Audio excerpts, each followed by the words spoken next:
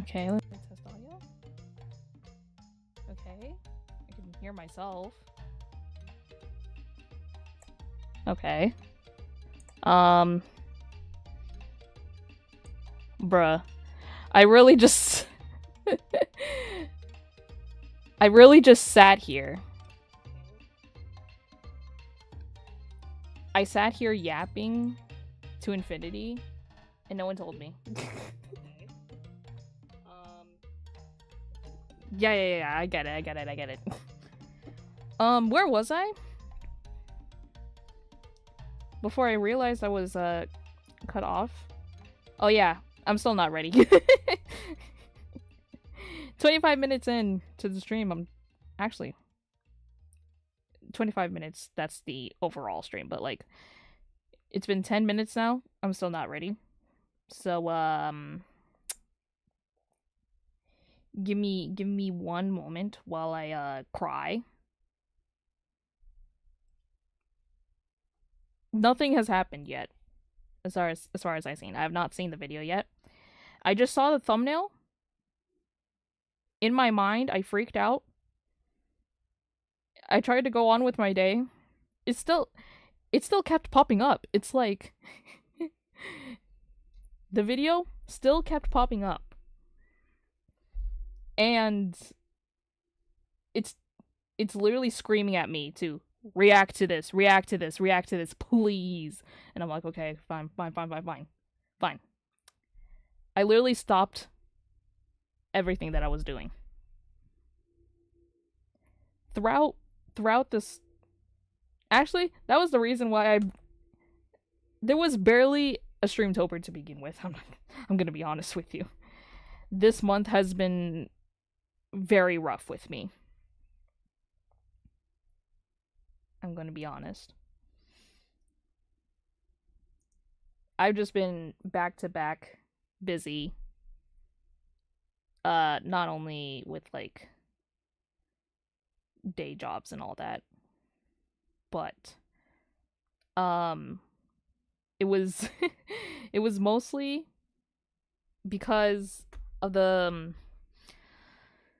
it's mostly because of cosplay. I've decided to try doing cosplay things for this Halloween. Very excited about that. It was a lot of trials and tribulations. Sorry, you're gonna get over an hour of me yapping about this until I get things ready. Sorry, I don't make the rules, but yeah, I've literally researched about cosplay wigs and all of that shenanigans. um,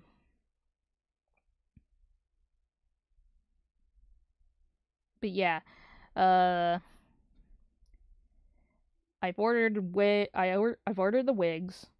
Well, not wigs plural. Yeah, wigs plural actually.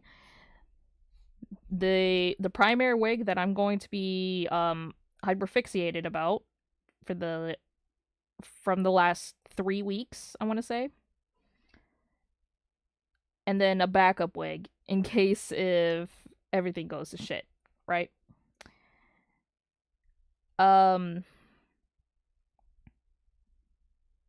but yeah. So, I've been for weeks on end, I've just been focusing on trying out like making a cosplay wig for myself. Um I would post photos. I would. But unfortunately, it shows too much of like too much information about me, which is my face and everything. And I don't want anything to that to happen. Although I could just censor it up with a sticker or something like that, or like virtual emojis and whatnot. But yeah, no. Not comfortable with that, especially with the environment on the current environment on the internet, unfortunately. So you won't get pics from me. Um, but yeah, but yeah. Uh, did I miss anything? Oh yeah, I did miss something. One more, sorry. Basically, um,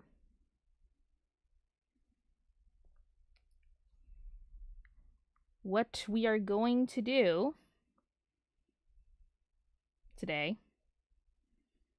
is we're going to react to the finals. Oh no, the finale. Dare I say the finale? I don't know. I feel like I wouldn't know if it's a true finale unless I watch it, right? Unless I watch it, unless I take it in, analyze it, and then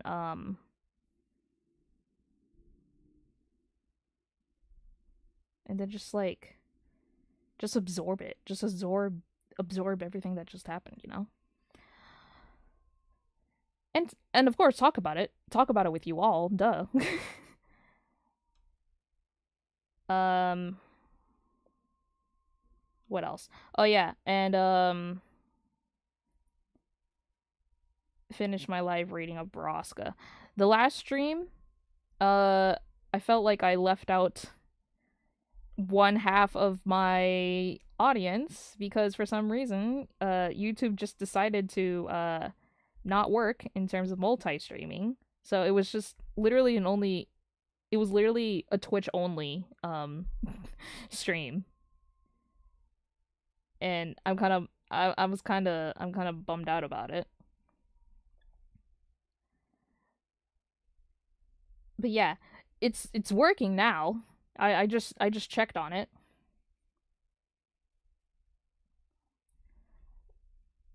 Currently still checking on it. The multi-streaming works now, which I'm kind of pissed about. And yeah. So yeah, so to those of you who are not caught up with my live creepypasta reading of Borrasca, you will just have to wait till the Halloween video comes up. Spoiler. Spoiler. um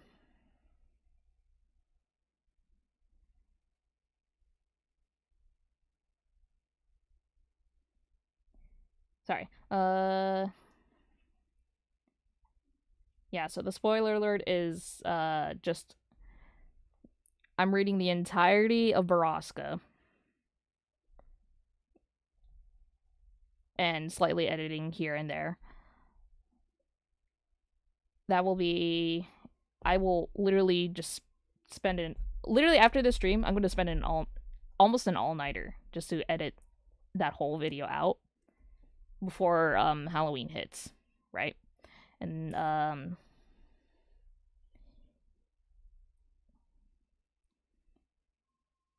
yeah, that will be it will all be great.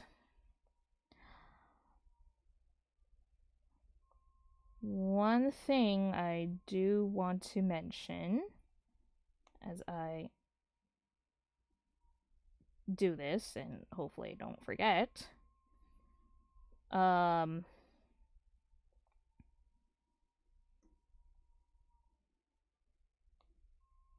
oops, live, nope, nope, nope, nope, nope, nope, nope, okay.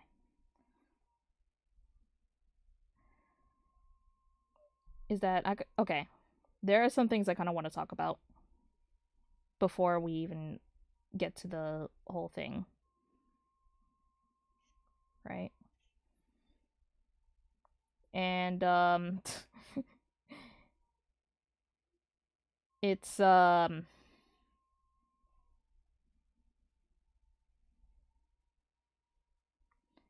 It's about the last alien stage post that I put up, the video.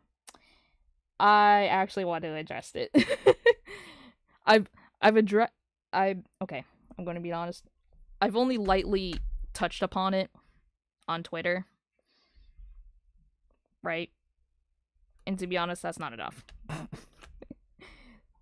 So, heed this, as this is going to be my very rough statement on some of the comments that I've received back in round 6. And y'all, I'm gonna be honest. I've been a bit ignorant. I have to admit. So will this come out as like an apology to all of the Ivan stans and the usual other Alien Stage fans that literally, what's it called?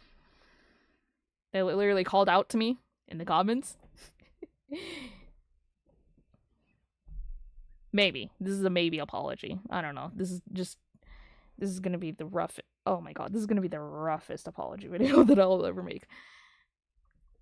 Truth of the matter is, I am sorry. I'm sorry for being dumb. I'm sorry for being ignorant. I'm sorry for not even analyzing 2 frames of the fine lines of not understanding the situation of the video. And I will continue to engage in the media, especially for this the finale. I'm gonna put this in air quotes.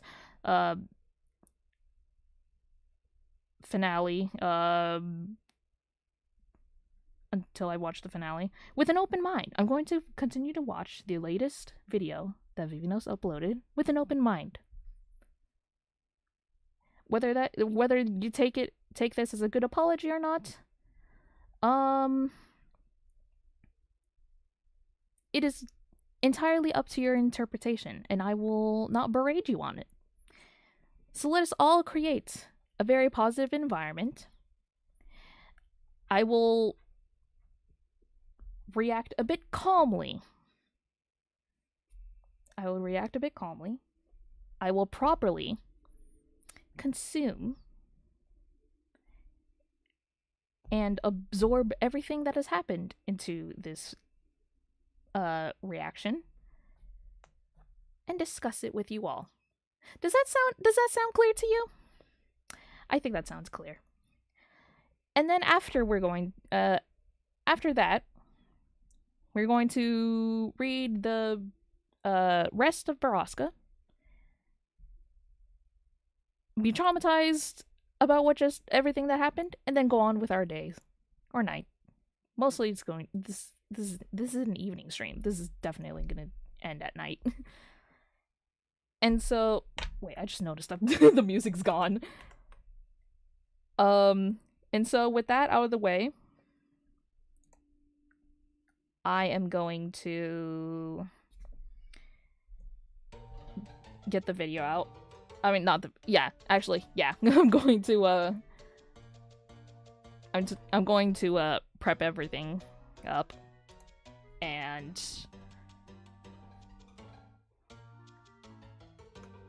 I'm gonna be off my headphones a bit, but I'm still going to be talking either way. I just won't hear the music.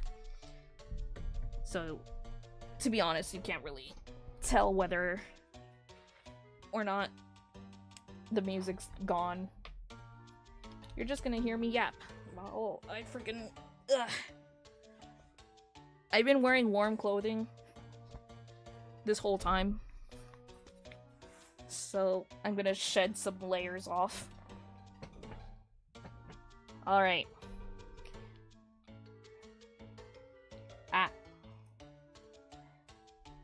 Drink of the stream is what I usually do around here.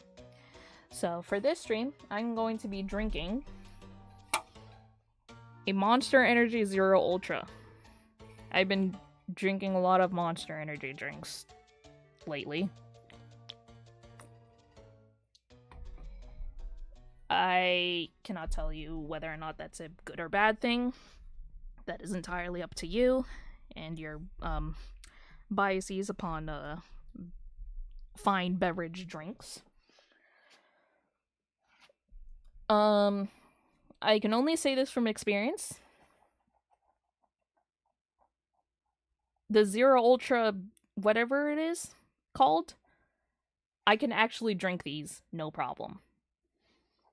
It's just the original one. You know, the black can with green logo on it. That I cannot drink. It actually genuinely it gives me the jitters. I cannot consume that. I've actually tried it not once, not twice. Maybe even 3 times. Actually 3 times. Why did I keep saying maybe? I don't know. 3 times. And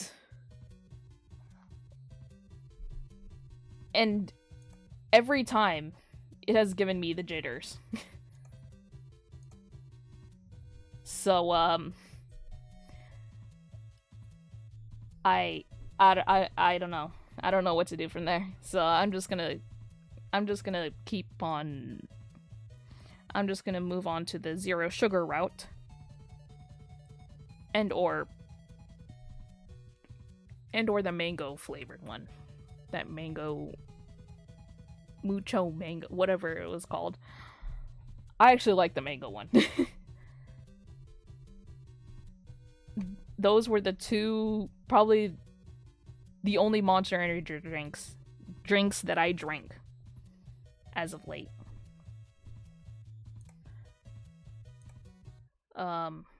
Wait, yeah, actually keep that on.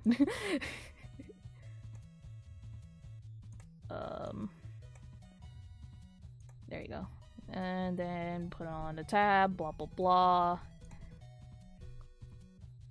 Okay. We're gonna move scenes now.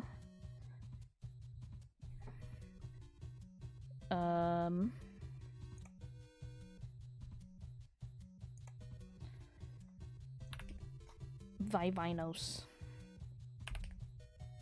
To be honest, if there was one stream that I wanted to come back on, the one stream that I actually wanted to come back on and like archive it and then like remaster it in a way, is definitely the Vivino's Rabbit Hole stream. Cause like, oh man. Okay. We're changing scenes now. Give me a second.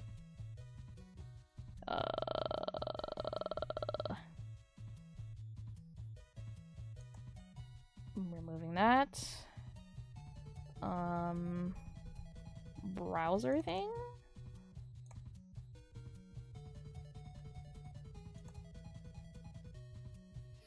Here you go. Oh.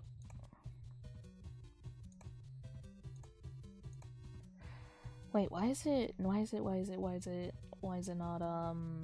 you know...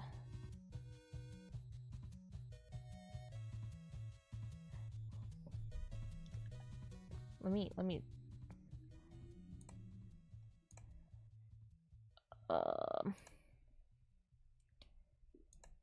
What's it called? Studio mode? Yeah, studio mode. Give me a second. Browsing the internet. Browser thing. It's not thinging. Okay. We're gonna move this slightly up. Up.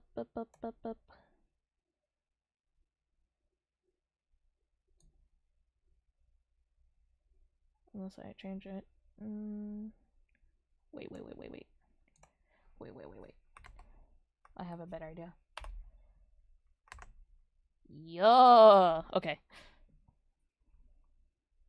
We're back. We are so back. I saw. Yeah, this. Oh no, there's already a. There is already. There is already.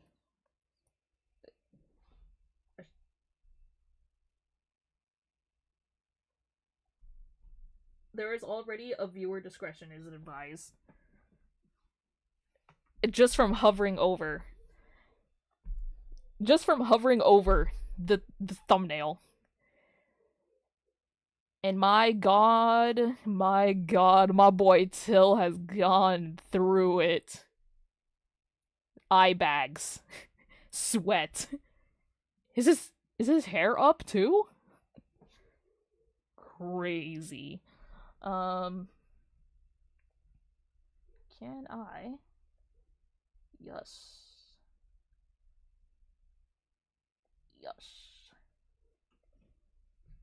Oh, one more thing. I'll be right back real quick.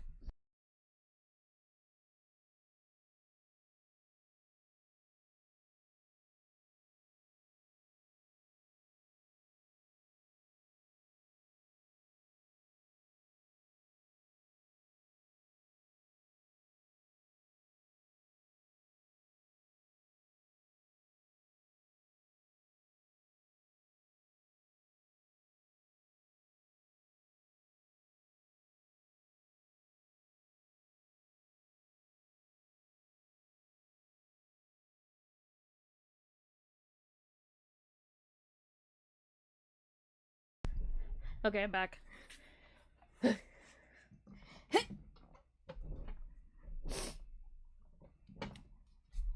Okay.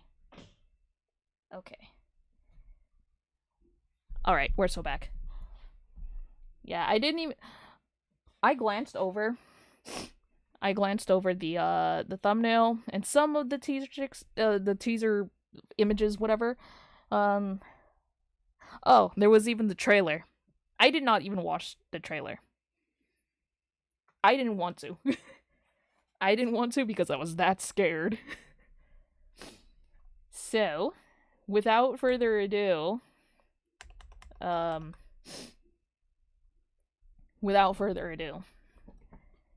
here is the final. I'm too scared to even click on the thing. I'm too scared to click it. Okay. Don't be a pussy. Don't be a pussy. Here it is.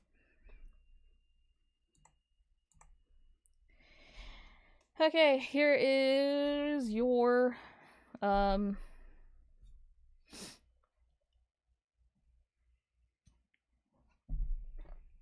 viewer discretion advised.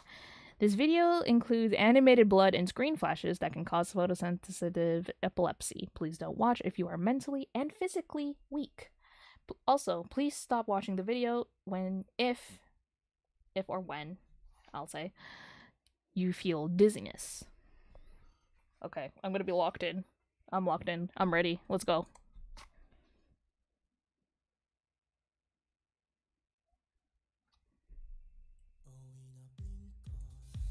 Okay.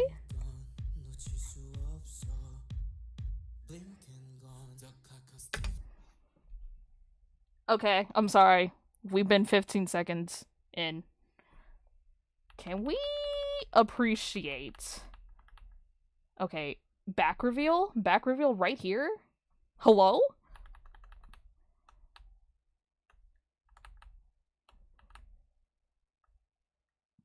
Dude. Dude. I'm sorry, this is gonna be the most brain rot thing that I'll ever say.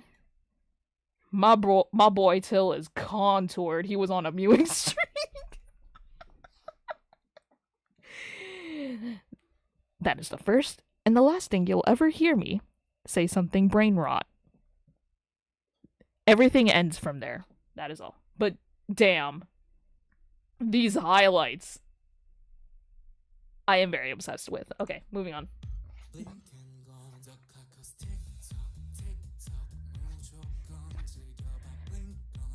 The this song's a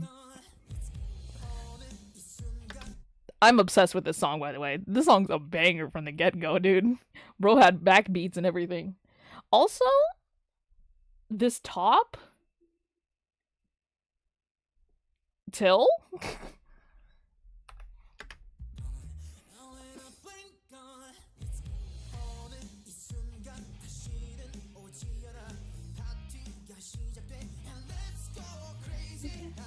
Ooh.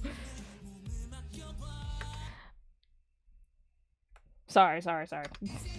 I didn't mean. Okay. Analyzing from this top that Luca is wearing kind of reminds me of a straight jacket still. Kind of says a lot about him. I'm not going to I'm not going to lie. However, I'm just going to move on with my day. Also, is it me or did anyone like analyze? Wait, no. Someone already did analyze the meaning of the purple fingers from freaking Luca's hands. Bro got Splatoon fingers. But I'm not gonna lie. Luca's kind of eating with this top, bro.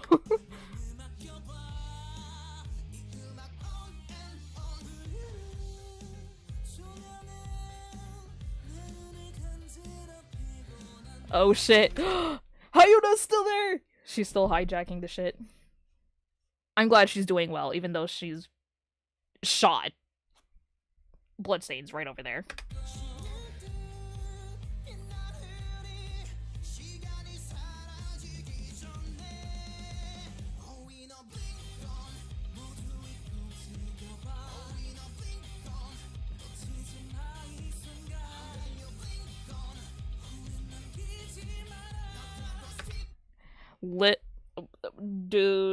Dude. Luca is not beating the harassment allegations. Can you call it an allegation if that is literally what is happening? We'll call it an allegations. I don't want to get sued by Luca, dude. I don't even want to get harassed by this dude. Getting harassed by a psycho like Luca, I would get shot, killed, even.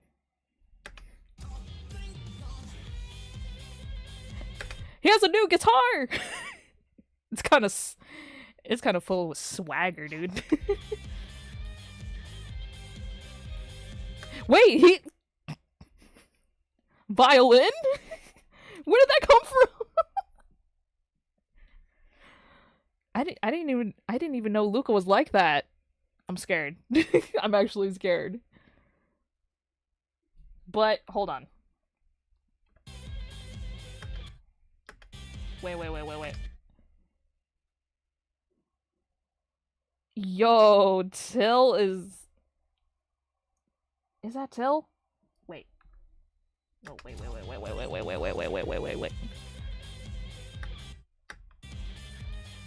That wasn't Till. That was Luca. Luca is really going off this with a half up, half down man ponytail thing. Crazy. It suits him. But he is not beating the harassment allegations.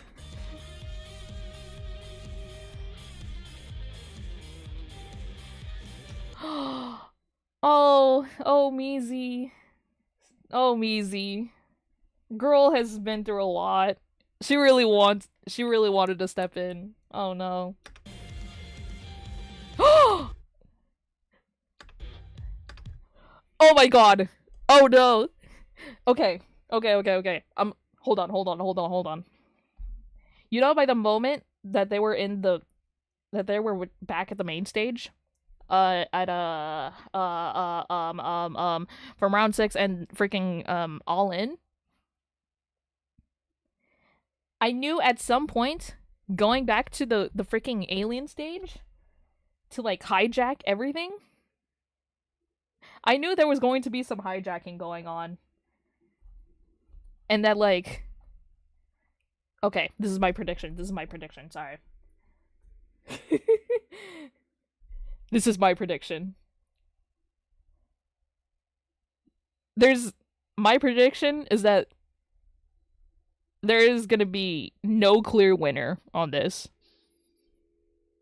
There's gonna be no clear winner on this because everything's gonna freaking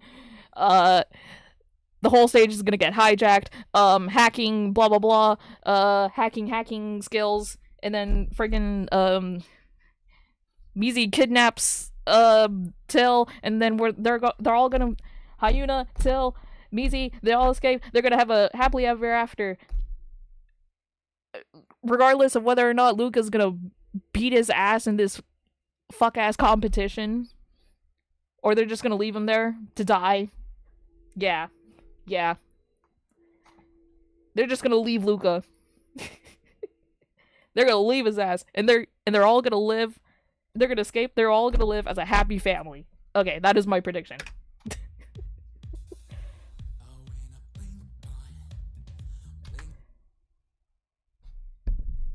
Damn, what happened here?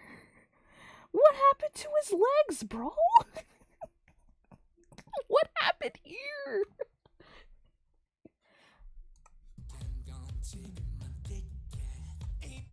Hold on.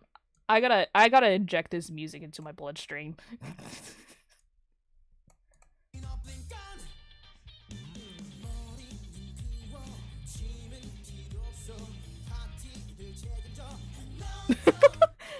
Sentient grenade? Bro.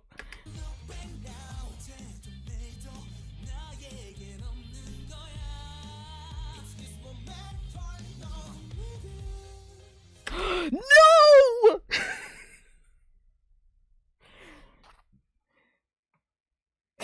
His legs got nibbled on a little bit. Just a tiny bit. Probably before the performance. Also, I hate this image. I hate this image with a passion. I hate this image with a passion. Lucas strikes again. He's doing it again. He's not beating the harassment allegations. No!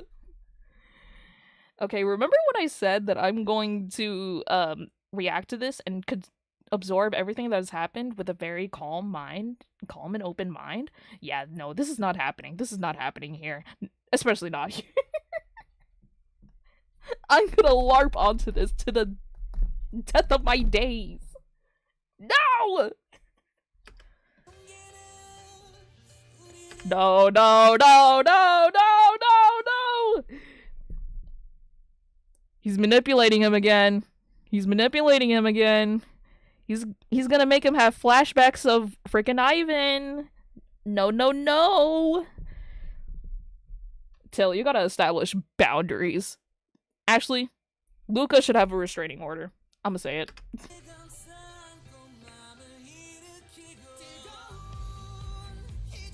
No, it's happening again. It's happening again.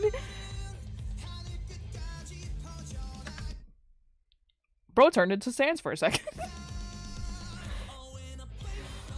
Okay. Fight for it. Fight. Fight, Till, fight. Till is gonna get it. I'm sorry for pausing so much. My boy Till is gonna lose. Till is gonna die, I swear. Oh no! He's on second place! No! Oh no. Oh wait, that was cool. That was cool as fuck. Wait. Rewind. That cool. The guitar being gone? That's cool as fuck.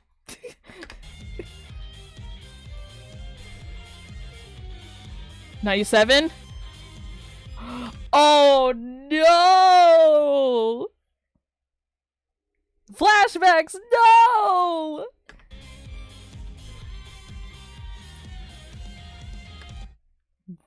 That's fucking sick. That's twisted and sick of you.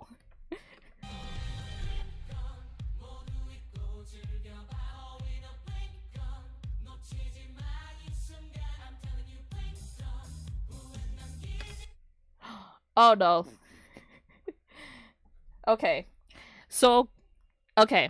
There was a comment that like in that Measy hallucination that the aliens drugged Till, right? So he was, oh my god. Yeah. Bro is tweaking again. Till is tweaking again. There's hallucinations of Ivan. Oh no. Oh no. But I'm pretty sure I'm gonna die on this hill saying that they all escaped and they're all living happily ever after, except for Luca. Oh no.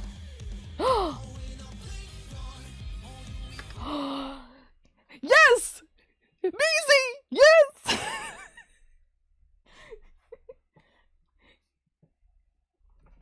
A big smooch. That's assault. The big smooch that is friggin' assault. Okay. Rewind everything. There he is. This shot is everything to me.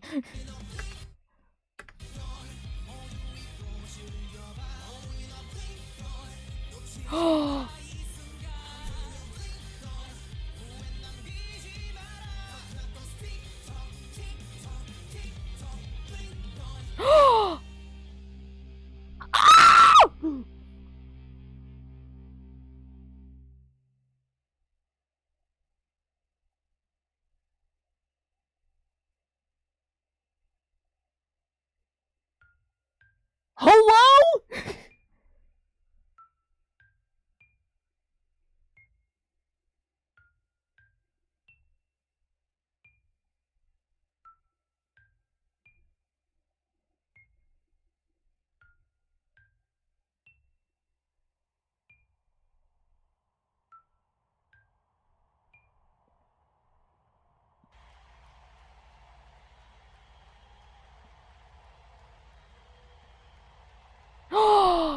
No!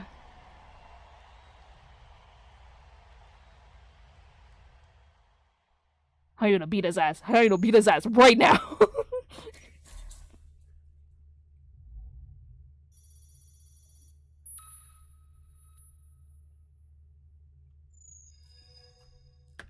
Special guest? What the fuck do you mean?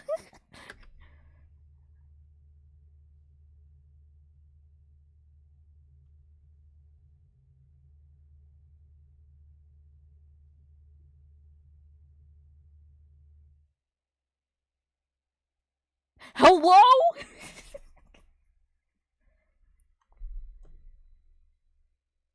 Nah, this is fine. You know why? I finally understand you, Ivan Stans. I finally understand you. I finally understand the pain that you're going through, and I am here to formally apologize to all the Ivan Stans that berated into my comments. What the fuck was that? Actually, what the fuck was that? We're watching it again, though. Just so that I can vibe to the music.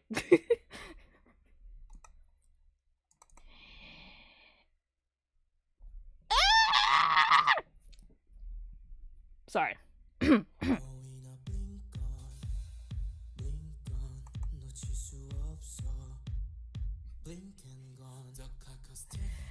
To be honest, okay. If I'm going to be real honest, Blink Gone actually says a lot about this video. I'm actually going to form a brain for this one. Because if you really think about it,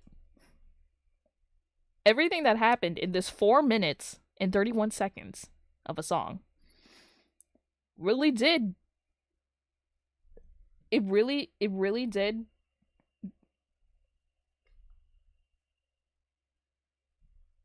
Everything happened. All in a blink. And everything is went and gone. Oh my god, I'm so smart. Thank you. Thank you, everyone. But my fucking god. My fucking god.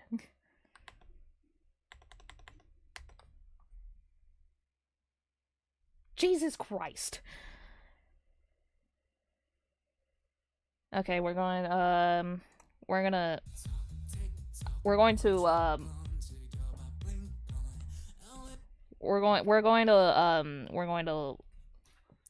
listen to this while reading some of the comments here. Hyuna in round 6 injured. Hyuna in this round still injured. Even until died on this. Wait! No! No! No! Ivan until died on the same day?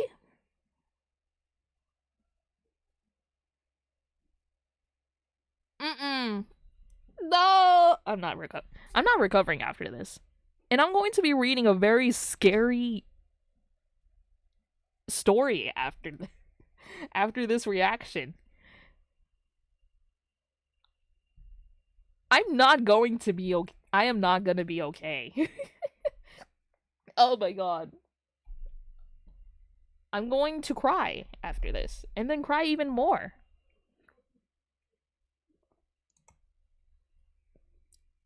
I'm still liking this video though, because that was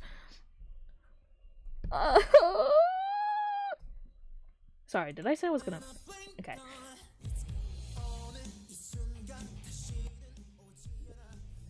The way till... That is true! Till somehow still recognizes Mizi. I think it... with a completely different haircut. It's just the face. It's just the face, to be honest.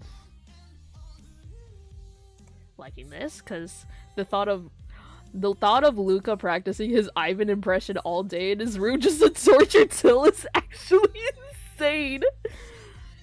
Oh, man. Oh, man. You know, I kind of... To be honest, in the beginning, I knew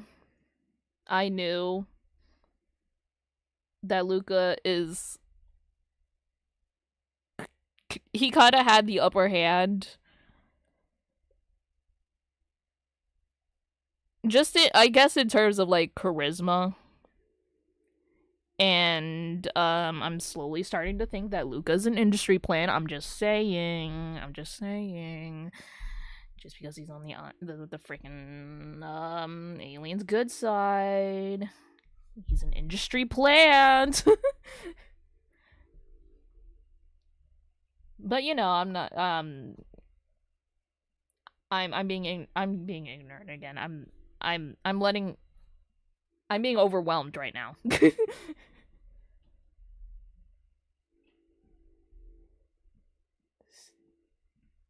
Man.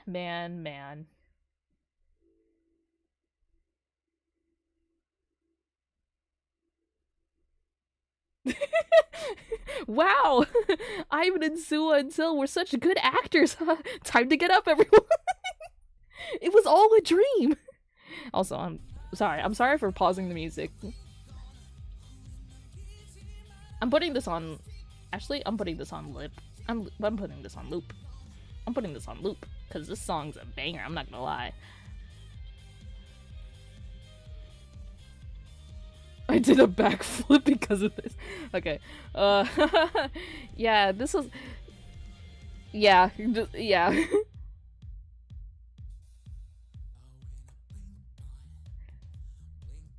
Where is the very long paragraph of overanalyzing the whole video? Where is it? Hmm.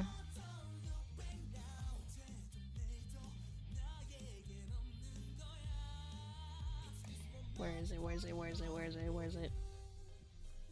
Do I have to wait for a few days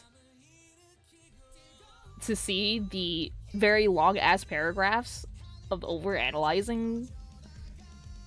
There. Okay. Well, this is not really an over analyzation, but this is from Hikaru-kun 11. I just realized something. The reason Luca was able to stay on top was because he, unlike all the other kids at Enacted Garden, is alone. He's got no attachment other than Hyuna, like how Mizi and Suwa are together, or how Ivan is infatuated with Till, and probably... give me a second.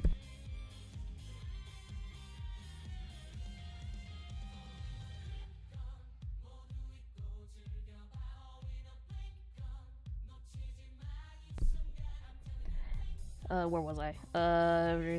Stay on top because he's unlike the other kids at an act garden is alone. He's got no attachment other than Hyuna. Like how Mizi and Suwa together. Oh, okay. Passionately Till, and probably how many other contestants has their own loved ones. And she's not even on the stage. It's true. Because All In was performed in her own liberated rebels camp thing. This is probably how he's able to secure his spot, emotional warfare, and playing with grief. He's got nothing to lose after all. Until now, maybe. Now that Hyuna's here. Ooh, I'm going to say that this is probably not going to be the end of the Alien Stage series. There is probably going to be a continuation. Who knows? But I have waited all months for this. Like, all of these past few months for this.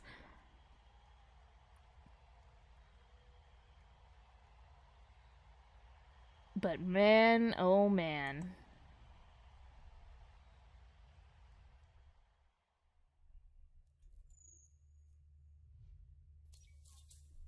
Let's see, is there any other paragraphs?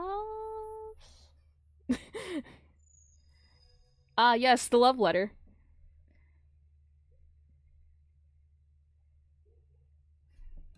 I actually want to read this because this is actually very cute. From Yuki Snow? Yuki Snow? I think so.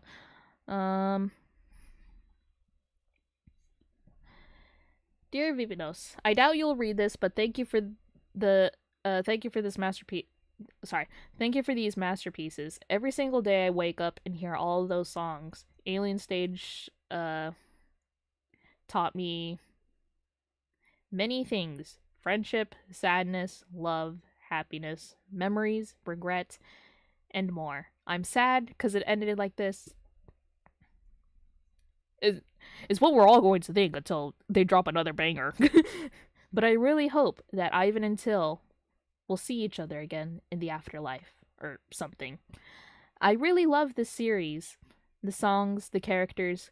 It makes me feel emotions that I have left in me for a long time. Vivinos, no matter what happens, you can do it. Thank you. That is very adorable.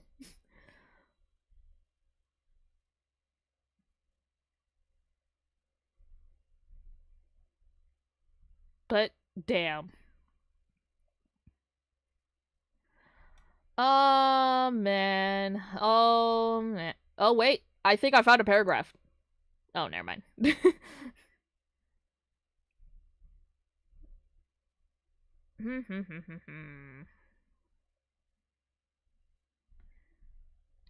well. Well. Till may be gone, but Akugetsu still lives in my heart.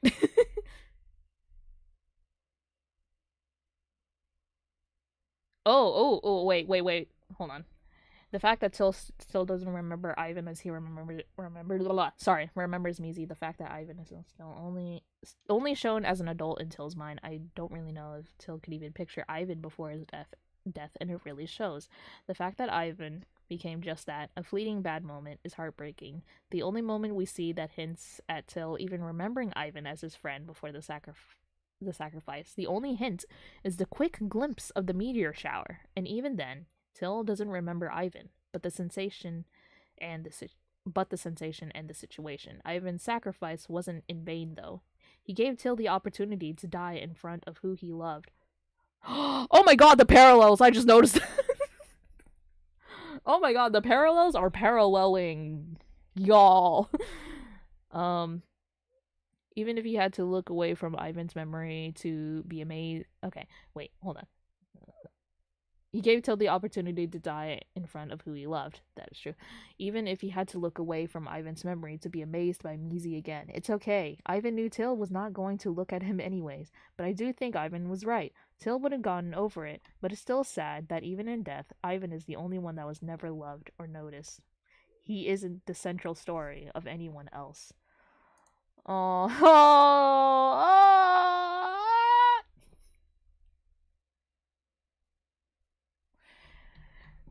Wait, that actually explains everything, though. We all thought it was like probably past everything that happened in round 6. It happened in the same day? Y'all. No. The bloodied legs. The shot in Hyuna's side. Oh my god. Oh my freaking god. So everything that happened in round 6 and the finale. What's with the schedule, dude? I want to know the scheduling of these performances. Run it up. Run up the schedule. Cause why I want to say why is there a round 6 and a final in the same day? Can't y'all give them at least a little? Can't y'all give the freaking humans a little leeway to prep and everything? Actually, they gave Luca the infinite amount of prep in this fucking situation just to fucking manipulate Till like that. But you know what? It's fine. It's fine. I'm not gonna recover after this. I'm not going to recover after this. This fucking sucks. I regret everything that I have said about Ivan. I regret the situation. I was not Ivan stands. I was not familiar with your game. I'm just. Why would I say that? That's a terrible sentence to start with. I'm sorry. That was all. While I'm going to sweep pass under the rug and think everything was just a simulation. Everything was a simulation. While I sweep this under the rug and have repressed feelings about the fact that Till is dead, we're just going to sweep this under the rug. We're going to move on. We're going to move on from everything. Yeah. Just yeah. My freaking stream marker is not. It's not doing its thing, right? Yeah, it's not doing shit. Okay. Yeah, so that was the reaction. We're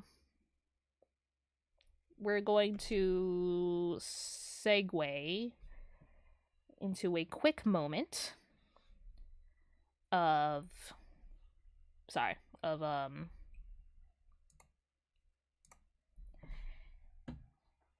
ow. We're going to do a quick segue of prepping for the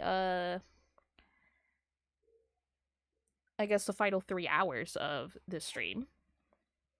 Because I do want to get through Borrasca.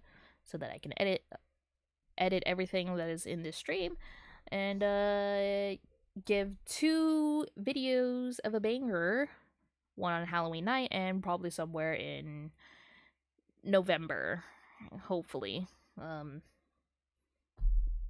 Yeah. And get on from that. So while I do that,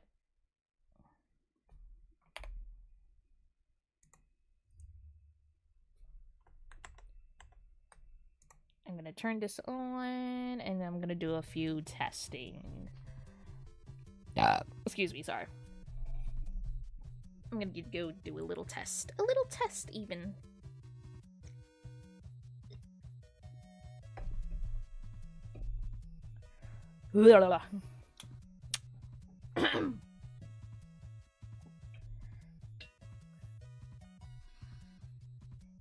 Testing. We're going to open up voice mod.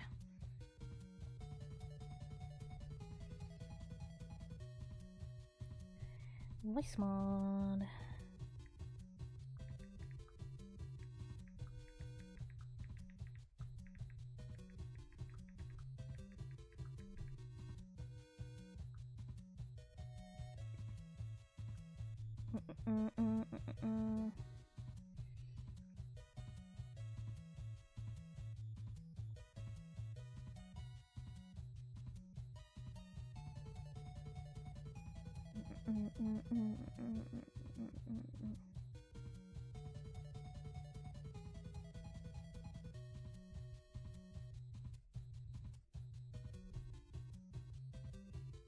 Let's see, where is it?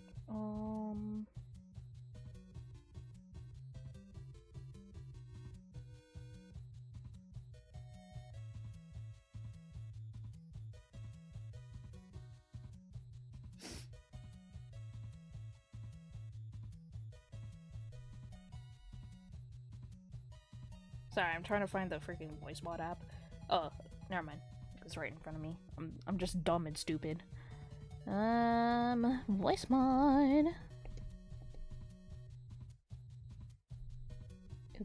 Open.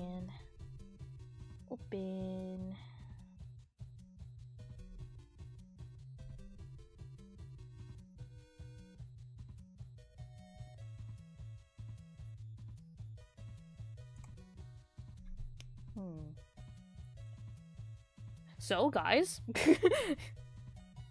Okay, while voice mod is going to do its thing, after voice mod comes up, I'm gonna go take a quick bathroom break, switch mic interfaces, hopefully it doesn't make me mute again, or else I'm going to cry and freaking cry again. I guess you can fill out your thoughts of everything that happened in the alien stage. You can discuss within yourselves in chat. Be respectful. I will also do my part to be more open and calm while I'm crying on the inside. Okay, I got voice mod up. Where is the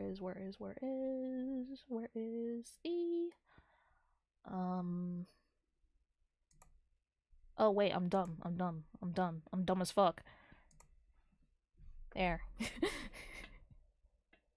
Okay. Alrighty. I actually hate this YouTube playlist. I mean, granted, this is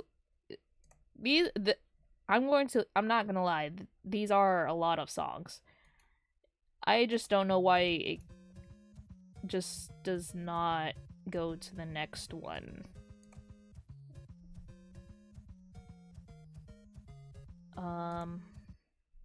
Actually,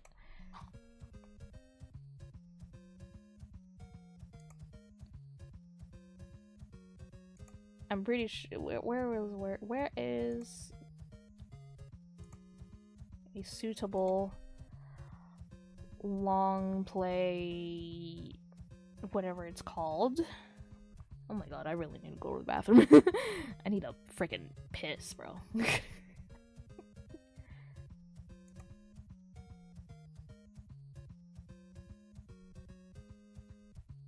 Loading, loading, loading. Loading slowly but surely.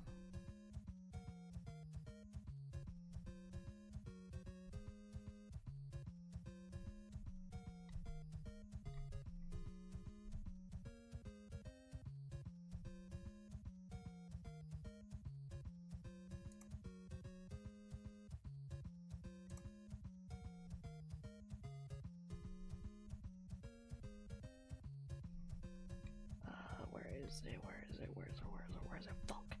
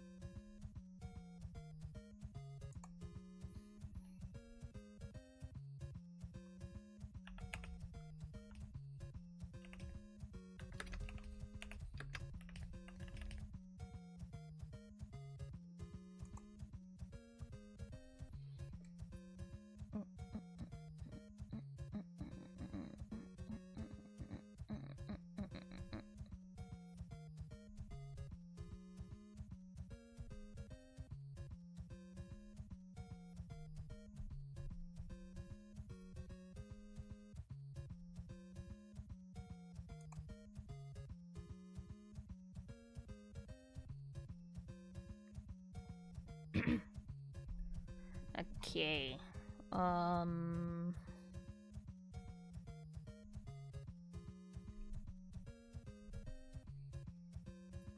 Okay. I found it. I found it. Okay, I'm gonna go to the bathroom break. I'm gonna go do bathroom break now.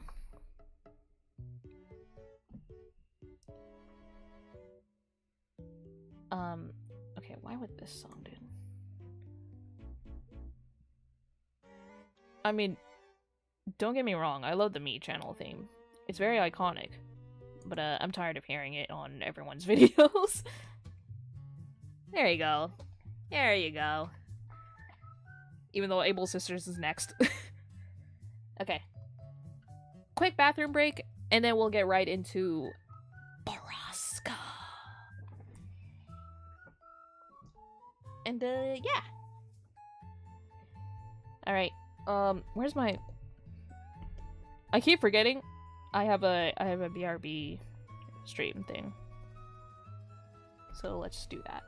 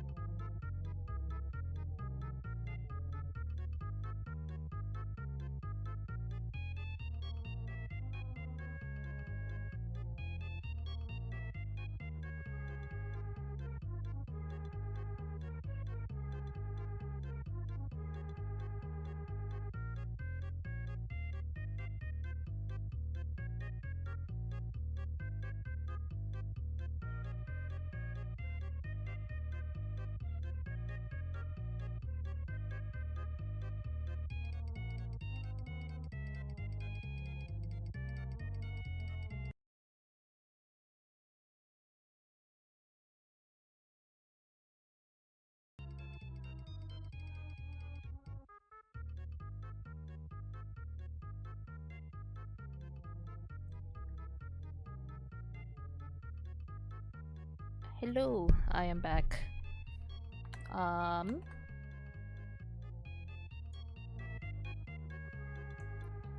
okay. I'm going to pause the music here. All right, I am back from my bathroom break. Embarrassing. Um,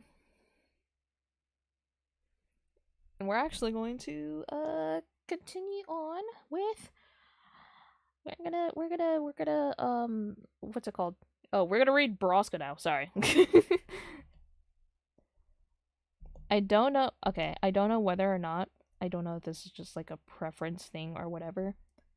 I don't know whether or not I should actually leave up the screenshot of whatever I'm reading um into what's it called? You know, the thing. And Streamlabs, sorry. Okay, we're going to go over the we're going to go to the reading room now. Come with me. Don't don't clip that out of context, please. We're in the reading room now. Actually, we're just gonna leave it out as like this, because I actually like the coziness of what's going on. And why am I scratching my eye? Youchers. Okay, um, let's go switch mics now. We're going to switch to properties.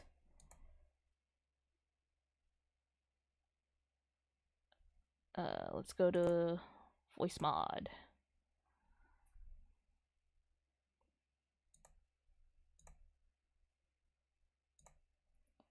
Okay. I've switched on to voice mod mic now.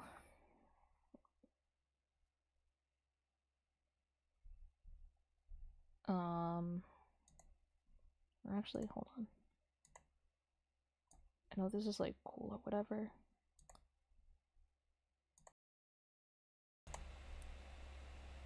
Test.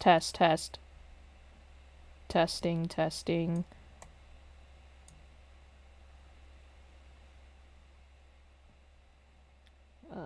We're gonna leave this to like 80.8.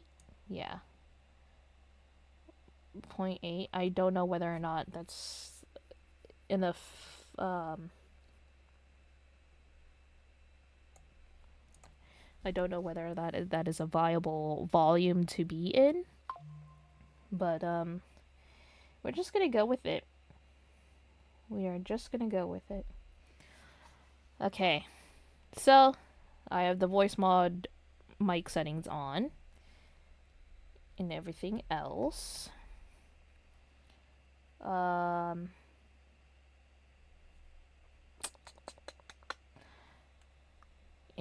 Yeah.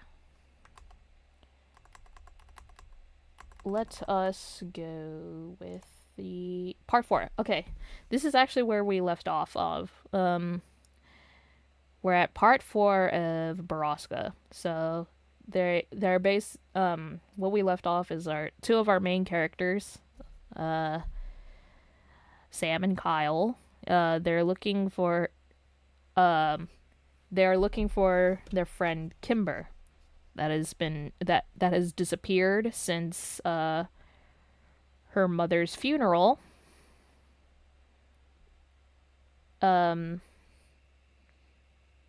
Death to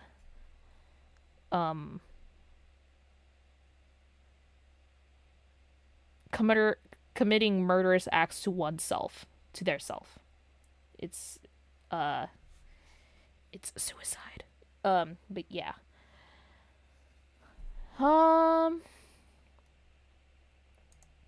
Sorry, I'm just making sure I got everything in. Okay. I feel like I should do an audio test real quick. Hold on, audio test. Audio test.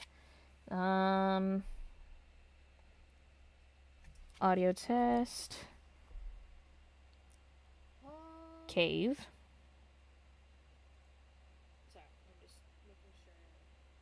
This is the cave sound effects. I'm in a cave now. I feel like I should do an audio test real quick. Oh my god. Audio test. And then this is me on the telephone. That is my audio test. Now, okay, let's hear back.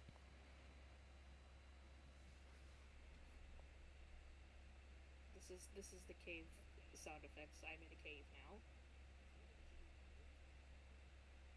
Oh my god. And then this is me on the telephone. That is my audio test. Bro, that didn't even do anything. Hold on. Can I mute myself? Is there a way to... Oh! My voice changer wasn't even on! I fucking hate it here. Okay, last audio test and then we'll get on with the story. This is the cave audio test. I'm in a cave. And then this is the telephone audio test. Because I'm stuck in a telephone, guys. Please help.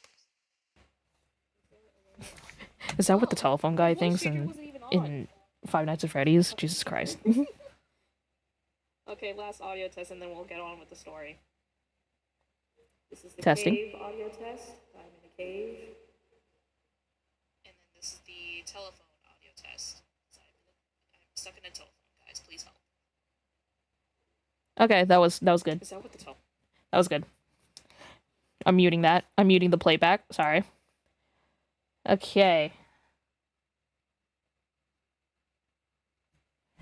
All right.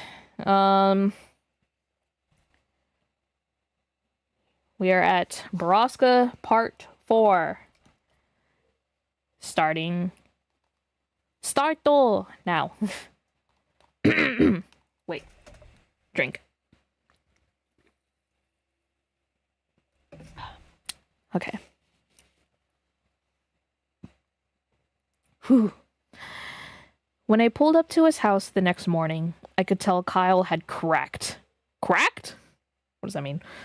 His skin had taken on a yellowed his skin had jaundice, dude. His skin had taken on a yellowed color, and his voice was flat and void of emotion. It's not over yet, Kyle, I said as he dropped into the seat next to me. Not gonna lie, I kind of forgot the impressions that I gave him for their voices, so I'm just gonna build it on as we repeat. Sorry. Yes, it is, Sam, he all but whispered. No, I don't believe that. Kimber's dad is missing too, you know. Maybe it was him instead that was... I couldn't bring myself to say it. We're living in hell. Drisking. It's hell in our own reality. I couldn't disagree. The town I'd grown to love seemed so foreign to me now. Whitney hadn't been an outlier like I'd thought. Missing people were the norm here. And that would make Jimmy Prescott the king. He is Satan himself. Ooh. Sorry. As soon as the words were out of my mouth, Kyle punched the car door. I can't punch anything. My hand hurts currently, awaking from his dead state with rageful vigor. I fucking killed Jimmy Prescott. Where is that motherfucker? You know he's involved in all of this, Sam. You know, maybe partially, I said, staring out the window. His dad created the town that bred this shit. Wait, foreshadowing? But I'm pretty sure the Prescotts are just running drugs. You know, the powder? Yeah. And so what? He's recruiting people to be drug mules or something? Maybe. I agreed for Kyle's sake, though. I didn't really believe it. The sound, the great beast machine of Borrasca gave off the distinct stench of death.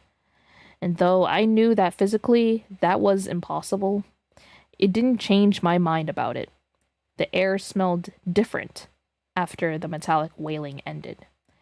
We drove over to 4th Street Gourmet Coffee and Bakery, and went in to buy our usual provisions of rock stars and monsters. Hey, the one I'm drinking right now. Anyway, as I paid for the 4 packs of cans, I saw Mira waiting on coffee at the end of the bar. I couldn't tell immediately that she was in a good mood, something that I hadn't seen much of since I started working for her.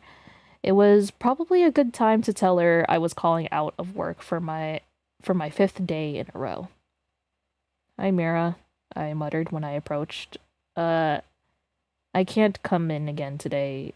I got some really important." "Sam, oh my gosh, how are you?" Um, okay, I stuttered. "Good," she said brightly. "I don't worry about coming in. I'll hold down the fort, and I'm sure I can call Emmeline in if I need help. But really, Sam, what have you been up to lately that's so important?" My mind blanked, just as I started to stutter out some... Wait, Hold on, sorry. I'm so sorry. I forgot the music. I muted... Hold on, can we get... I am so sorry. I forgot all about the music. Since they're in a cafe, we're just gonna play this.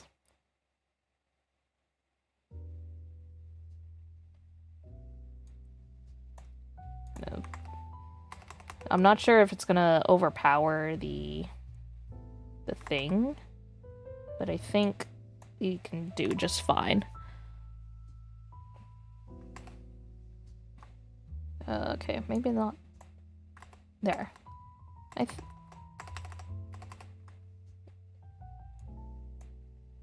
Yeah, we'll just play it here. Where was I? I'm so sorry. We're trying... my mind blank as soon... Okay, my mind blank. Just as I started to stutter out some bullshit about helping my dad, Kyle appeared behind me. "We're trying to find Borrasca," he said with all the gravitas of a eulogy. "Ah, yes. Owen told me you'd asked him about that. You know, that's just a story, Sam. That legend has been around since I was a kid."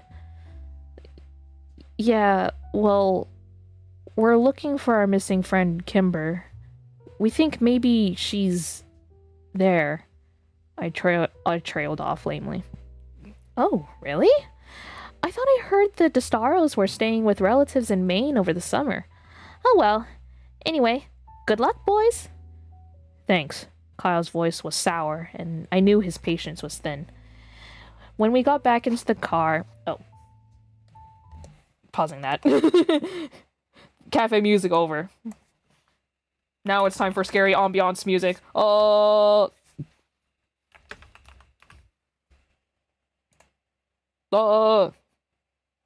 Where's it?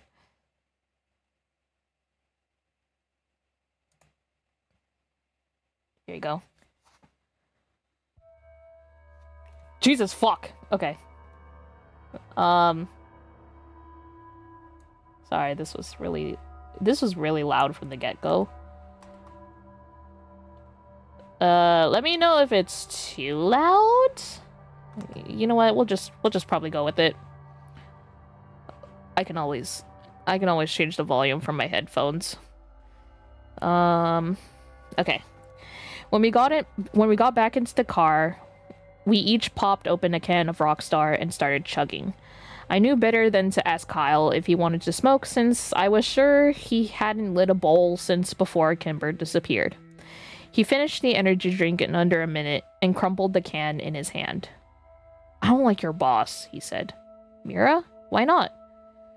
"I don't know. She's just off." "Well, I mean, she has been going through some things." I wasn't going to elaborate any further. "Why were you asking her husband about Borrasca anyway?"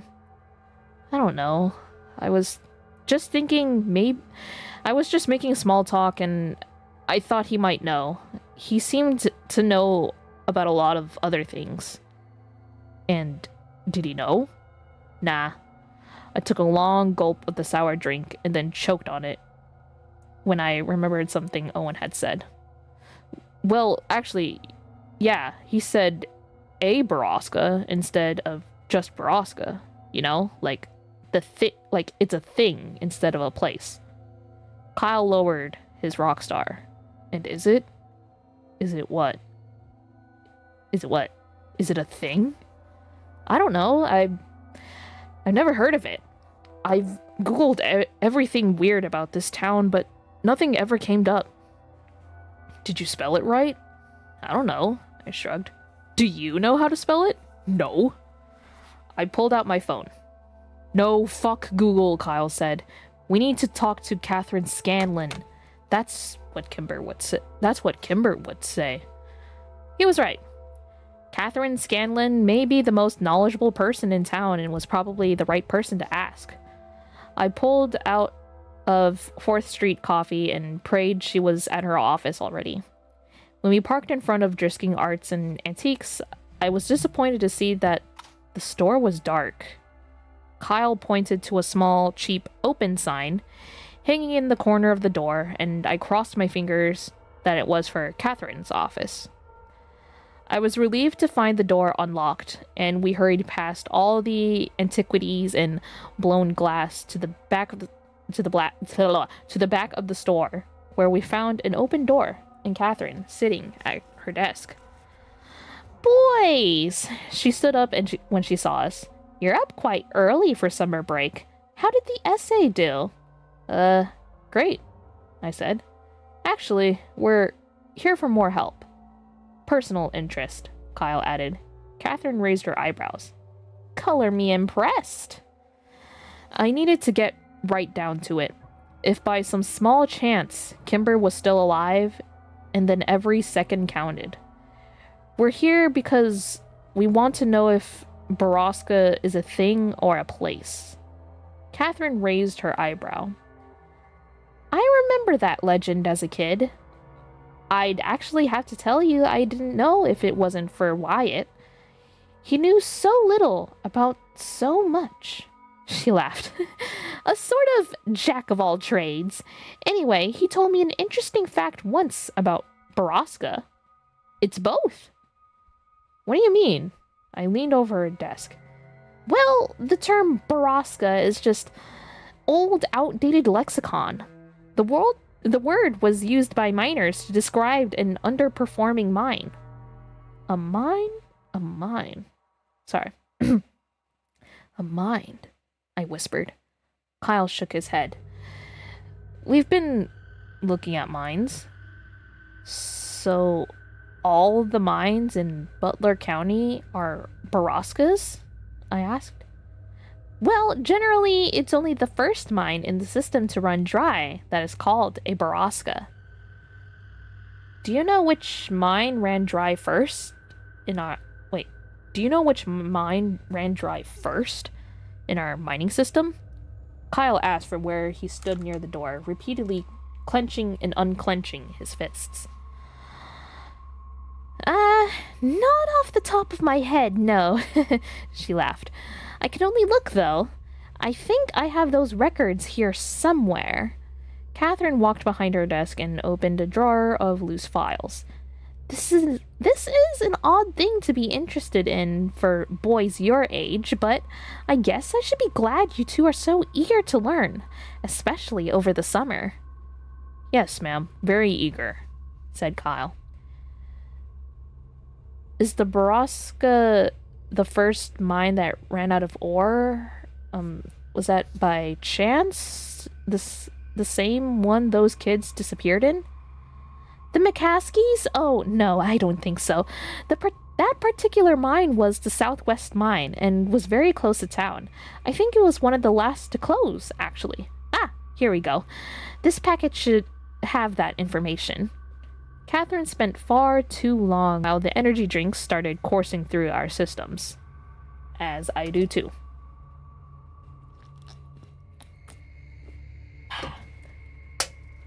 Here we go. The first mine to close was the North Central Mine, which was... Yeah, actually one of the first to open. But... where is it? Oh, sorry for the pause. But where is it? Kyle walked over to the desk and braced his arms on it. Where is that mine? Um, Catherine pulled over a different stack of papers and started to fumble through it.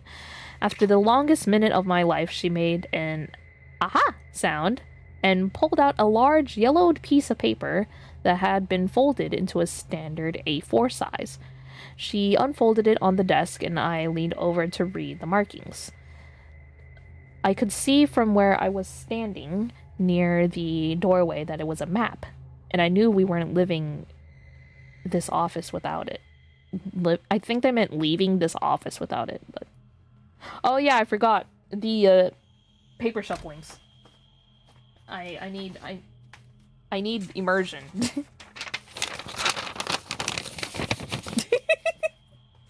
Can you imagine this being like an ASMR channel?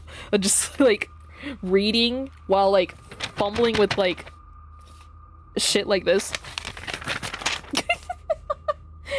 I'm sorry. Can we take this? Kyle asked. We'll bring it back. Of course. I'm sure I have copies. Listen, if you boys are going exploring, I'm bringing my dad. I lied. Oh, excellent then. You guys have fun. She yelled at us as we rushed out of the building. We didn't stop to answer her. Fun was far from our minds. It's so far from where we've been looking, Kyle stuttered. We need to go there now, and we need to get a gun. A gun? Where are we going to get a gun, Kyle? From your dad. He's not going to give us a gun, man. Fine, then let's scout the place first, and then we'll come back with a gun. That didn't seem like a good idea to me either, but what choice did we have? After studying the map for several minutes, we realized the easiest way to access the mine was still through the West Rim Prescott Ore Trail. We parked at the trailhead and made the familiar hike down the marked trail and then up the beaten path, realizing that we'd have to travel past Abercott Fort on the way. And I knew in my heart that we were going the right way. We were walking the same path that so many people before us had on their way to Borrasca. But what had they found there? We passed a treehouse, which was as silent as the morning. We walked in on the woods further north than we had ever been before, and soon we were flying blind, hiking in the general direction on the dot on the map, and hoping we were still on course. Within an hour, I began regretting that we'd come without provisions, emotional and unprepared. By noon, we had been hiking for 4 hours, and it seemed to me that we were lost. I tempered the welling panic with thoughts of Kimber and Whitney and the answers to the mystery that had absorbed my life for so many years. Kyle, for his part, said nothing and kept his eyes straight and his mission his priority. And then, just as the sun teetered on the apex of the day, we saw an emptiness through the trees and the hard lines of man-made buildings. Kyle quickened his step, and I rushed to keep up. When we finally broke through the tree line, I choked on my own deep breath and fell back against a tree as I looked over the quiet encampment. A large wooden sign post that was almost as long as the entire clearing was still standing near the entrance of the mine. It had to be a century old, and though most of the letters had rotted off over the years. From those remaining, I could guess that it had once said, Drisking Underground Mine. What was left, however, was Skin and Mine. Ooh, sorry. Skinned men. That way. Kyle pointed to the north end of the camp. We stepped out from the shadows and into the vulnerability of the clearing. There were several large buildings still standing, and the boarded up entrance to the ore mine was set back in the mountain. We're not getting in there, I whispered. Let's try that building. he said, and pointed toward the one nearby, which was the largest and at least 2 stories tall. We counted to 3 and then ran across the camp to the large wooden doors of the old building. They were cracked open, and when we squeezed inside, I had no doubt that death was indeed present in Borrasca. We were standing in what I guess was a refinery, and in the middle of the room was a large, silver, conically shaped machine. A conveyor belt fed into it, and the room had a sour smell. Even the dirt beneath our feet seemed to have taken on a crimson tint.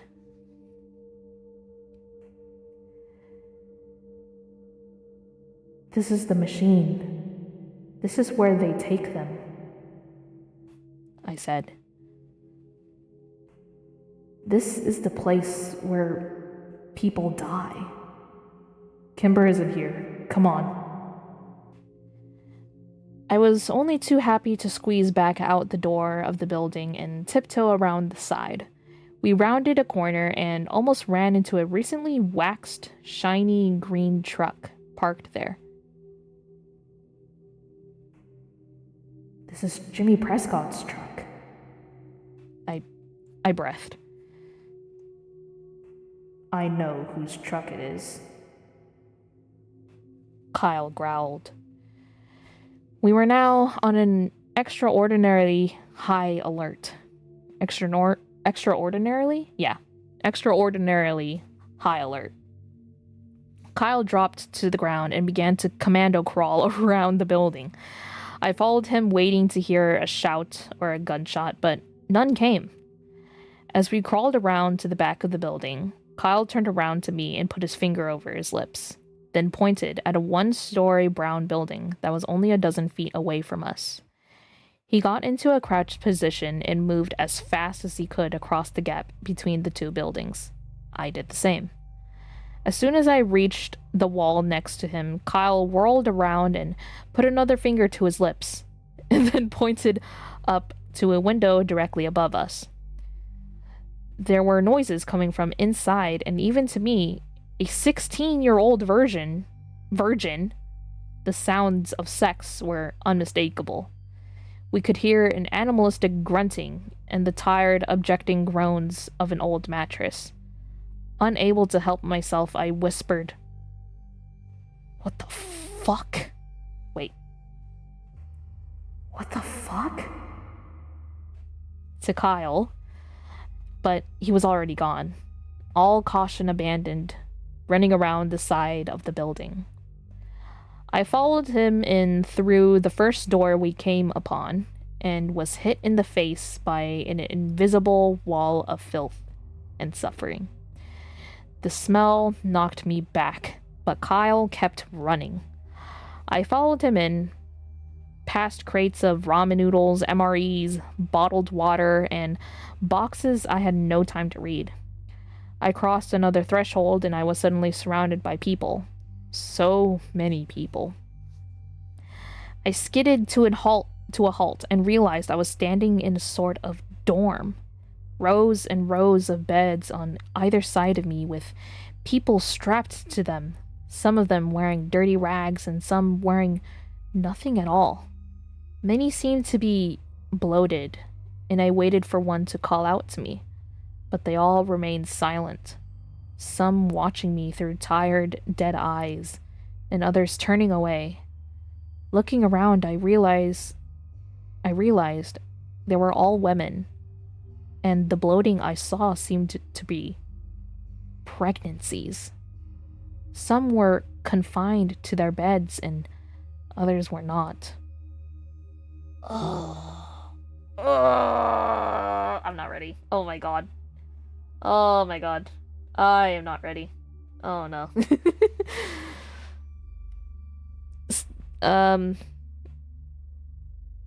I looked around the room for Kyle, and I saw him standing a little further in the long room looking back at me with the same confused, wild expression I was sure on my face.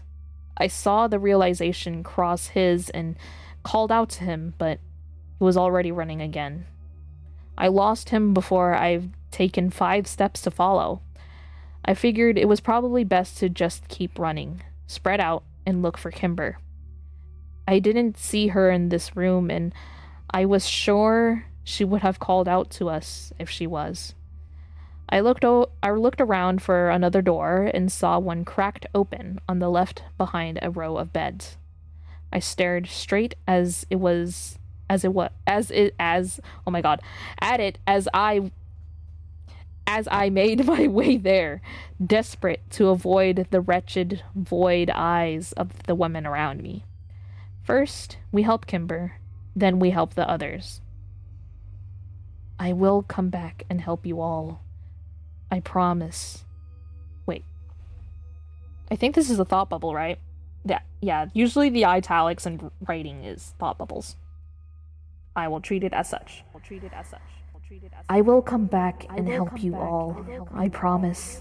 As soon as I find Kimber. Without a thought, I pushed the door wide open as soon as I reached it and found the source of the noises we'd heard outside. It was Jimmy. Something I'd been expecting to see, but the scene before me was not. He was hunched over the bed of an almost unrecognizable, unresponsive Christy, treating her like an animal.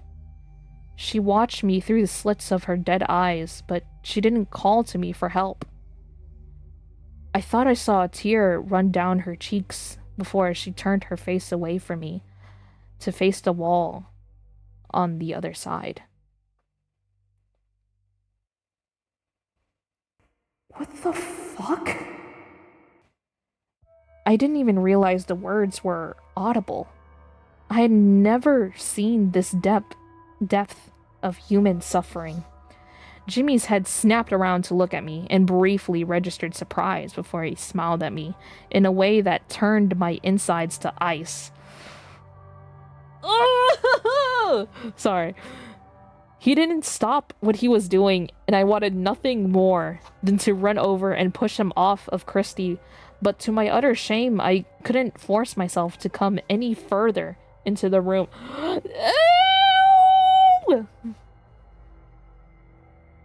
Ugh. Sorry.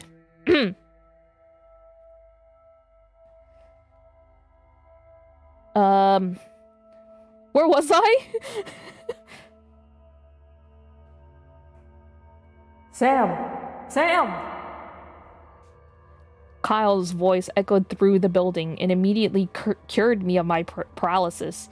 I found myself running back into the miners' dorm and away from Jimmy Prescott and Christy. Kyle? Back here! Hurry, please! I found Kimber! I followed his voice through the maze of beds and rooms as a cacophony of voices began to follow me. Help us. Please. There were maybe only a handful of girls yelling at me, but it sounded thunderously loud as it filtered through my guilt. The weight of their misery dropped down upon me, and it was almost pushed me into the ground. I will. I'll get help. I'll help you. I promised them as I followed Kyle's voice, still screaming desperately from an adjacent room. I sprinted across another threshold and saw him hunched down near a corner bed, helplessly yanking on a leather strap attached to it. I slammed into the bed and fell to my knees, trying to work out what he was doing and how I could help him. I tried not to look at the bed because I knew I couldn't see her like that. I couldn't bear it. If Kimber looked at me through the same accusing empty eyes as Christy and the others, had I might lay down on the ground beneath her and curl up into a ball. Go around the other side. Unbuckle the other 2 straps. Kyle had the high-pitched voice and wild, desperate eyes of madness. I ran around the other side and did as he said with shaking, awkward hands. Oh, boys. Jimmy's voice rang out from somewhere in the building. Ew! I had just freed Kimber's ankle and was working on her wrist. She whimpered when she heard him and buried her face in my shoulder. Do you think you're hiding? I know where to find you. I know right where I put that girl. I'll fucking kill you, Prescott. You sick cunt. I'll fucking stomp all of your bones and bleed you out, you little motherfucker. Sorry. Kyle had lost all reason and strategy. He was filled with rage, and instead of fear, and it scared me even more. I pulled Kimber's wrist from the final strap and yelled, "Go, now!" We pulled Kimber up off the bed and quickly realized that her legs could barely support her.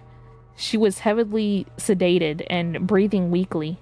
We braced her on either side and moved as quickly as we could through the nearest doorway, away from Jimmy. We were in another dorm, though this one was filled with mostly empty beds. I could see sunlight shining through the door at the end of the long room, and we raced toward it as Kimber made little cries of pain. Sorry. I didn't think my heart, oh my god. Can I read? Bro. I didn't think my heart could break anymore, but I was wrong because in the next moment, it did. I almost dropped Kimber when I saw her staring at me.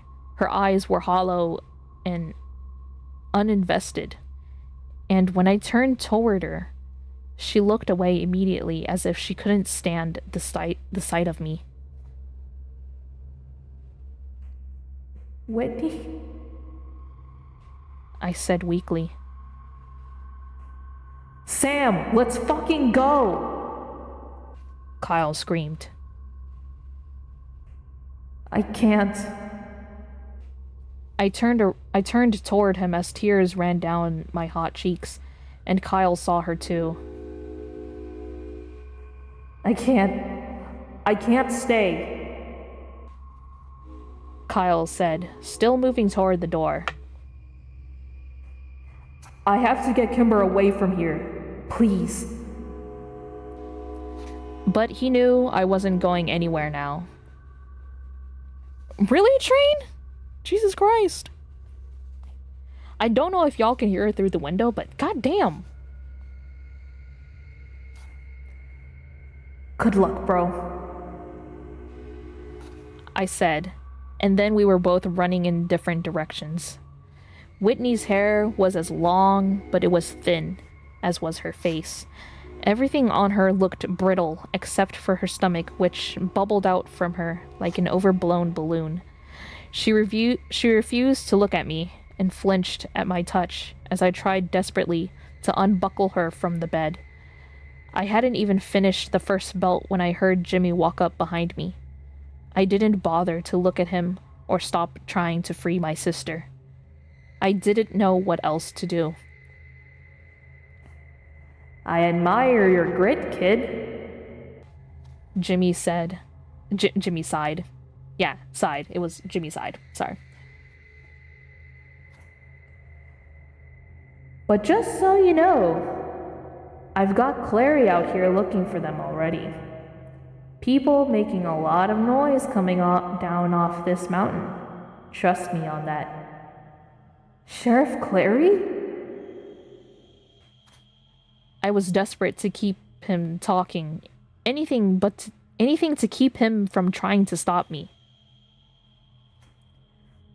"Oh yeah, you know he was supposed to retire from the business, but unlike the previous sheriff, he kept a few horses in the race." "Horses?" Nothing made sense. "Yep." Jimmy slapped the bed next to him. We call these buildings the stables.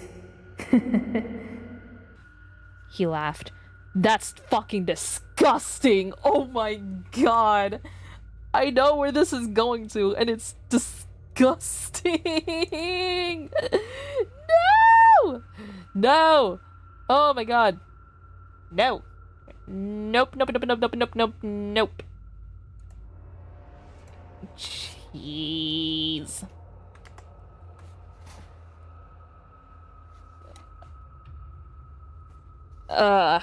Sorry. Hold on. I need another drink, Jesus Christ. Monster is not enough. I need alcohol.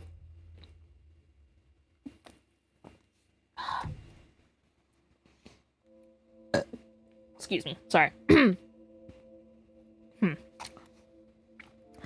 I dropped the last buckle on the floor and looked down at Whitney.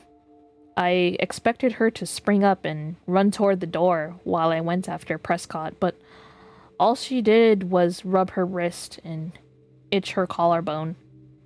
Then she put her arms where they'd been, turned her head away from me, and shut her eyes.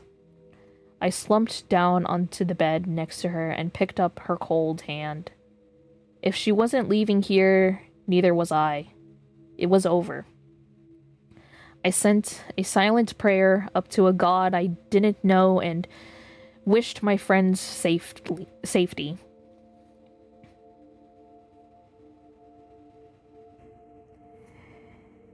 Do you want to know what this is, Sam? I shrugged.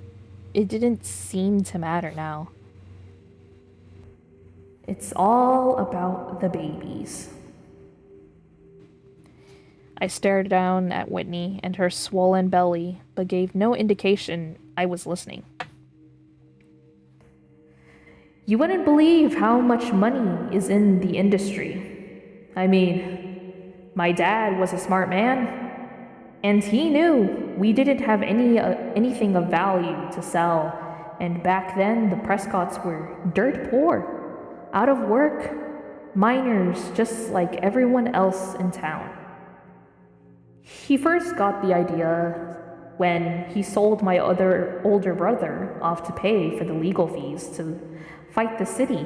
I mean, some people will pay 5 figures for a newborn, you know? Even back then. And the organizations that buy them, well, they buy in bulk. But we still made a killing off them, and our overhead is very low. Jimmy stood up and pulled a gun out of his waistband, then threw it on a bed across the aisle.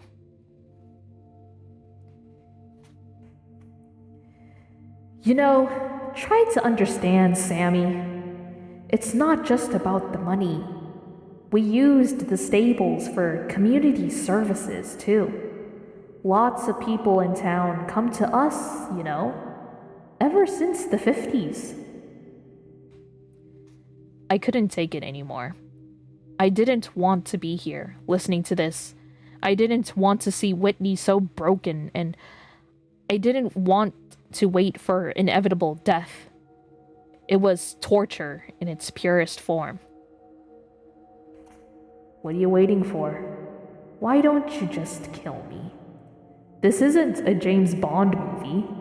I don't care about any of this shit. Jimmy laughed loudly as if it was the funniest thing he'd ever heard. Wait, that was Sam. Just pretend that was Sam. Sorry.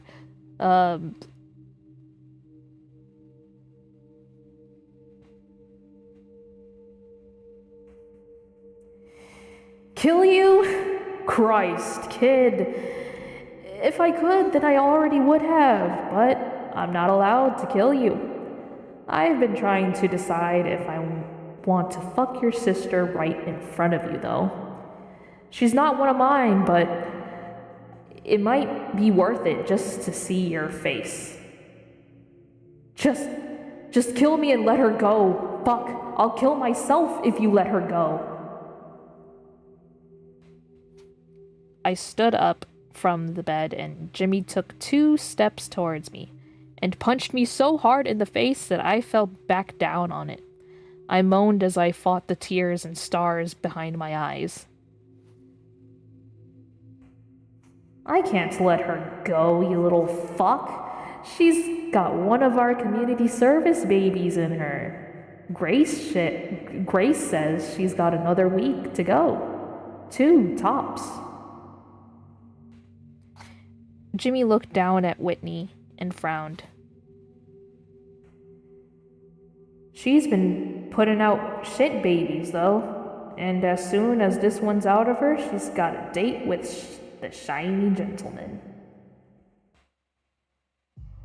Jesus fucking Christ. Sorry.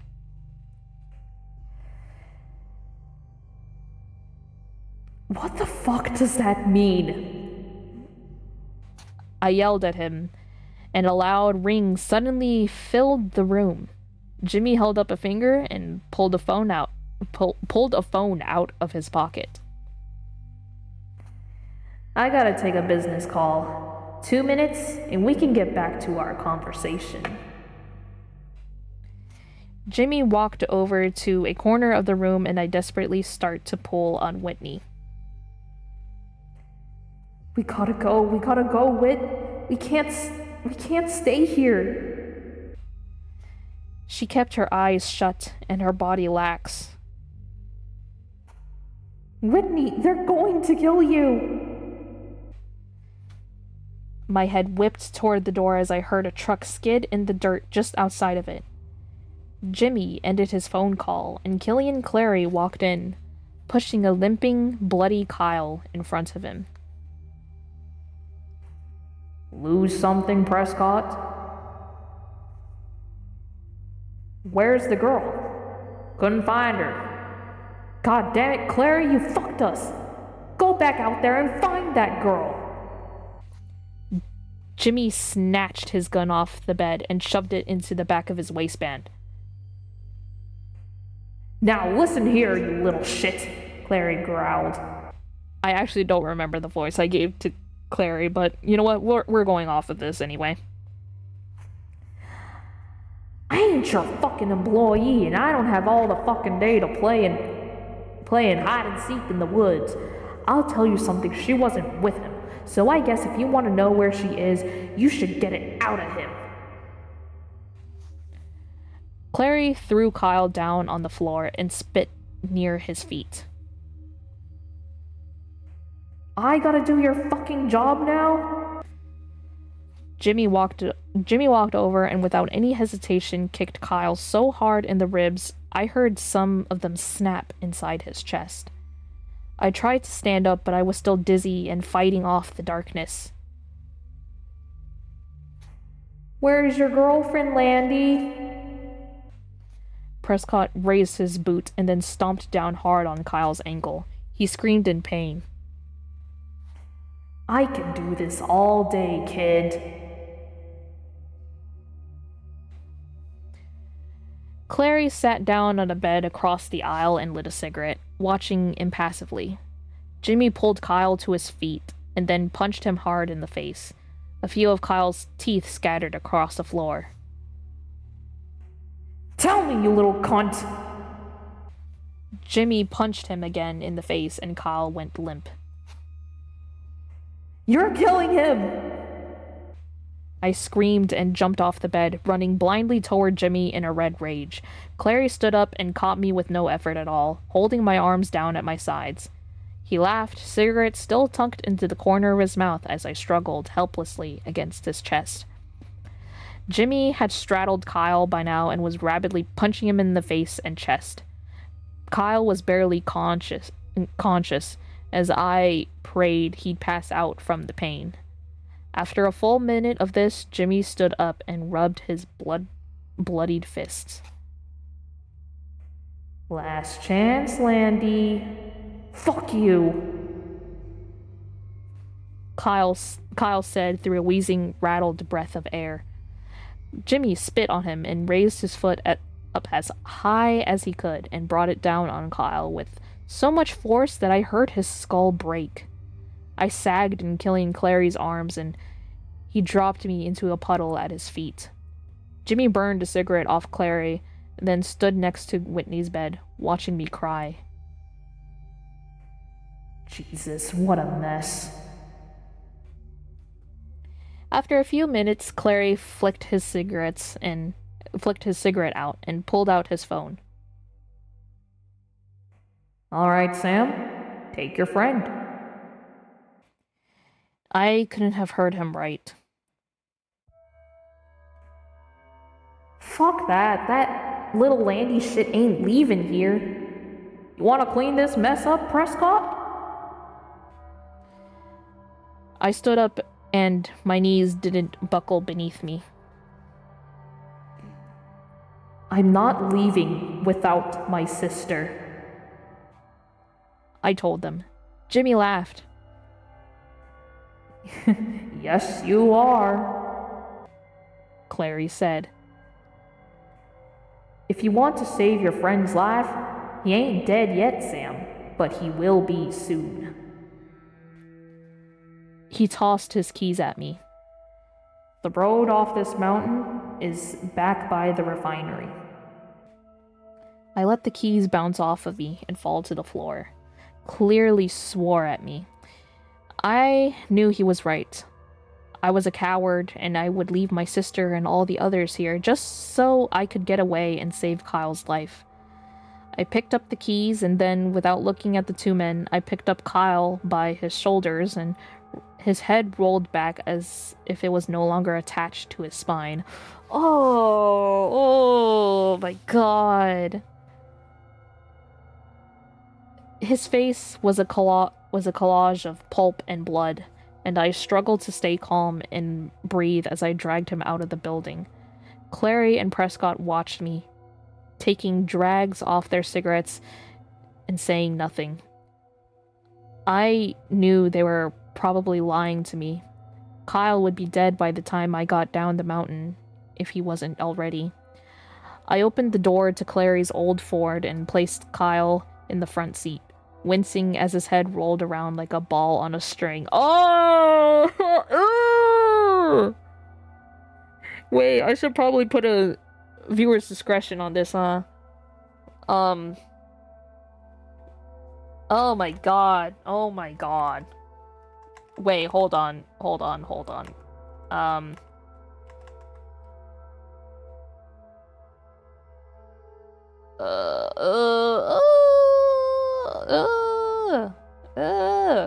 Sorry.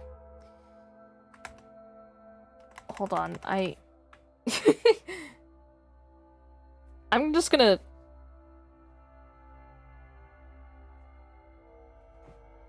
stop there. Let me stop here briefly, just so that I can... I think it's too late to change the, Yeah, I think it's too late to change the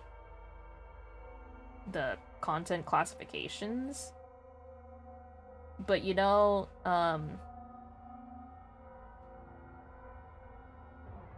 we're just gonna do it anyway. We're just gonna do it anyway. Oops. Can I also edit the YouTube thing?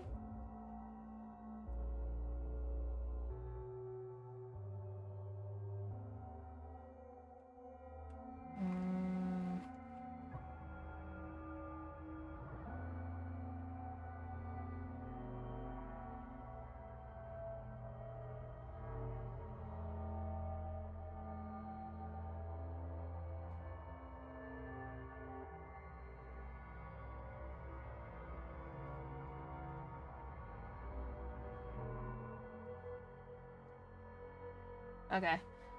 Alright, sorry about that.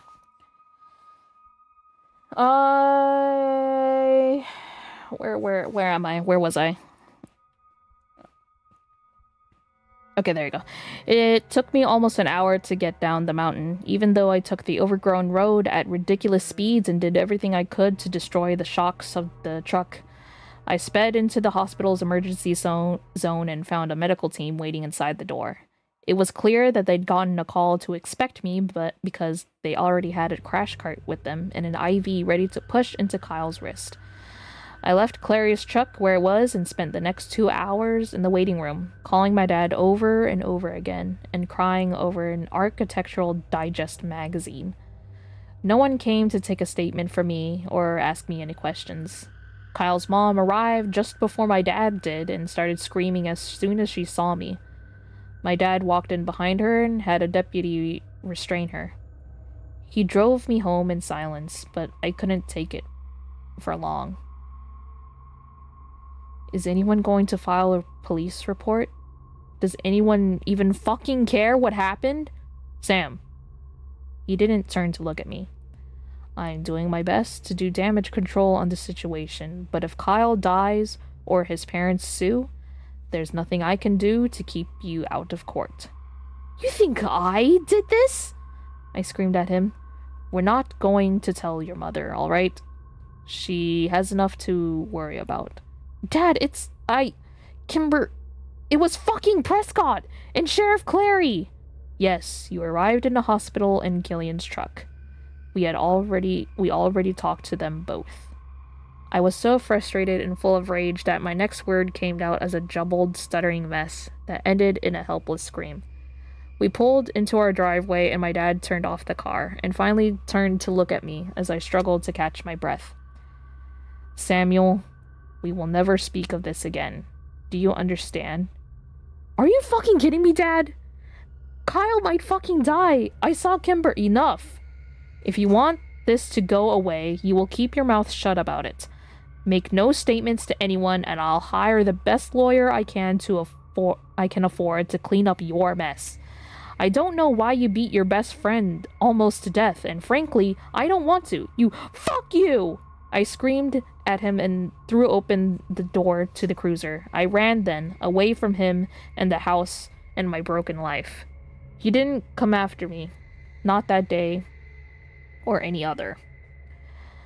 Since everyone in town thought I was a violent thug, no one would let me stay with them when I called around. I eventually went to a motel far outside of town and drained the last of my savings from work, paying for the room. I went back to pick up my car from the trailhead, but it was gone, and I hoped it was Kimber who had it and not a tow yard. I read the paper every morning for some mention of Kyle's condition. I saw the Daily's birth announcement about 10 days later. They had just had a son, and that they named William. The whirling, twirling, shiny gentleman lit up the valley with its stench and song of death that night. It was the last time I ever heard it. I stayed in Drisking long after the money had run out, and I was sleeping on the concrete behind the motel. I stayed until Kyle was released from the hospital, a mute, empty-eyed, soulless vegetable. I went to see him once while only Parker was at home, and threatened him until he let me inside the house. Jesus fucking Christ. When I had assured myself that the Kyle I knew was dead and only his empty husk remained, I left his house and hitchhiked out of town. And after I spent 4 drunken, drug-fueled years in Chicago, I came home one day to find a letter waiting for me. It didn't have a return address, but it was postmarked California. I knew it was from her before I'd even picked it up. She'd written so many of my assignments for me that I knew Kimber's handwriting better than my own. Inside, it was a letter. The letter. I read it only once, many years ago, until I sat down to transcribe it today. Okay. This paragraph, this letter is going to be a lot. So I'm just going to,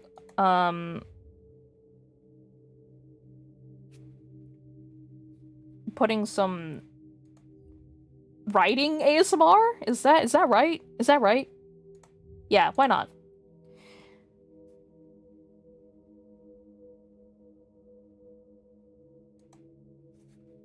Um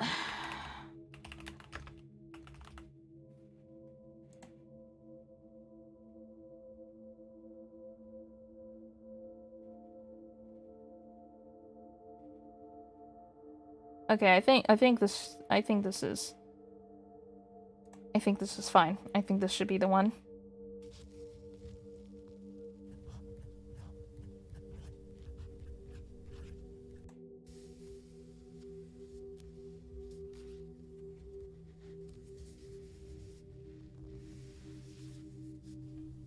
Okay.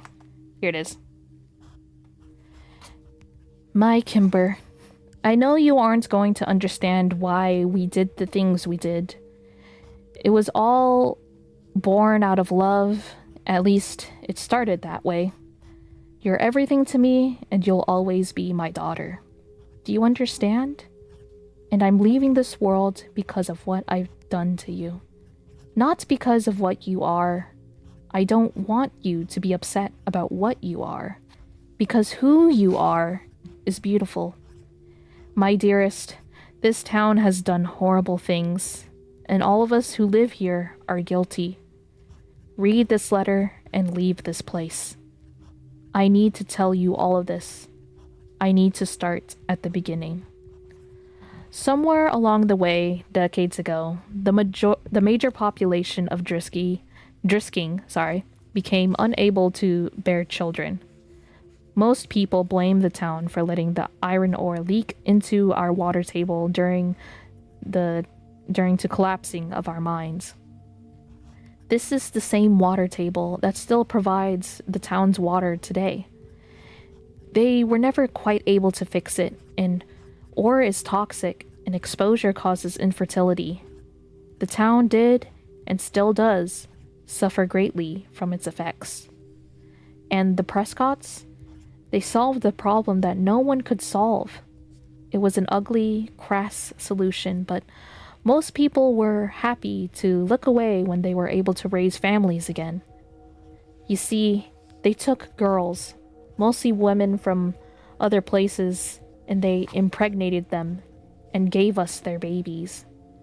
And the town came under the care of Thomas Prescott when he started to sell some of the babies on the side for a profit to rich couples. And the sheriff? He helped him do this. But then an ugly rumor started that they were selling to human traffickers, and the Prescotts had to offer triple the price for girls. And in town, we began to murmur. But we once again turned the other cheek when the city was suddenly flooded with money because of how well the traffickers paid. People had well-paying jobs again and were proud to call Drisking home. So we said nothing, and those that did were taken to the mountain. Because that is where they do it. There is a place on the mountain where the women are taken. Kimber, drifters, runaways, and if their parents choose it, sometimes the girls in town are even sold back. They arrange to sell the girls, and they meet them at a tree halfway between our town and their baby mill. Sometimes kids play there now. I think you played there. The Prescotts and the sheriff are the ones who impregnate the girls, and the children are named after them. P children are for the Prescotts, and K children for the sheriff. And then, when the women become too sick or too old to deliver profitable babies, they are sent through a giant machine that was used to refine ore, and their babies are crushed, and the blood and skin stripped away, and what remains of them are their stolen children and the dust of their bones. And all that's left of their bodies is the powder that they spread over the mountain to hide our crimes. I am telling you this, Kimber, because you are one of those children. Most of your friends are one of those children. Please get out of Drisking before your father finds this letter. Run away and never come back, and never speak of it to anyone. Their industry has deep roots now, and the traffickers have lofty connections. Don't tell anyone. Don't keep this letter. Don't look back. I love you. I'm sorry I have to leave you. We all have to answer for our sins, and I'm ready to burn in hell for mine. Love always and forever, Mom. Oh my god. Even though I faintly remembered this ending because of Creepcast, of course. But alas. That was actually the end of Borrasca. Technically. This is like the true ending for most Creepcast fans like me. But there is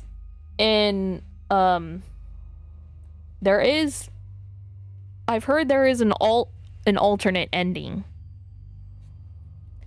So, this is the part that you can actually end here if you want. But for those that are still listening, yes, for those that are still listening to me,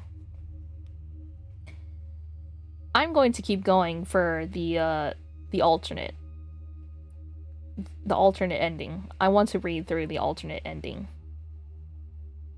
So, and thus, that is what we're going to do.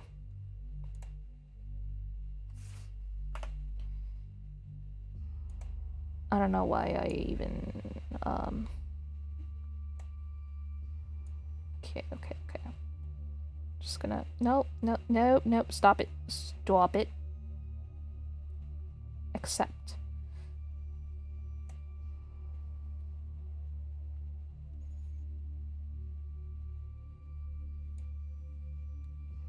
So there's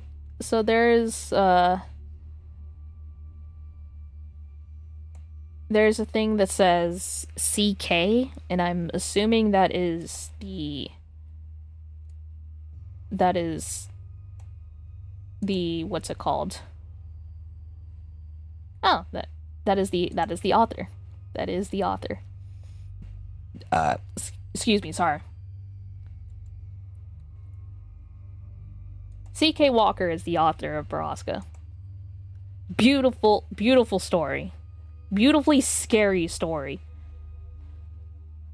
My gosh.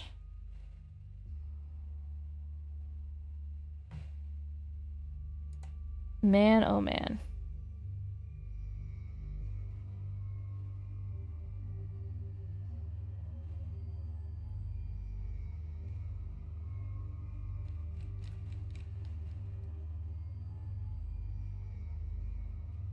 Was there... I don't remember where was the... Hold on.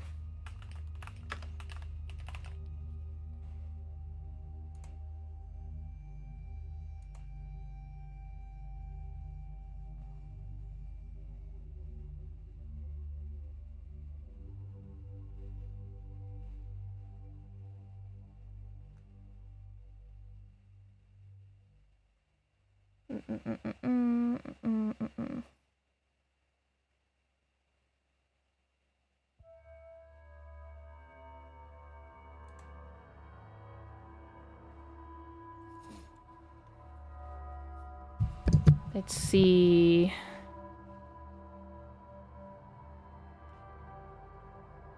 Oh wait, let me change the atmosphere of the music, because this is there you go. Much happier, guys. What a fun, cute story, huh? You know what I mean? Oh my god. I'm never recovering from this. There are two things I'm never going to recover now.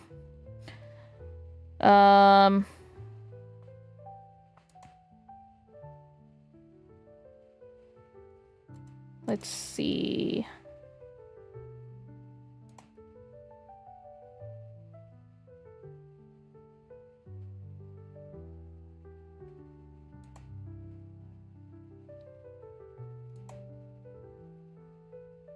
Wait, is this the one? Whoa! Oh my god, it's as long. Wait, they're in chapters? Oh no! Wait, how many times do I have? How many times do I have? How blah, blah. How much time? How much? We have 2 hours? Okay, that's fine. We can burn through 2 more hours. There's 20 chapters of this. There's 20 chapters of this.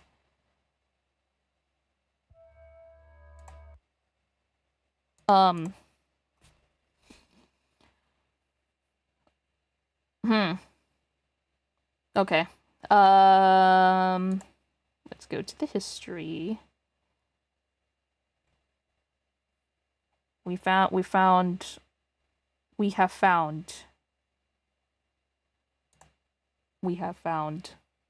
Borrasca 5.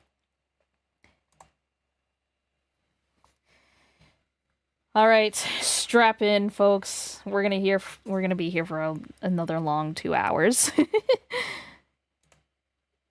So let us go. Let us go. We can finish this shit.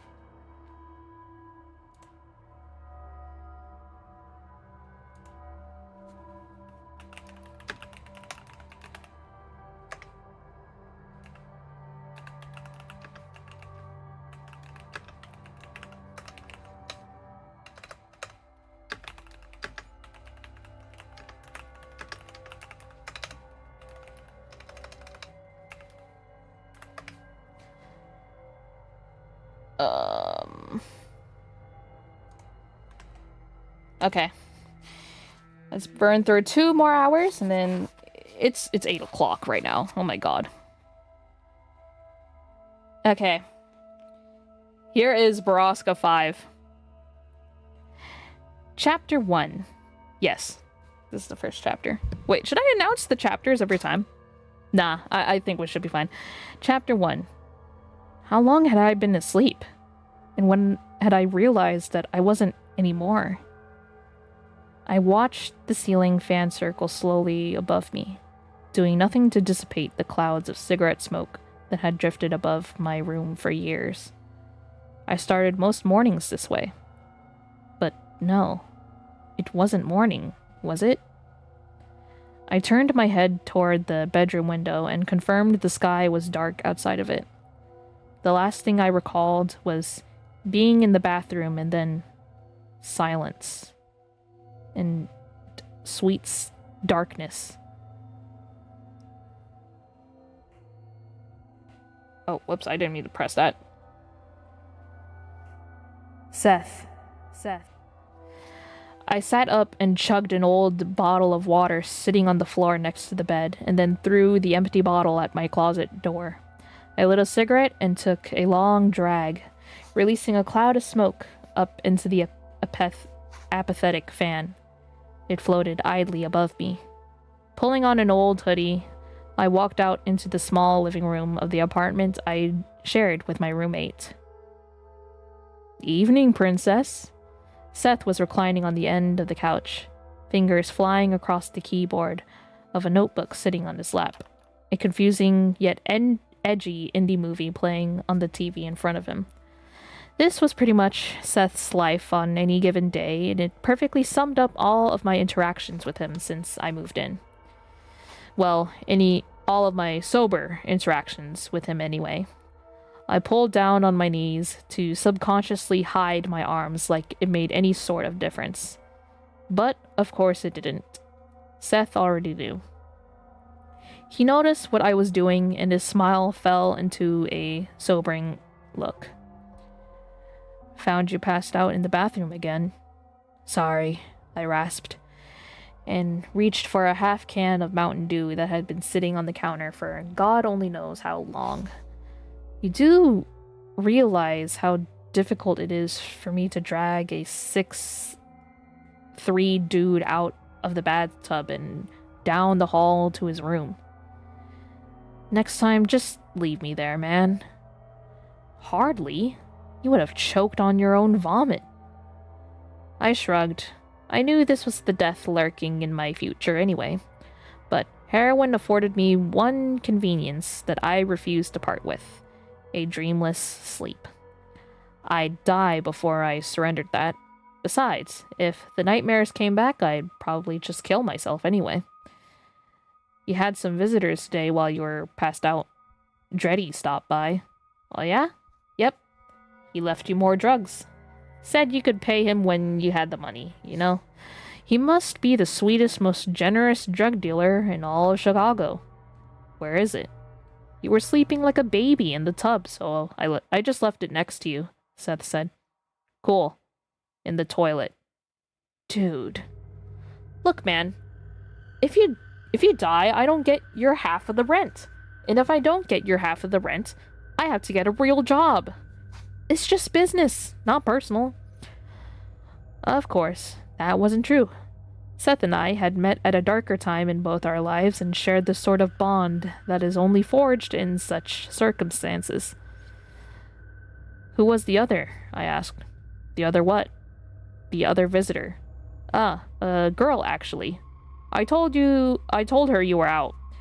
Figured you'd prefer I tell her that over the truth. Did she say what she wanted? I asked. No. I swore that was never good. It was probably just some girl coming over to beg for free drugs, which I didn't currently have because Seth had flushed them down the toilet. And I would never let her touch my private stash. That had to be it. What the fuck else could she want? Great. So some other chick either wants a hookup or is coming over to tell me she's pregnant. Seth scoffed. You wish. This chick was way beyond anything you could ever get. Really? Because she did come asking around for me, didn't she? Sure, but I'm the one who got her number. No, you fucking didn't. I laughed as I walked into the kitchen and took one of our 3 glasses out the cupboard. Oh, I did.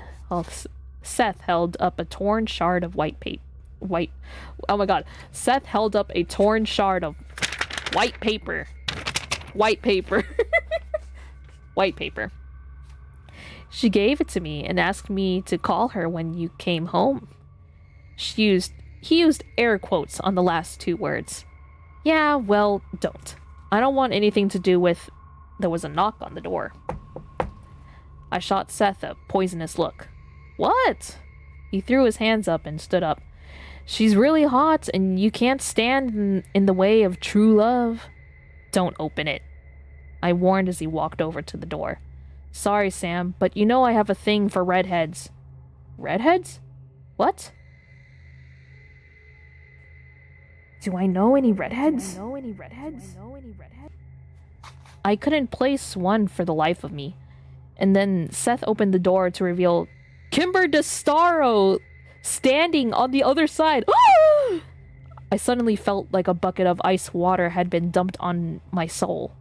I had a few seconds to study her before her eyes found me leaning against the counter in the kitchen. She was still very short, but her hair was longer. Halfway down her back, it looked like. And she was, of course, almost 10 years older than the last time I'd seen her. Looking at her after all these years was physically crippling. I had to make a concentrated effort to stay on my feet while my knees tried to buckle underneath me. Just seeing her face brought back painful memories I thought long buried. She was like a mirage, long dead, returning to torture me. Oh my god, this takes place years after Sam ran away. Oh my god. Kimber's eyes finally found me as she nervously clutched her cell phone in her hands, turning it over and over against her chest. "Hi, Sam," she said with more confidence than she clearly felt. Since Kimber had actually spoken to me, I could probably confirm that this wasn't a nightmare. She was really here. And if she was real, that meant that it was all real too. A shudder racked through my broad body, and I wound my white-knuckled fingers around the edge of the countertop. "Why are you here?" I hadn't meant to sound so angry. My words seemed to rattle Kimber, and she took a step back. I... Seth watched the exchange with interest, but didn't intervene. "You shouldn't be here, Kimber," I said. I just wanted her to leave. This needed to end before I lost it. After she was gone, I could pretend she was just a nightmare seeping through the veil. Kimber hesitated. I saw her calculating in her mind as she watched me, her lips moving only slightly as she organized all the variables in her head. It was such a Kimber thing to do, and it made me realize how much I missed her.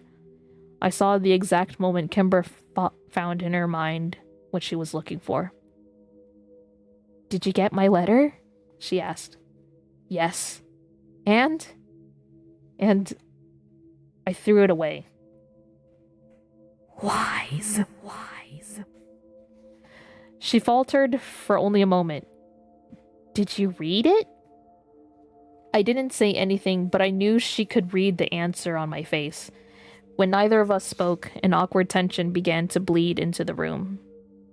"So, I'm Seth," my roommate said, still casually leaning against the door. Kimber held my stare for a moment longer, and then broke it to finally walk into the room. Seth let the door close behind her. "Kimber," she said to him. "And how do you know Sam?" "We grew up together." "Neat. Sam and I were cellmates in prison." "Seth," I snapped. "I was in for a super sexy felony, computer crimes. Sam was in for, I swear to God, Seth," I warned. "Harder stuff. Good night, all," he said cheerfully and left the room. This fucking bitch. I kept my eyes on him as he made his way down the hall to his room, cursing his every step. When Seth's door had finally closed behind him, I reluctantly let my gaze drift back into the room. Kimber was watching me with an expression I couldn't read, but I didn't like it. "The letter?" she repeated. Yes, I read it. Kimber continued to stare at me, waiting for more, and she cracked me just that easily. "I don't want to say." I ran my hands through my mess of dark, unwashed hair. "I'm sorry that we didn't. Sam, stop. I'm not here for apologies. I don't need one. You guys got me out." "Kyle got you out." His name seemed to impale her. I wondered how long it had been since she'd heard it. "Well, that's kind of why I'm here. There are others, Sam. Women who never escaped that place. Yeah. I want to help them.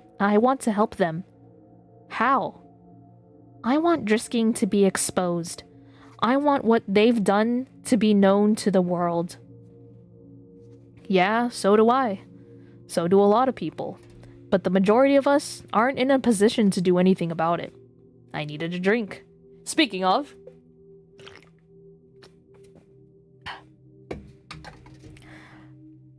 I pulled a plastic bottle of cheap vodka from the freezer and poured it into the glass.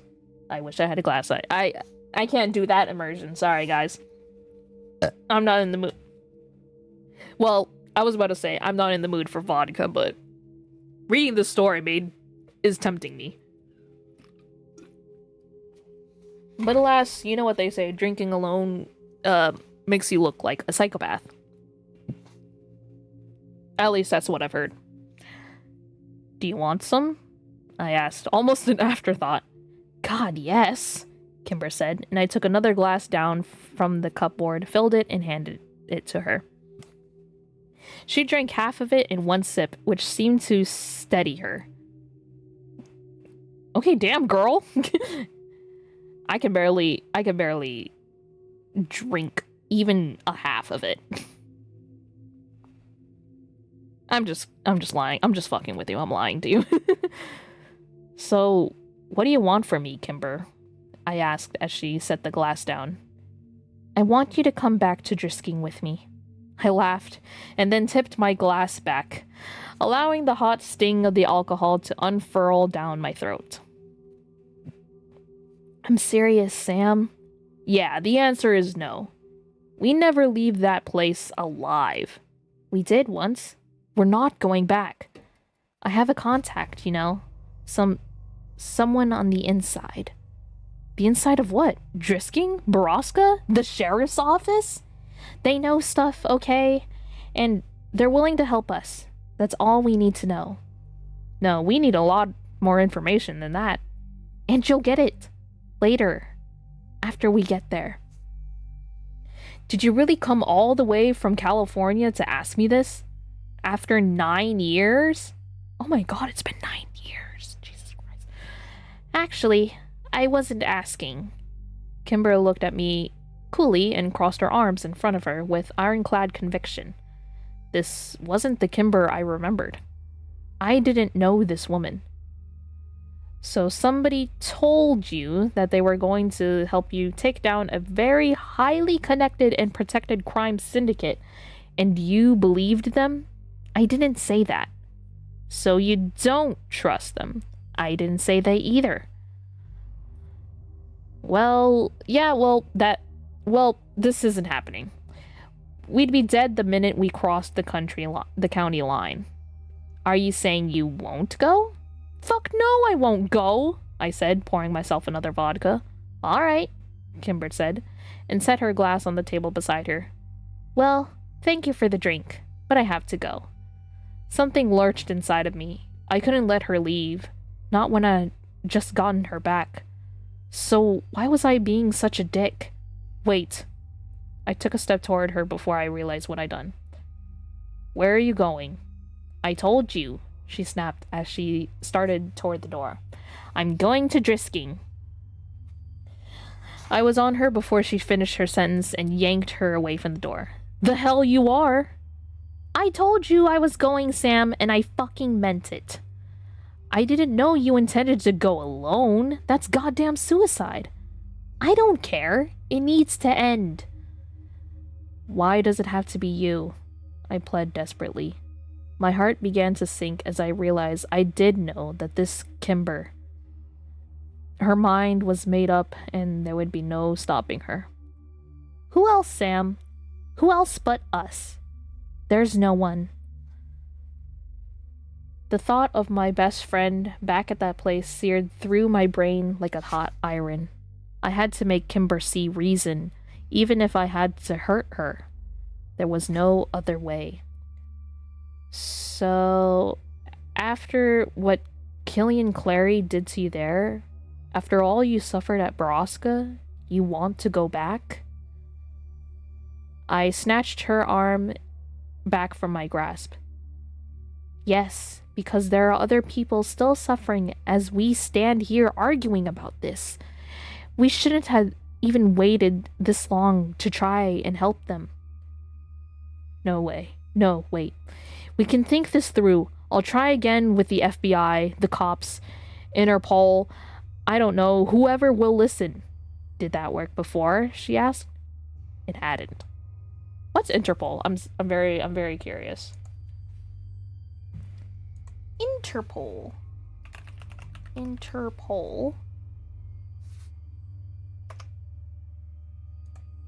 The International Crime Police Organization. Okay, thank you.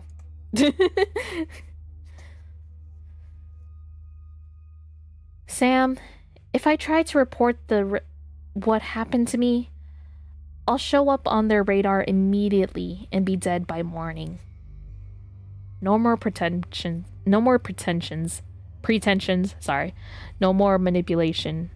I had to bare my soul to this girl if I wanted to stop her. Please, I said desperately. Please, Kimber, I'm begging you not to make me do this. I'm sorry, but I'm going. I was panicking, unable to control my breathing or the pounding of my heart, which was racing to a finish that lay somewhere in the immediate future. Fuck! I screamed and swept Kimber's vodka glass off the table, where it shattered against the wall. This didn't seem to surprise her, and Kimber kept her composure while I raged. Fuck! It was over. I was going back to drisking. Oh, man. Oh, shit. Here we go again. This is too good. This is just way too good. Okay, chapter 2. Oh my god, we got a lot. And we're at 3 hours in.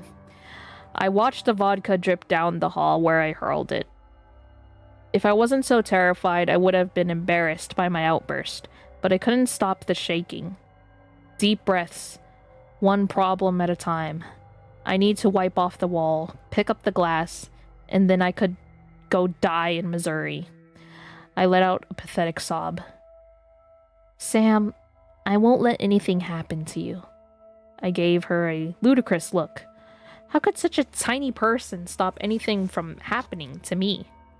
Kimber had always been a little fireball, but this was madness. She raised her chin defiantly when she saw me assessing her. When are we leaving? I asked, trying to keep my voice as composed as possible. All I wanted to do was retreat into my room where I could let the fear overtake me. In the morning, she said. That's fucking crazy, Kimber. We need time to plan, and I need the contact number for this source of yours. We can't just go waltzing into town after a decade. I've had a lot of time to prepare for this. Years, in fact. Look, tomorrow, let's just get in the car and go, and I'll have the entire 8-hour drive to convince you that I have a good plan. What the fuck is the rush, Kimber? You trying to be dead by Christmas? Just trust me, I'll explain everything in the car tomorrow. You know it's already midnight. Yeah, I know. I've been driving all day. I'm tired as hell. She sighed. You just got in today? Yes. From LA? Close enough. Jesus Christ, woman, do you have a hotel? Not yet. She shrugged. You can stay here then. With you talking so much crazy, I don't trust your lunacy out in the city. Kimber narrowed her eyes at me and then shrugged. Fine by me. Okay, you can take my room. Give me a minute. Shattered whiskey glass forgotten, I left Kimber standing where she was, and I went back to my room. I flipped the light on and glanced around. My heart plummeted. The room was disgusting. I hadn't really looked at it in years. It was really just a place to watch TV or pass out. I couldn't remember the last time I had changed the sheets or done any laundry. The girls who usually stayed over didn't care much what they were sleeping on, but this was no place for a girl like Kimber. I stripped the bed as fast as I could and herded bottles, discarded needles, and empty cigarette boxes into the closet. I realized too late that I didn't actually have anything to replace the dirty sheets. I was so overwhelmed by the last 40 minutes that I felt tears starting to well in my eyes. Get a hold of yourself, pussy. I jump at a sudden knock on the door. Seth stuck his head in. Here. He handed me a stack of clean folded sheets on top of a blue quilt. I wanted to hug him, but I was still attempting to get my emotions under control. Thanks. Hey, so listen, he said slowly. Does this mean... is this all that stuff about drisking true? I had never told Seth, or anyone else besides the feds, anything about drisking. What stuff? Oh, come on, man. I hear you talk in your sleep all the time. You say all sorts of fucked up stuff. That's why I heard your friend's name before. You talked about her in your sleep. What are you talking about? I said. I don't even dream when I sleep. Yeah, you do. You may not remember it, but trust me, you do. I didn't say anything, and Seth started to leave. Oh, one more thing. If you need anything while you're back home, just call me. Home. Home. Fucking Drisking was home. Since I lived in a shitty neighborhood, I walked Kimber down to her car to get her bag out of the back seat. She dropped her duffel on the thankfully dark carpet of my freshly cleaned room, which was still barely passable. At the very least, I'd know she was here and safe. I'd always wondered if Clary and Prescott were having me watched. If they were, Kimber was in danger by just being in Chicago. It probably was a good idea to leave in the morning. I settled down on the couch and pulled out my personal stash, which I pocketed while kicking garbage into my closet earlier. I needed it tonight of all nights, and if it was going to be one of my last, then I would make it count. 30 minutes later, I floated down the familiar river of dark, dreamless sleep. Okay, I'm actually pretty fucking hungry. But I will stand in my business. And instead, I'm gonna gorge myself in chips. Before I read chapter 3. Oh, god damn it. The bag was 50% air again. Excuse me, sorry.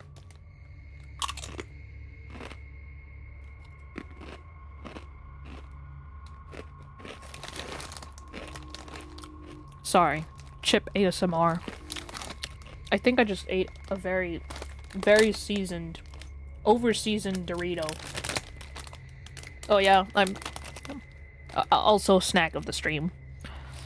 I'm snacking on Doritos Cool Ranch. You know what it is.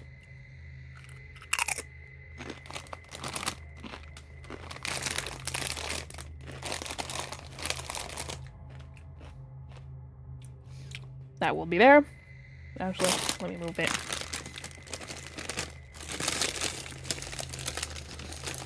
Okay, that will stay there as I read.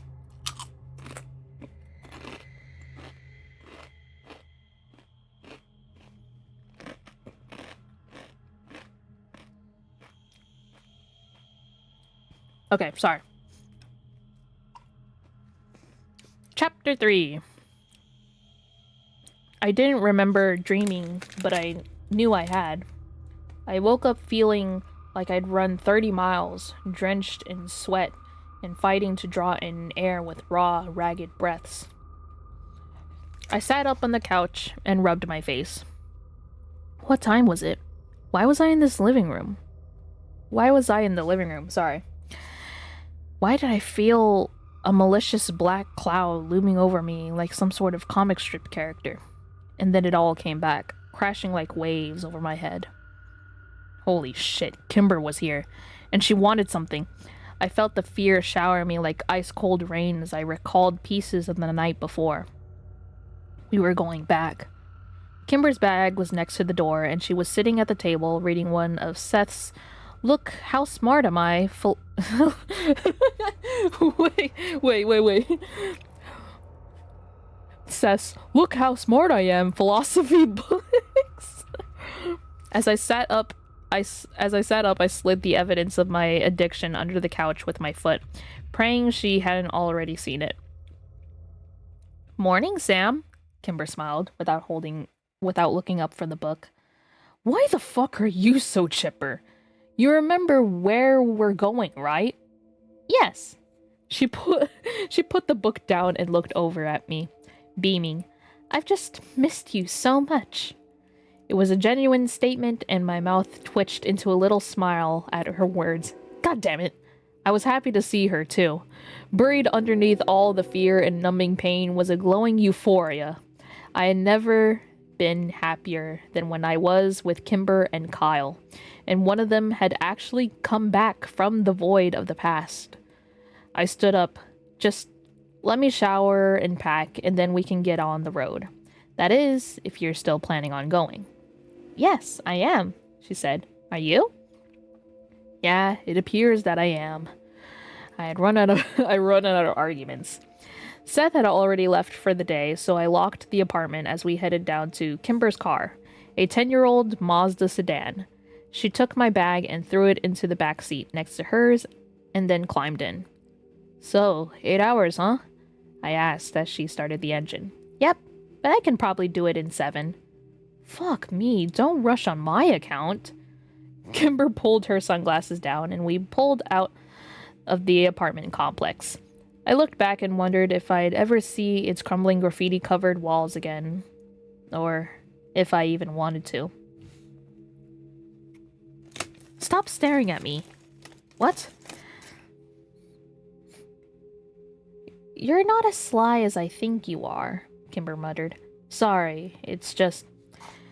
I never thought I'd see you again. Neither did I. She sighed. You look good. Pretty. You know, like, healthy. I stumbled all over my compliment. Kimber raised an eyebrow. Thanks, I think. I laughed nervously. You know what I mean. You look like you've done well from yourself the last 10 years. Kimber frowned and remained quiet for a minute as if debating whether to tell me something. I never told anyone where I came from, she said finally. My mom said she had family in Anaheim, but I couldn't find them. Everyone thought I was just a runaway. Cops picked me up almost immediately and put me in a halfway house. Sorry about your car, by the way. They impounded it. I don't suppose you ever got it back. I shrugged. No, but who cares? It was just an old Honda. Kimber threw me a sympathetic look. I'm sorry. Anyway, the halfway house kept trying to identify me, so I ran away from there too. Eventually, I got a job. Southern California is a great place to live, if you don't have an ID, by the way. I'm sure, I said. After that, I went to community college, and yeah, I've just been sort of biding my time. Are you sure you want to just throw all of that away to expose your rapist? Kimber winced at my words, and I immediately regretted them. No, him I want dead. And throw all what away? And throw all what away? I've been planning this for an entire decade. Well, you've still done better than me. My life's a mess. Were you really in prison? Kimber asked. Yeah. She didn't say anything. Felony possession? Felony possession, I volunteered. Kimber nodded. And do you still... I knew what she was asking. Yes, I said. So, what's your plan? Well, first we're going to rent a room just outside of town. Remember the one motel off exit 113, I think? I think that's what it's meant. Prince Ridge Inn or something? Outside of town? I like it. And then I'm going to meet with my contacts sometime tomorrow. Right? And then we just go from there. Go from there? Yep. Kimber nodded, but wouldn't look at me. Please don't tell me this is your plan. Our contact will give us more direction. Your contact? Yeah. Do I know this guy?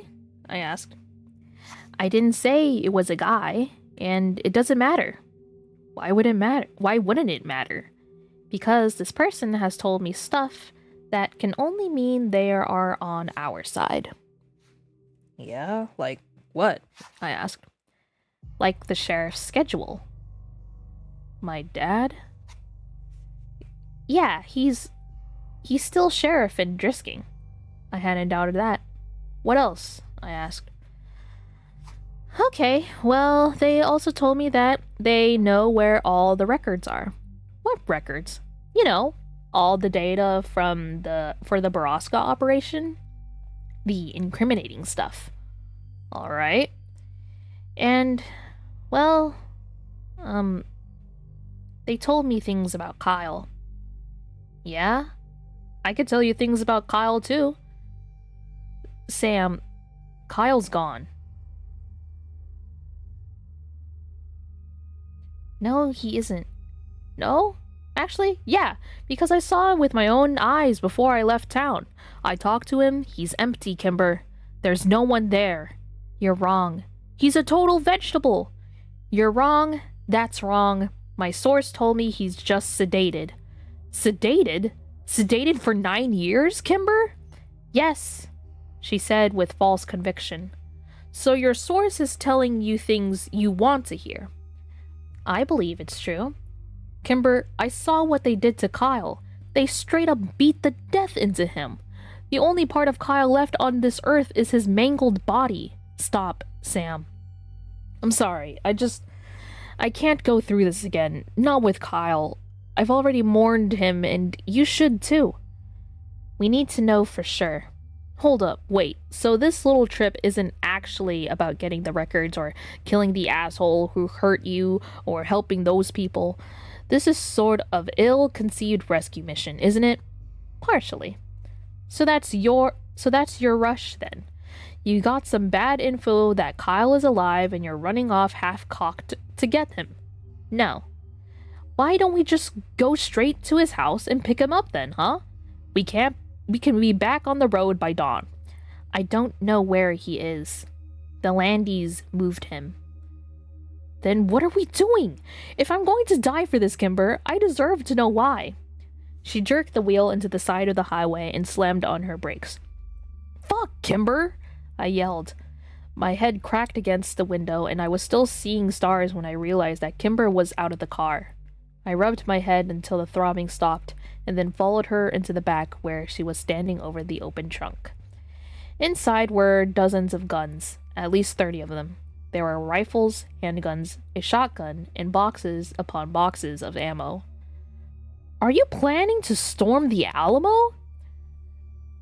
Does this look like Kyle is all I'm after? I'm actually a little scared of you right now.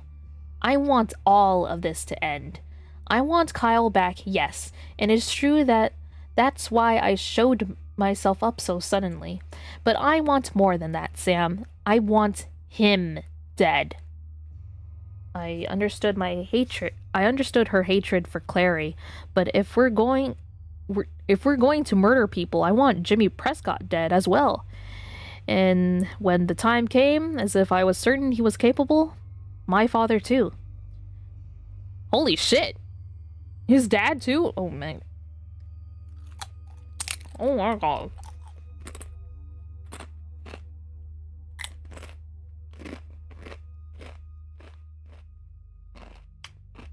I had to eat that. I had to eat that shit because that was to show my respects. God damn. How did you get all these? I think I spat a chip. My bad. Note to self, don't eat chips while also reading a scary ass story. Kimber shrugged. It's taken me a few years. Lots of traveling around the Southwest to gun shows and stuff. Okay, well, close the truck before somebody driving by sees your fucking arsenal. This is Illinois, for fuck's sake. She slammed it shut, and we got back into the car where I sat rubbing my head and lamenting at the bump that was already forming there. When I realized Kimber hadn't started the car, I looked up to find her gripping the steering wheel tightly and staring straight out the windshield. She was fighting back tears. Kimber, I'm sorry, I said. She blinked a few times to clear her eyes. I'm being a total asshole. I don't know what's wrong with me. But I did know. My mind was cloudy from years of drug abuse. I had no filter, and I had problems controlling my emotions, which swung back and forth like the pendulum on a clock, and changed just as often. No, I I never should have asked you to come. It was wrong. She breathed the last word, and she dropped her hands from the steering wheel.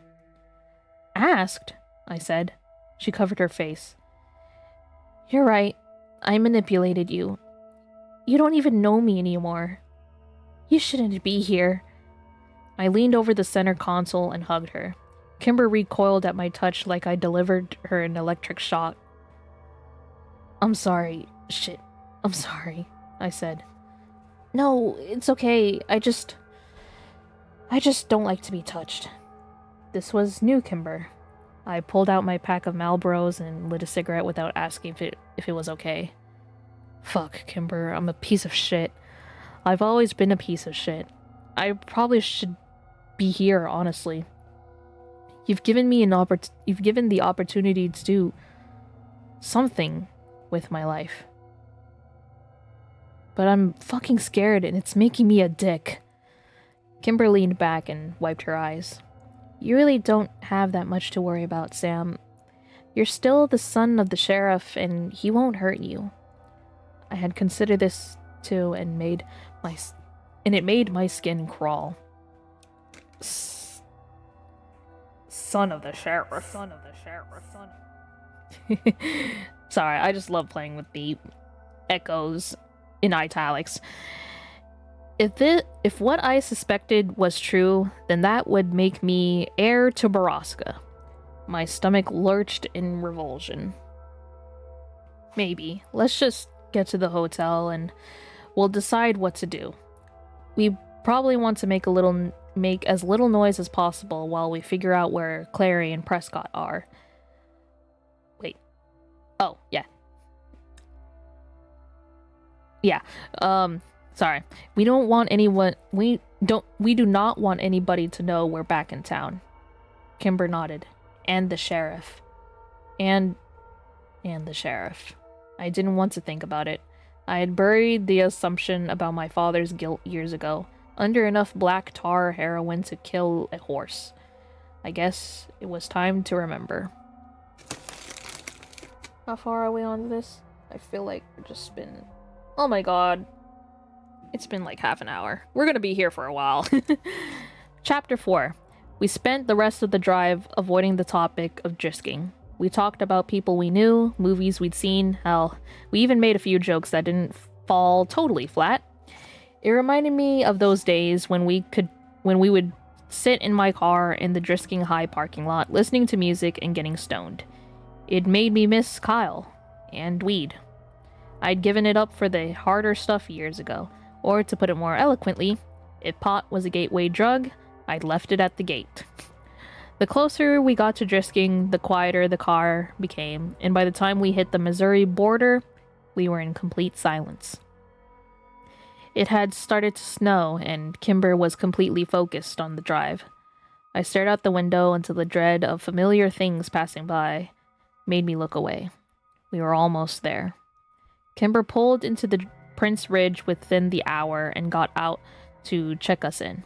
I stayed in the car, eyeing the other vehicles in the parking lot.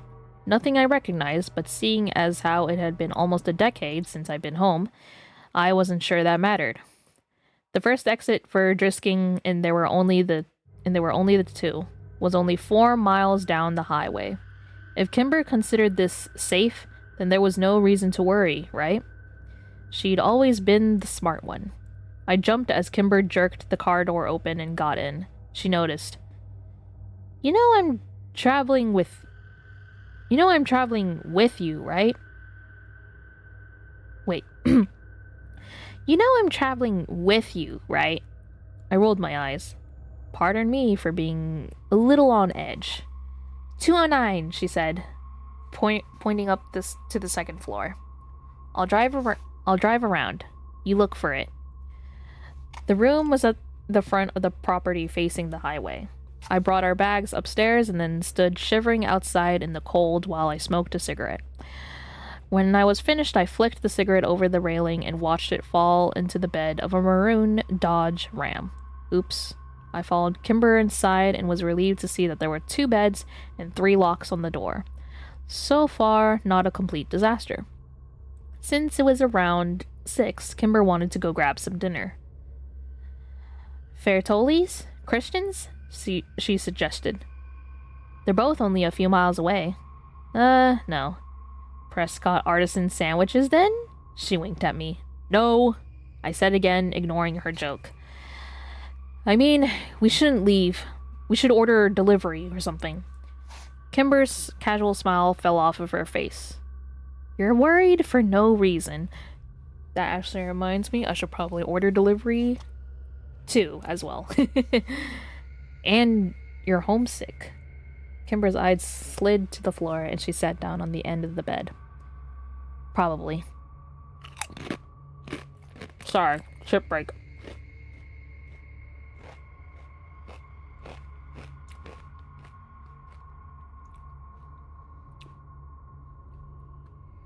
I think we need to lay low as much as possible right now. No, you're right, Kimber said and tracked her feet up underneath her. She turned to watch the snow fall through the window. I rubbed my temples as an ache began to ebb in the tide around my eyeballs. I needed a fix. Soon. It doesn't snow in Riverside, where I live. I miss the snow, Kimber said. Move to Chicago, I said in between deep, measured breaths. It snows 5 months out of the year. Kimber was silent, and I prayed she was studying a menu. The sooner she got on the phone for delivery, the sooner I could excuse myself to the bathroom and take the edge off. I miss Kyle. I looked up to see Kimber still watching the snow, her head leaning against the wall. Me too, I said after a minute. Her eyes snapped to mine as if she'd forgotten I was there. You look hungry. I'll order pizza from Domino's. I remember what you like on it, she said before glancing at a menu next to her on the nightstand. She picked up the phone and began dialing the number. Beep boop, beep boop, boop. I got up to use the bathroom and took my entire duffel bag with me. If Kimber noticed, she didn't say anything.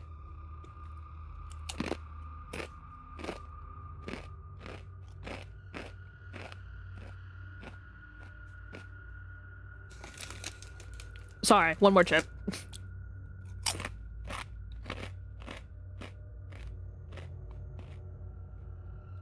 Okay. Oh my god, there's gonna be a lot to edit. I forced a slice of pizza down for Kimber's sake, though I wasn't hungry in the least. So, tomorrow, I said, taking the bed nearest the door. What time are we meeting this person? Well, it's just going to be me this time. Yeah, Kimber, there's no way am I letting you meet with some random drisking fuckwit by yourself. I have to go alone or they won't talk to me. Who the fuck is this guy, Kimber? I can't tell you that yet. Is it a woman or a man? I asked. She shook her head at me. And just what is he giving you tomorrow? The files on Borrasca? No. Then what? I don't actually know. Kimber, this is crazy. I can't let you go into town alone. Sam! Stop being in such a fucking hurry to die, I snapped her. Kimber's face paled and she moved further away from me on her bed. We'll talk about it in the morning, she whispered, then turned off the lamp. Fine. I laid in the dark for a while, and when I was sure she was asleep, I went back into the bathroom for another hit. By the time I woke up the next morning, Kimber was gone. She's gone.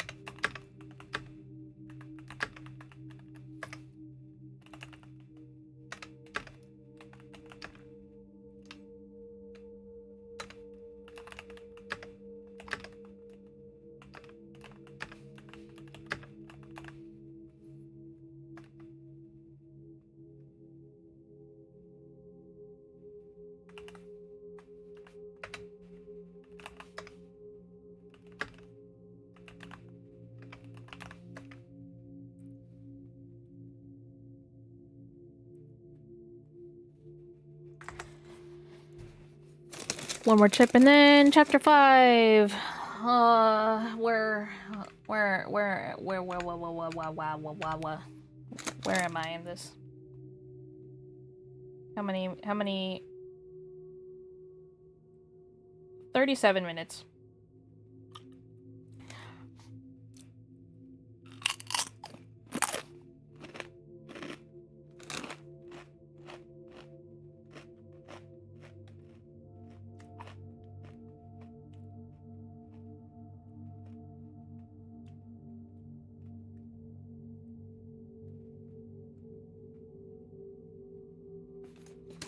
Sorry, one more chip. I swear, Doritos are like a freaking... Doritos are like a freaking... are like crack. They're like crack to me.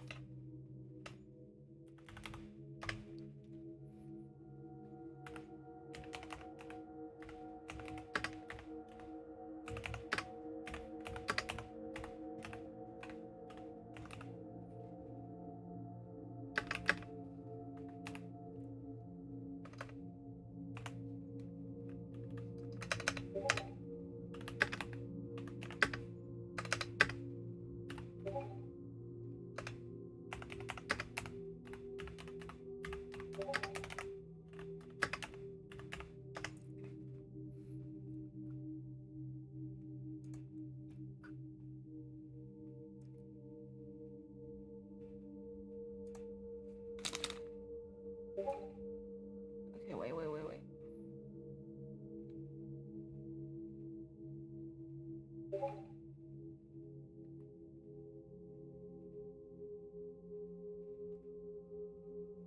Oh, shit. You know what? Whatever.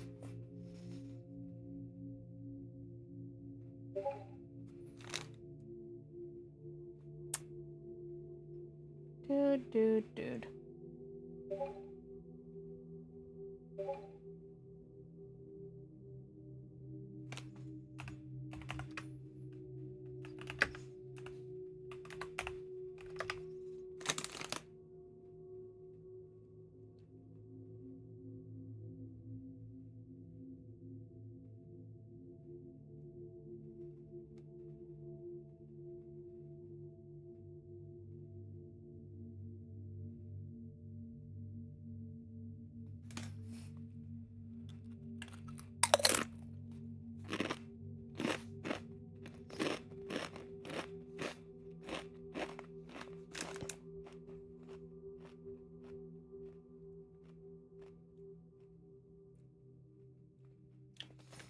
Okay, chapter 5. I called Kimber 34 times in 5 minutes. Okay, damn. It was 10 in the morning and I hadn't heard her leave. Hadn't even woken up when she did. I cursed her and my dope in the same breath.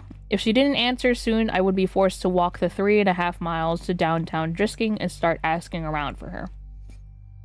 A course of action that would get me noticed real fucking quick. I paced the patio for half an hour and smoked cigarette after cigarette. Thankful I packed an entire carton. Just as I was pulling on my boots to leave, my phone rang. I was relieved to see Kimber's number popped up. A new addition to my phone book that would have unfurled a comforting warmth in my stomach if I wasn't so irate. Here it is, here's the part. I answered. Beep. What the fuck, Kimber? I'm sorry, Sam, I had to. He wasn't going to meet with me otherwise. Where are you? I'm in the car. I'm almost back. They haven't plowed yet in town. Really? In Bucolic? In Bucolic, perfect little Drisking. They haven't plowed the roads by 10 on a Friday. They haven't plowed the roads by 10 on a Friday morning? I thought it was weird too. There's more. I'll tell you when I get there. Don't get off the phone with me until you pulled into the parking lot. Okay. I opened the door and went to wait out in the cold for Kimber's car. My heart didn't slow to a normal rate until I finally saw it driving into the parking lot. She pulled into the space below our door and ran up the stairs. I'm sorry, I had to. Don't be mad. Are you fucking kidding me with this, Kimber? I'm already on edge. I can barely fucking breathe. Okay, just sit down. She pushed me into the room and sat me down on the edge of the bed, pulling off her gloves. Then she crouched in front of me and took me by the shoulders, looking me in the eye. The sheriff and most of his deputies are engaged today, which I was told means that they are up at Borrasca.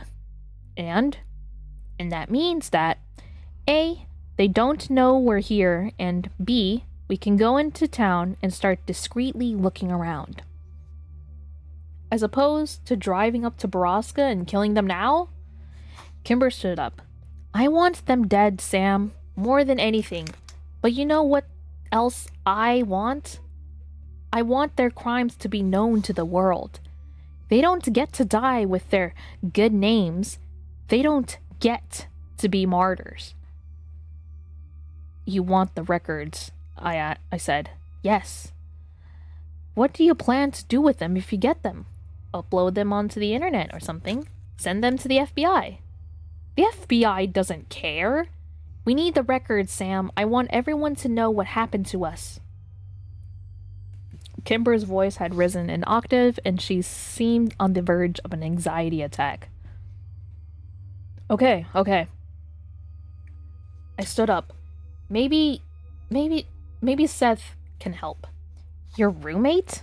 How? She asked. He does some pretty illegal stuff online. Maybe he can break into a mainframe or whatever and download the files. So he's a hacker. He yells at me when I call him that. Is he any good? I shrugged. He's well known in certain circles. She nodded. Well, we need those files. I just need to find out where they keep them. Are we sure they even really keep records on Borrasca? Seems like a huge liability. An operation that size has to have records, and my source told me they exist. Great, your source, I rolled my eyes. Okay, so you want to go into town and what? Ask around about them? God, these sentences. Kimber narrowed her eyes at me. That's idiotic. I was thinking more maybe we find out where the Clary house is and, like, get the information out of Grace Clary. I raised my eyebrows at her. You want to torture an old lady? Kimber fucking exploded.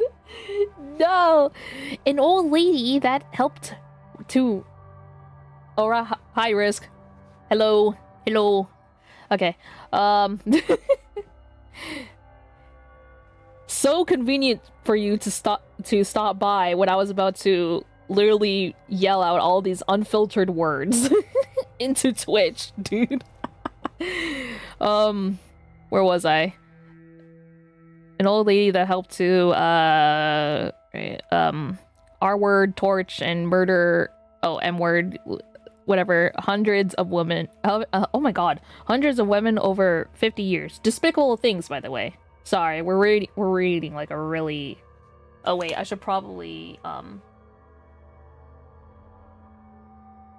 I don't think this even matters, but I'm just gonna change the title a bit. We're no longer watching Alien Stage anymore. If I can find the backup, the backspace. Okay. There you go. I'm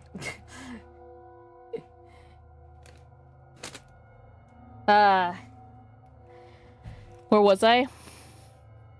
Yeah, despicable things to women over 50 years. Oh my god! Fuck yeah, I want to touch. I can't believe this is an actual sentence. Oh my god. Fuck yeah, I want to torture that old lady. Why? Why would you say that? Oh my god, don't clip me out of context. Alright. Okay, back to the story. All right. Look, I may know someone who might be sympathetic, and I'm reasonable? Sure? I think they meant I'm reasonably sure that, unlike your contact, she's innocent of any knowledge of Borrasca. In fact, she's the one who helped me and... Oh my god! Wait! Oh my god, this changes everything. Okay. I have to get in character for this. Oh my god. In fact, she's the one who helped me and Kyle find you. At the very least, she'll know where the Clarys live now. Oh my... Hello? Anyways, the drive into town took twice as long as it should have due to the snow. Why haven't they plowed these roads? I asked idly. Is that idly enough? I don't know.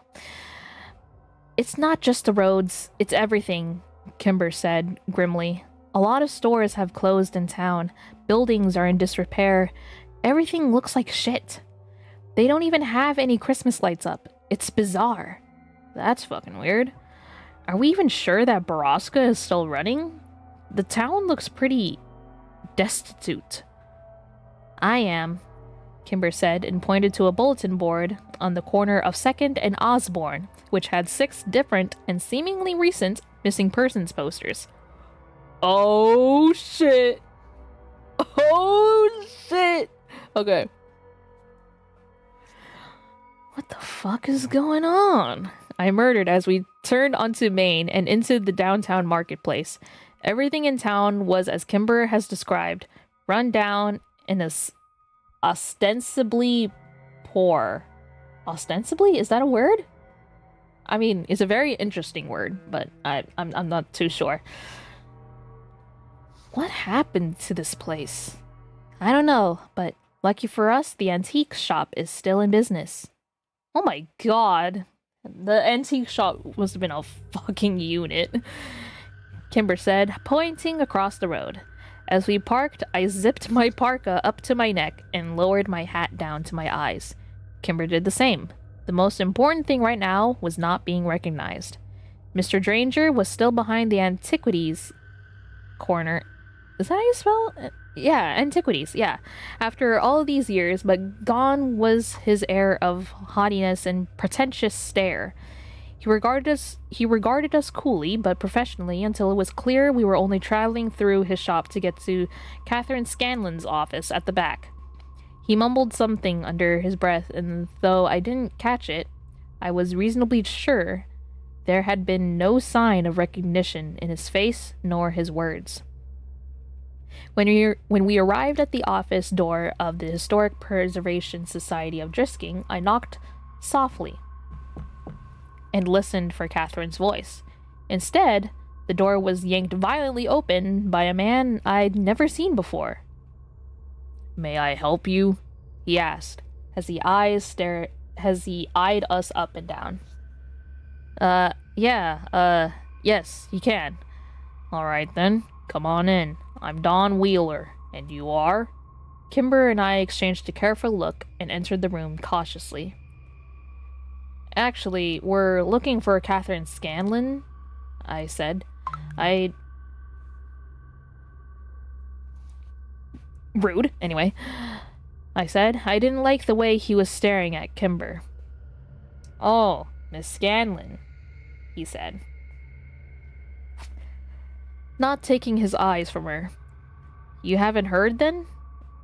My stomach retched. "We haven't," Kimber said, pulling her jacket around her more tightly. "Sad business, truly. Disappeared. 9 years ago now? 10? Most people assume she didn't take Wyatt's death well and just walked out into the woods to... Oh my god? Bro!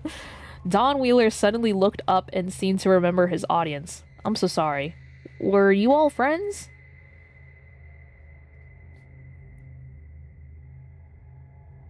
Oh my...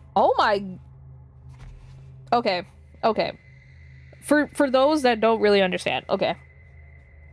So, how do I even explain this?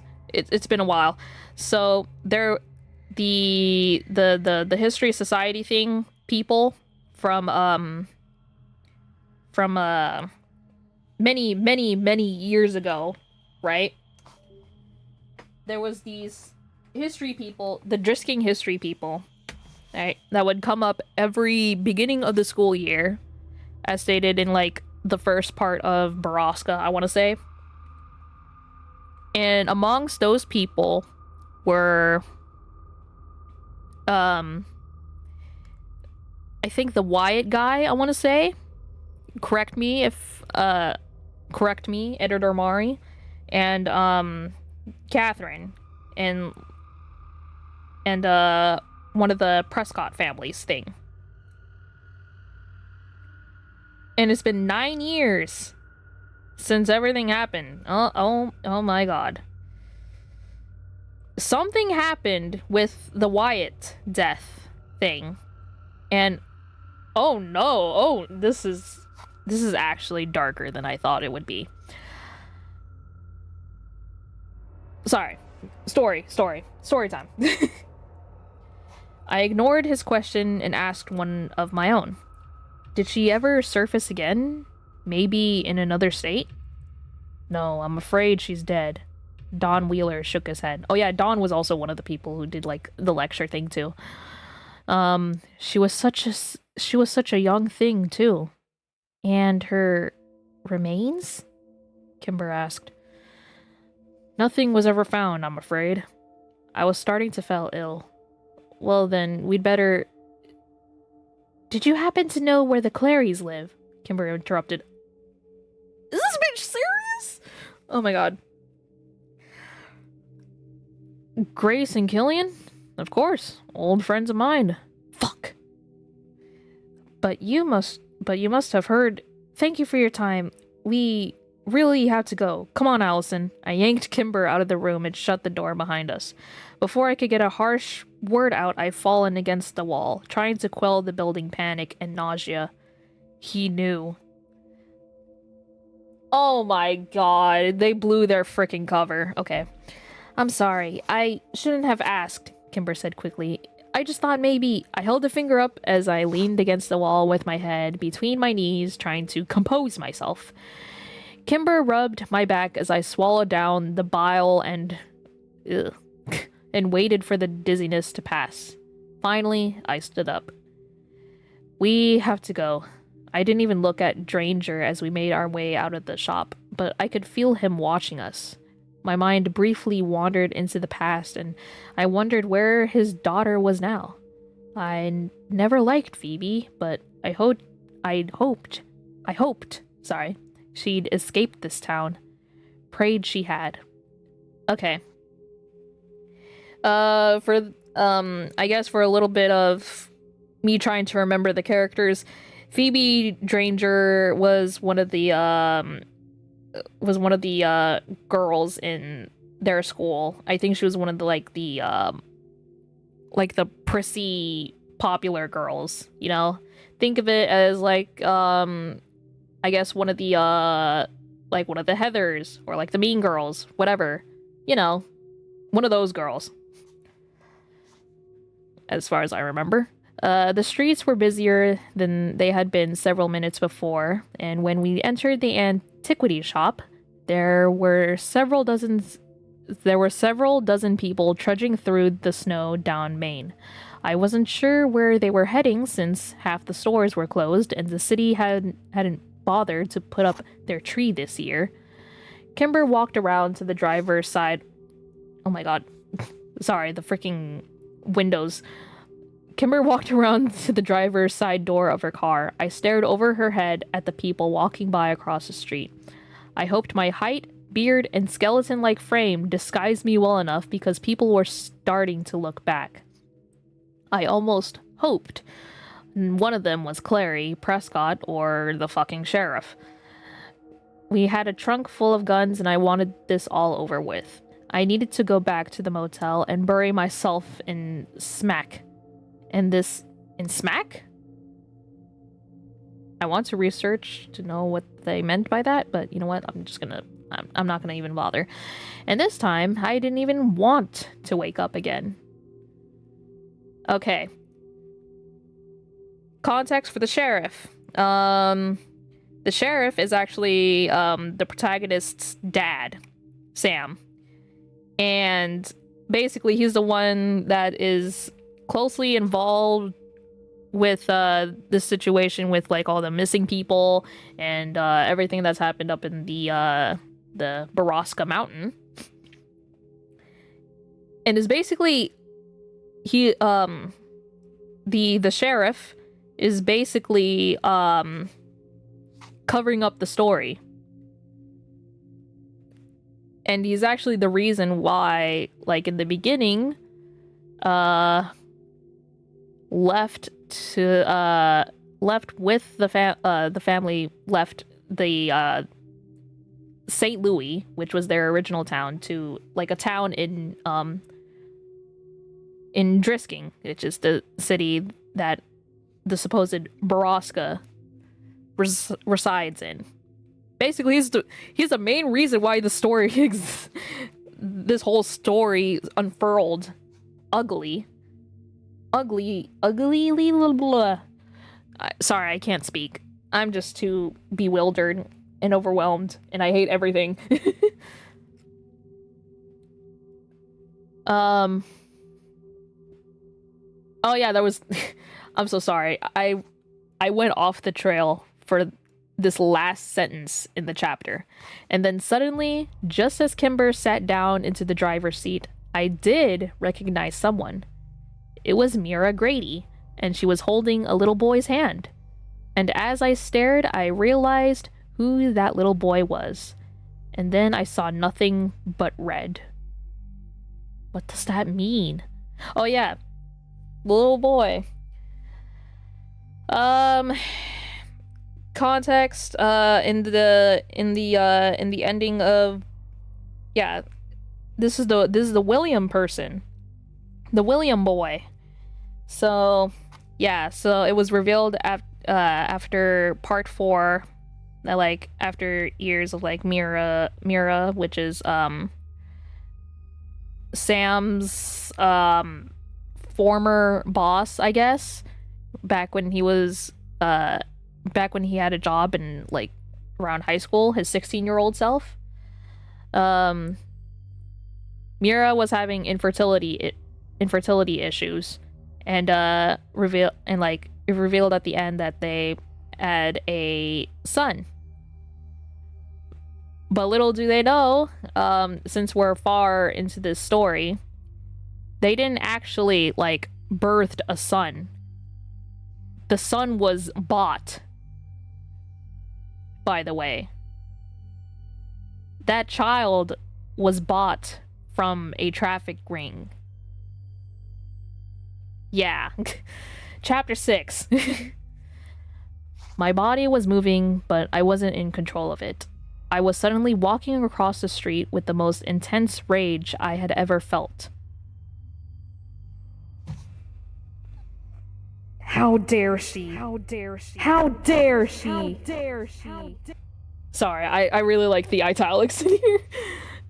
I was in front of Mira before I could get back in control. What the fuck do you think you're doing? She jumped and her eyes snapped up to my face in fear. Excuse me?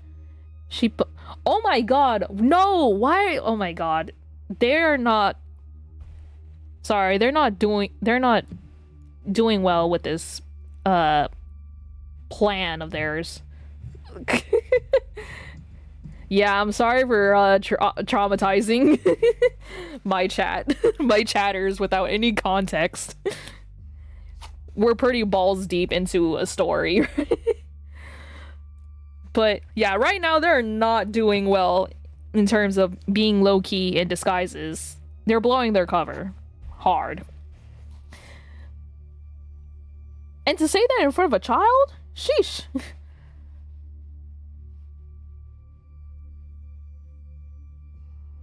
Oh my god. Okay. Wait. Where am I? Thing you're doing, put the kid behind her. Like, no, don't call them. Wait, who is talking in here? What are you doing? She pushed the kid behind her. Let go of my nephew? I'm sorry?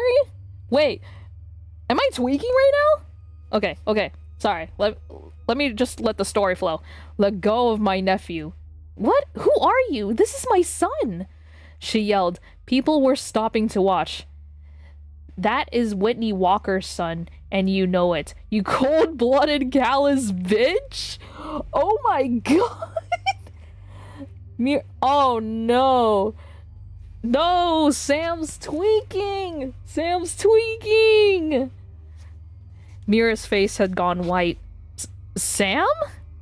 Give me my fucking nephew, Mira. The boy started quietly crying and whispered, Mommy, in distress, no! No, no. What are you doing? Stop it! Kimber was pulling at my arm, trying to turn me back towards the car, but I wasn't moving.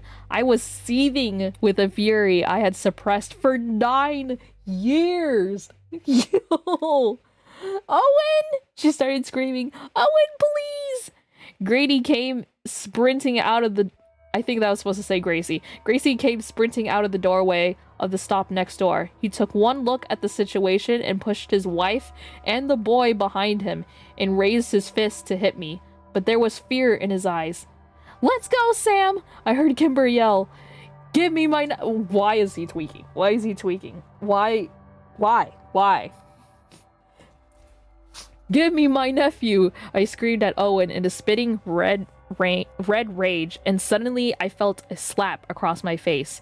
The strike served its purpose. Reality began to bleed back into the world, and I realized exactly where I was and what I was doing.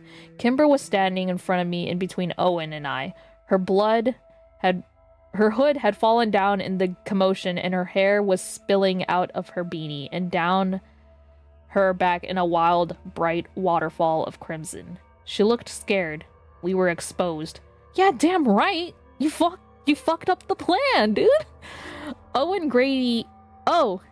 Grady is the last name. Oh my god, I'm so sorry. Why did I thought it was Gracie? Okay.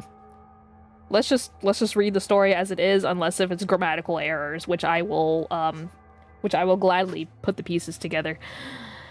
Okay. Owen Grady lowered his fist and seemed to realize who I was. He began screaming at the top of his lungs, Get the cops! Get the sheriff! Get him now! I was already moving, climbing into the... Wait, was that Owen's voice? No, whatever. I was already moving, climbing into the driver's seat of Kimber's car, leaving her no choice but to get in on the other side. She handed me the keys, and I turned the car and hit the gas, giving no regard to the slippery roads. Kimber screamed as I fishtailed, trying to get off Main, and then at every corner after, desperate to escape the scene I'd caused. The car slid into a snowdrift just outside of town. I rocked the car in and out of drive and reverse until the tires finally found purchase on the road, and then we were speeding out of town again. There were no other options. I'd blown it. Yeah, you fucked it up, bro! You fucked up the plan! Sorry. I knew exactly where I needed to go now. Stop! Stop and get out of the car, Sam! You're high! You'll kill us both! Don't do their work for them!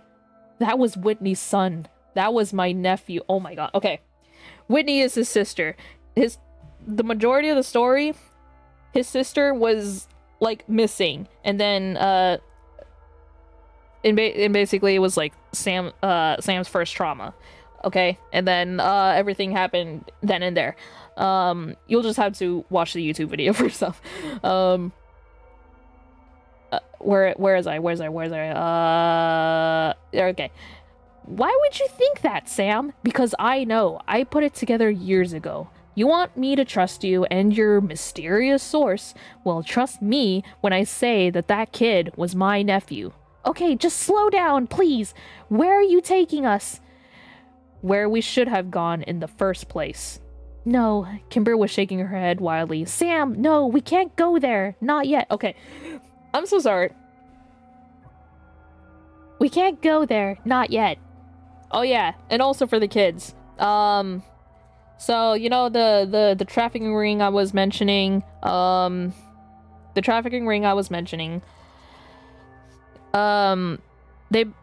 the traffickers, the ones who hosted this whole operation, basically, I guess, divided the kids' names up to, like, the first letter of the traffickers' last names. So for all of the kids that were in the last name of P, like Phoebe and the other Parker, those are the Prescott's children that they belonged. For all the for all the children named in first named in K, Kimber, Kyle, that's all I could think of. Those were the children of the former chief of the what's it called? Oh my god. It's Killigan Clary. That was the former chief of the town, Drisking, before Sam's dad became sheriff. Okay. Have you caught up now? Have you understand everything? Okay, good.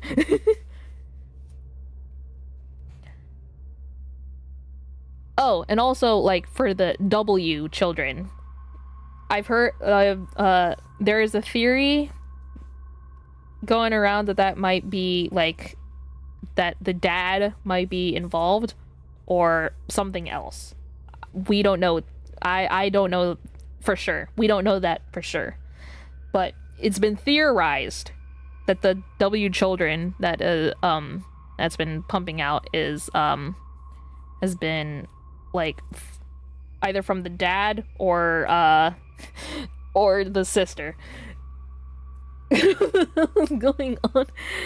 This is a really fucked up creepypasta. I'll say it. But yeah, but once I put it all into one YouTube video, I guess, hopefully by Halloween, it'll explain everything. Okay, sorry, I got sidetracked again. Yeah, well, I have to go. They know we're here now. The sheriff will be hunting us by nightfall. It's now or never. But the car will never make it up that road. Oh, I'm willing to bet that road is plowed. Going all the way up to... Yes, I was right. Less than 2 miles away, we found that road. It was one I had used only once, and by all logic, I should only barely remember it. But I had seen that dirt road in my nightmares for years. It was a road I had sped down trying to save my best friend. I'd failed then. I wouldn't now. We drove up the side of the mountain in Kimber's Mazda at an unmanageable speed. I needed to get to Borrasca before the adrenaline wore off. I needed to kill them all. Oh my god. Kill? Oh my god.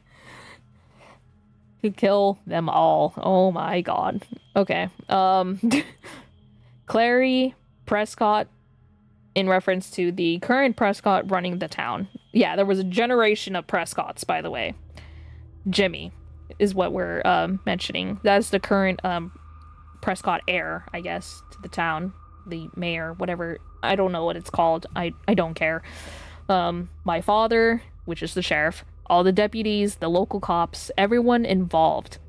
And I needed to die along with it. I wanted to. But then, where did that leave Kimber?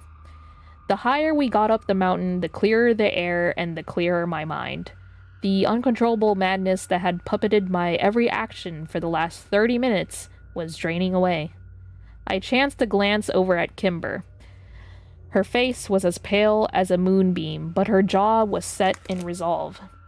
She was with me 100%, even though we were on a suicide mission. My heart lurched. My death was inevitable, even acceptable, but Kimber had already suffered so much. I couldn't bring her back to Borrasca. Could I? Could he? I don't know. Sorry. I slowed the car down. I slowed the car to a stop when I realized that I couldn't remember why we were headed up to Borrasca in the first place. They knew we were here, right? No. Or did they? What had I done? I couldn't remember what had happened in town, but I didn't want to admit it. Will you drive us back to the hotel? I asked as my heart slowed and the strength began to drain from my body. No, Kimber said softly, staring into the trees next to us. She turned to look at me. We're already here. The road kept winding up the mountain, but subconsciously or not, I had stopped right at the proverbial gates of the North Central Mine, known as Hell on Earth to many, and Borrasca to the rest. I felt paralyzed, unable to move or speak or even think. I listened intently for the sounds that had scored my nightmares, but all was as silent as death. They would know we were here. They would have heard us coming. It was now or never. Stay in the car, Kimber, I told her, and she gave me a look I couldn't read as I opened the door. I walked to the back of the car. I think that's what they meant. Popped the trunk and pulled out a 9mm Beretta I had seen. What? Pulled out a 9mm Beretta I had seen when she showed me the guns on the highway. I guess imagine there's a reference up top of what the gun looks like, I guess. Checking to make sure the clip was loaded, I chambered around. I knocked gently on Kimber's window. I guess we'll use that. Her eyes glued to the gun in my hand. Stay here, I whispered. And if you hear any gunfire, bolt. She gave me an appraising look. I don't think you're in any space to do this right now. I knelt down in the snow so that I was eye level with her. I agree with you, but this is the only chance we have, right? It wasn't a rhetorical question, but she didn't know that. Because of your fucking antics in town, Kimber said icily. She opened the car door. I'll go with you. No! I hissed into a cold mountain air, but she was already walking to the back of the car and opening the trunk. I knew any confrontation with her at this point would be loud, so I had to weigh my options carefully. Kimber pulled out the pump-action shotgun. Do you even know how to use that? I asked. Kimber racked the shotgun with one hand as she walked past me toward the mine. Don't mock me, Sam. You'd be very surprised what I know about guns. Her point taken, I ran to catch up. You know, if we do this now, we'll never get the records. They'll be dead, we'll be dead, but Borrasca will just continue. Maybe we should just wait. Wait. Oh yeah. I think that was Kimber saying that. I'm sorry. You know, you did this now, whatever. It was your idea to come here now. I'm having second thoughts. But isn't that your life? Wait. Yeah. It was your idea to come here now. I'm having second thoughts. Fucking loser, cringe, beta, cuck. Sorry. But that isn't your life. But isn't that your life, Sam? A series of second thoughts and regrets? She snapped. Shh, Jesus, Kimber. This is just recon, okay? Don't get spotted and don't make a fucking sound, I whispered. The snow this far up the mountain was almost a foot deep. There would be no hiding that we had been here if we somehow got out alive. We made our way into the camp using the trees as cover, and as we moved I noticed that the driveway into Borrasca showed no signs of tire tracks in the new snowfall. Were they sleeping up here? Were there sentries on duty even now watching us? I turned around to find Kimber, but she was now more than 10 yards to my left, and further away than I could hope to whisper. The closer we got to camp, the more I began to feel it. Something was wrong. Very wrong. I could see the dorms, the trees, still standing exactly where as I had remembered them. However, the skinned and men, sorry, that was just the way it was said in the story, not my writing, sign had lost support and was buckling precariously in the middle. The large building that housed the shiny gentleman, shiny gentleman referencing, the grandiose person hosting the who was behind this whole trafficking ring operation, was also still standing, and the door had been left slightly ajar so I could see the conveyor belt feeding into the machine. My blood, like everything else around me, froze to ice. Kimber was suddenly beside me, her hand clenched around the shotgun which hung at her side. "It's gone," she said, louder than I would have liked. She was right. It was too quiet. "It looks that way," I croaked, and bent over at the waist to quiet a sudden dizziness. She turned to look at me, wide-eyed and panicked. Tears began to well at the corners of her eyes. I stood up to give her a hug, and she pushed me away. "It's gone. It's all gone." I took a few deep breaths. "Let me look around. We should check the dorms." Kimber tried to swallow a sob, and I glanced over at her. Had I really just suggested she walk back into the dorms after what had happened to her there? Was I that fucking cruel? I was a fucking mess. I gently pushed the shotgun and closer to her chest. Are they in the building? I think they're in the building, so I guess we should make the chance to put in the cave filter. Even though it's not really a cave, it's more like a building. Stay here. I stepped out of the clearing in no particular hurry. If I was going to get shot, I'm sure as hell wasn't going to die cramped and tired. But the air in camp was still, and no bullets came out to meet me. I wanted to get in and out of the dorm as fast as possible. This was a terrible as fast as possible. Okay. This was a terrible place. So much suffering, so much pain and death. If there was no enemy to kill, then I wanted to step off the hallowed grounds as quickly as I could and get the fuck out of there. I opened the same door that Kyle and I had first gone into almost 10 years before. The stench still lingered, drifting in the stale air and mingling with the fear and tension that I had yet to dissipate after a decade.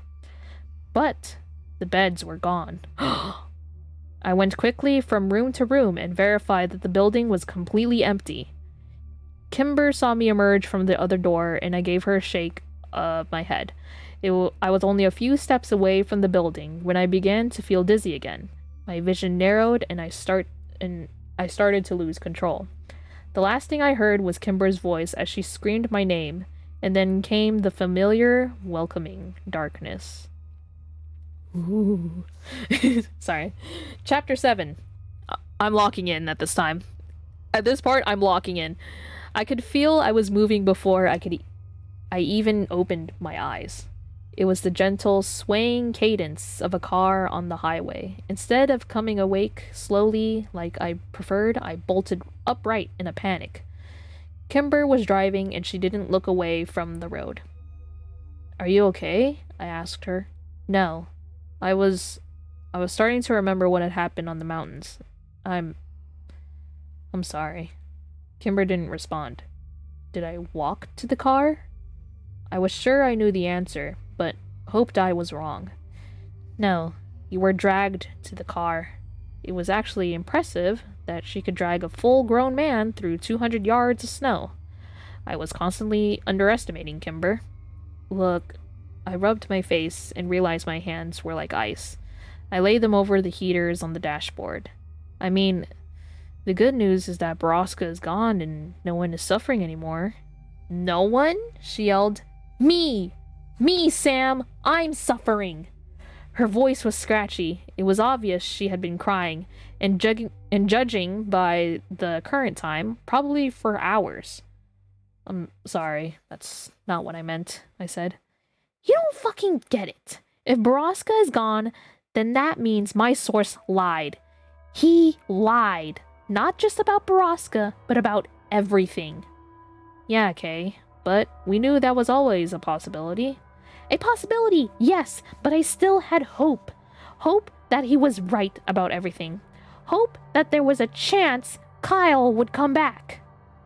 Look, we need to accept the facts, okay? Borrasca is gone, dismantled. It clearly hasn't been there for years, so either your source actually knows anything. Okay, what the hell is this sentence? Okay, I'm just gonna correct this on that. So either your source doesn't actually know anything, or he's trying to trick you for some reason. But either way, Kimber, he's lying to you.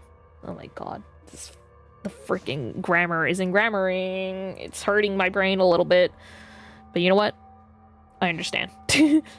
She slammed her hands on the steering wheel and openly sobbed. I'm sorry, Kay, I said quietly. I should have realized Borrasca was gone, with the town gone to shit and everything. Why did he even want us here, this guy? Who is he? It doesn't matter anymore. Kimber's voice cracked. Yes, it does. It sure as fuck matters to me. Who is your source, Kimber? She shook her head, but said nothing. God damn it, Kimber, why don't you trust me? I was fully prepared to die at your side today, but you still don't trust me. I trust you, Sam. I do. I know you would never intentionally hurt me, but you have completely given up on everything. Your life, yourself, and on me. You're irrational and unpredictable. If it wasn't just my life at risk, I would tell you everything he told me. But this is about Kyle, too. And what else did he tell you, Kimber? What other promises did he make? She shrugged and wiped the tears away from her face. He said he had seen some medical records and that he could get them for me. Medical information for some of the Borrasca-born babies in town. And my mom and Kyle. Kyle, I snapped. Always back to Kyle. He was our friend, Sam. Yeah, he was my best friend, and I watched him get beaten to death, and I saw the aftermath. You're being fooled, Kimber. Stop torturing yourself. He's gone. I didn't want to pick at my motivations for believing it so adamantly, but I saw in either my mind the raw truth of it. I knew that the real reason I was so sure Kyle was brain dead was because I couldn't bear the thought that I had been wrong, and that I had left my best friend alone in this den of monsters. I couldn't handle any more guilt in this life. Sorry. I know that now, Kimber said, the sobs racking her body. I know he's gone. But I didn't stop. I couldn't stop. I was a monster now, too, driven by the unseen. And what would you have done if Kyle was just sedated, Kay? No, I really want to know. What do you mean? I would get him out of here, she cried. And then, when you told him the truth about who he is, about who you are, you read the same letter I did. Things can never be the same between you. I would never tell him any of that, Kimber spat. Her eyes were red from crying, and her fair skin was already so pale. She seemed so delicate, but I knew she wasn't. I knew she could take more. I think she couldn't take more. I think that's what they meant. I wanted to push her. Oh wait, never mind. That was what they meant. I knew she could take more. I wanted to push her buttons. I wanted her to hit me, scream at me, push me out of the car on the interstate. I needed the pain. I deserved all of it and more. Oh my god, what the hell? Then I would tell him, I said, because it would be cruel to lie to him. No! She screamed. It would be cruel to tell them the truth. He can never know, Sam. Never. You have to tell him, Kimber, I said bitterly. He's your brother. No! Oh my god. Okay, sorry. Context of this context of from the last part that we watched. In back to like the high school era, their high school era. Kyle and Kimber were dating, but they, that was before they knew the whole truth of this mess. So in in this context, in this hindsight, incest. Don't clip that out of context. But yes, they were dating, but they didn't know that they were related, But yeah. Yeah. Kimber was beginning to shudder. Yeah, she's shuddering at the fact that she incestually kissed Kyle. Bro. Stop. No, please. If this was really your plan all along, then Kyle is lucky he's dead. Oh my god, bro. No! Kimber was now shaking so badly, it looked like she was about to have a seizure. She was beginning to lose control of the car. What the fuck was I doing? Yeah, what are you doing, Sam? And why? I pushed my fingers into my temples. I wanted to die, but I didn't want her to die. I had to get her to stop the car. Pull over, I said quietly. That wasn't quiet, but okay. I had to get her to calm down. Fuck you, she yelled. Pull over, Kimber. I reached over to grab the wheel, but Kimber slammed on the brakes, and we were suddenly skidding to the side of the road. This time, I didn't hit my head. As it turned out, Kimber had buckled me into her car. The Mazda bumped up against the metal gate that lined this side of the highway, and Kimber threw the car in park. She laid her head and arms on the steering wheel and bawled like I hadn't seen her since her mother died. I sat next to her and watched her pain, stunned by my own callousness and cruelty. I loved this girl like a sister, more than I had even loved my own. Why was I trying to hurt her? I was so out of control. It wasn't me. It didn't feel like me. The monster inside me begged for a fix, and if I didn't feed it soon, it would continue to control me, and I would get us both killed. Okay. So okay. A little bit of a side note. The monster that he's mentioning is his addiction. His addiction to hard drugs and cigarettes, heroin, all that other stuff. Yeah. In the high school era, they were into weed. Okay, that's almost harmless. But, things took a really dark turn from here at this point. And that's why he was in jail for it. He did his time. Anyway. Back to the story. What do you want from me, Sam? Kimber whimpered. I held up my hand to touch her back, but remembered that Kimber didn't like being touched, least of all by me. They took everything from me, she said quietly. My mom, you, my body, my ability to ever have babies. I can't let them take Kyle too, Sam. If there's even a chance. She looked up at me then. Do I not deserve a sliver of happiness? Even just a little before I die. What did I do that was so wrong? Why does God hate me? I shook my head. I had no words. Why do you hate me? She whispered. I don't. Oh God, I don't, Kimber. I'm so fucking sorry. I'm a piece of shit. I felt like I had to apologize to her to every hour or so since she come to Chicago. Yeah, I'm starting to see a pattern here. Anyway, she deserved better than me. She deserved Kyle, but I knew she'd never get him. Why don't you let me drive back to the hotel? Wait, hold on. Yeah, the hotel? Why would we go back there? They know we're here. We're almost to the border. Let's just get out of Missouri. Wait, oh yeah. Why don't you let me drive back to the hotel? The hotel? Why would we ever go back? Yeah, whatever. I don't even know who's speaking who anymore. But what about our stuff? My heroin. I'm gonna put this in bold, even though it's in italics. My heroin. My heroin. My heroin.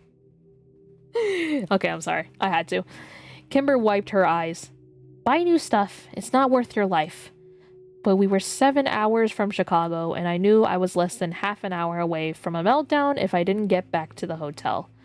Look, we'll just go back real quick and I'll run up and get our stuff. I'm poor, Kimber. I need my stuff. I could tell by the thinly veiled look of pain she gave me that she knew the real reason I wanted to backtrack to the Prince Ridge, and then her eyes sort of dulled over like her soul was melting away. Sure, I don't fucking care anymore. The person I came here for is gone. I'm going to sleep. Kimber crawled into the back seat and curled up into a ball. I'll make it quick, I said, and moved over into the driver's seat. I could hear Kimber crying all the way back to Drisking.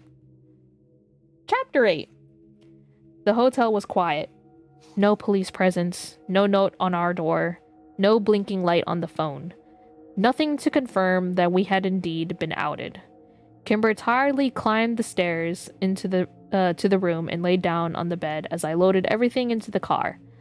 I let her lie there while I locked myself in the bathroom to get high. When I came out, she seemed to be asleep. Kimber, come on, we've got to go. Nothing.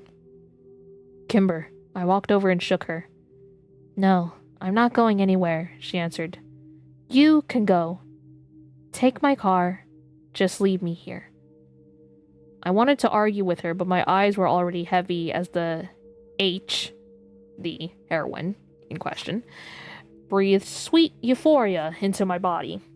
I laid down on the other bed and enjoyed the high for a while. If we were going to be killed in our sleep that night, I wanted it to be like this. I dreamt of nothing but blackness, which is what the dope brought me. But slowly, I became awake in the darkness to the sound of piercing metal screams floating down from the mountain.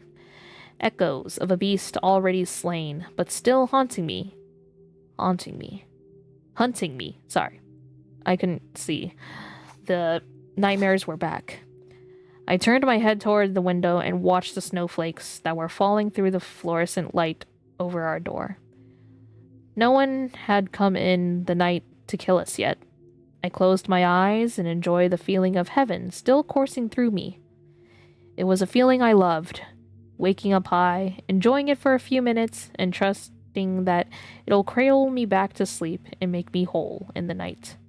It was a monster I never wanted to kill. It encompassed me. The metal whirling started up again. I opened my eyes to the window as if expecting to see the shiny gentleman still sitting outside of it, covered in snow. Was it real? It was so hard to tell. I began nodding off again. And then I heard it a third time. The shiny gentleman was quieter. That it had been 9 years before it was still there, still alive, floating down through the black mountains to my door. I concentrated. My head tried to wander, but I focused on the noise again and again until I was sure. It was real. Oh, correction. The shiny gentleman does not refer to a person. It refers to a machine. The machine that was used to basically get rid of the evidence of, of the ring. When I opened my eyes, sunlight was peeking through the curtains. I turned over to look at Kimber's bed. She had her back to me and was still curled into a ball above the covers. It didn't look like she had moved since the night before. Kimber, she didn't respond. Kimber, what do you want, Sam? I heard the quiet reply. I heard it last night. The shiny gentleman. I took a deep breath. Borrasca is still there. She was silent for a moment and then slowly rolled over to look at me. I didn't hear anything. I did, I swear. It's quieter. Like it's farther away. But it was there. Kimber sighed and then sat up. She looked at the clock. 7:53 a.m. I don't think you heard anything at all. I furrowed my eyebrows. I know what I heard, Kay. She shrugged and got out of bed. I'm sure you believe it, she said as she shrugged off her parka. Kimber, I said, leaning up on one elbow. You saw it yourself, Sam. They're gone. It's over. I haven't heard I haven't heard that sound once in the 3 days we've been here. But I did. I think you probably dreamt it, she said emotionlessly. Sam. What? I snapped my head up. You fucking drifted off again. I'm sick of the shit from you. Your fucking addiction has turned you into a different person. She pointed at my bag, and I knew that she knew exactly how often I'd been getting high. Of course I'm a different person, I said defensively. You haven't seen me in a decade. You know that's not what I meant. I'm talking about the heroin. You're killing yourself, Sam. You look like a ghost already. Kimber threw the parka on a chair and wound a scarf around her neck. She sat cross-legged on the tattered chair in the corner of the room. Is this an intervention? I asked. Because better friends have tried. Liar. Liar. Liar. Liar. Liar. Sorry. Shit break. Fuck off, Sam. This isn't even about the drugs anymore. I can't rely on you. You make yourself a fucking liability. Nodding off, passing out, not at all in control of yourself. Always needing a fucking fix. As she eats her chips. And you're mean. Vicious even. You forget the things that happened hours or even minutes before. I needed you here, Sam, and you fucking let me down. I didn't ask to come on this little mission of yours, I said hotly. I told you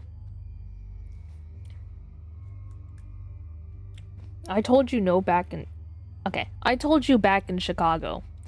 No one put a gun to your head. Well, you may as well have. I wasn't going to let you go alone and get yourself killed. So, you come with me and put my life in danger every chance you get? Just forget it. This was all for nothing anyway. They know we're here. They haven't even attempted to stop us because they know how powerless we are. We can't do anything because there is nothing left to expose. We got outsmarted. I heard the mill last night. They just moved it is all. You didn't hear anything. You were unconscious. I know what I fucking heard. You don't know shit. You're too high to even realize where we are half the time. That is bullshit. You haven't been sober in days, maybe weeks, maybe even years. Damn. She was right. I haven't been sober since prison, and even when I was usually high on something. It had been so long. What do you want from me, Kimber? For most of the conversation, Kimber had been staring out the window, but now she turned her head and looked straight into my soul, as if this was the question she had been waiting for. I want you to give me Sam back. My Sam. Her words cut deep, so I laughed at them. I want to be able to trust what you say and be able to tell you things too. I know you would never lie to me, Sam, but when you're high, I can never tell if what you're seeking and hearing is real.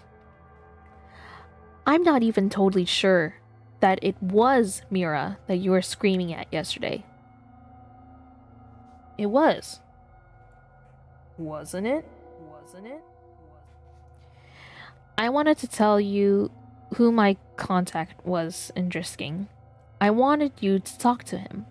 He wants to talk to you. And there are things I wanted to tell you. Things I may as well tell you now since it's over anyway. Like what? I asked. Killian Clary is dead, Sam. What? When? 8 years ago. How? Oh my... What a revelation. What a revelation. One of the abusers, one of the hosts, is dead. Wow. Who could have thought? Who could have guessed? Anyway, I don't know. My heart broke for Kimber. Clary was fucking dead and she had known it. Kimber should have been able to confront her abuser, cut his dick off, kill him if she felt the need to. And now, she would never had that chance. And she'd known it all along. Kimber. Just fucking stop, Sam. There's more. You know Ambercott Fort and the Triple Tree? They're gone. Someone burned that shit to the fucking ground years ago. There's unrest in Drisking. We could have used that. Fuck. But that's not even remotely the worst thing. The worst truth of all is this. I didn't come out here to expose that fucking baby farm. I should have, but I didn't. I didn't even come out here to kill my... She was tripping over her words as she tried to breathe in between them. The man who hurt me, but I really, really wanted to. The reason I came out here was to find out the truth about Kyle, or die trying, and I couldn't even do either of those things. I don't know where Kyle is, and I am still alive to live with that pain. So I knew I could never fight all of this. I wanted to hug Kimber so badly, but I knew she wouldn't want it. But you could have, Kimber continued. That's the worst thing. You could have. I brought you out here to do what I can't. Kill them, help all those women we left here 9 years ago. I'm too weak to do it. Too broken. The only person I could have helped was Kyle. I thought you could handle everything else. Kimber let out a spiteful laugh. It sounds fucking stupid now. No, it doesn't. But you're stronger than you think, Kimber, I said. So are you. I didn't know if she was right. I had monsters I couldn't kill, and she was stronger than I would ever be. But she was hurting, and I inflicted so much of that pain. Kimber had been buried under all of these burdens alone. She was trying to carry all the weight of Borrasca and Kyle by herself, and I had just made her burdens heavier. She couldn't afford my weakness on this campaign, but she still bore it, just like when we were kids. Kimber was the glue that held everything together. She was even holding me together. But the glue was cracking, and Kimber was about to shatter. And I was the one making the final swings of the hammer. I had to listen to her now. She was telling me that she needed me. She needed me, not who I had become. It had been so long since anyone had needed me for anything. And those women, all those years ago, what was it that I had promised them? Oh shit. Flashback. I will come back and help you all. I promise. As soon as I find Kimber. Well, Kimber was here, and so was I. And so were they. Despite it all, I was sure of what I'd heard. I needed to do better. I needed to be better. For her and Kyle. And all of those I left behind.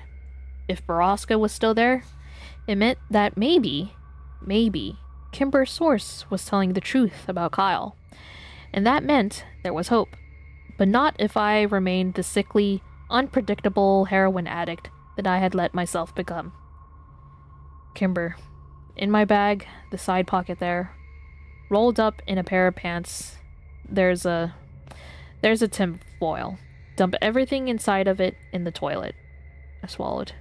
And flush it.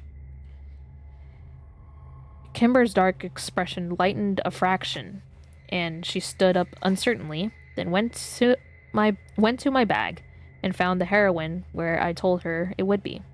She unwrapped the tinfoil, and I watched the sadness cross her face when she saw the size of the brick. It takes a lot for me. Are you sure about this? She asked. Was I? No.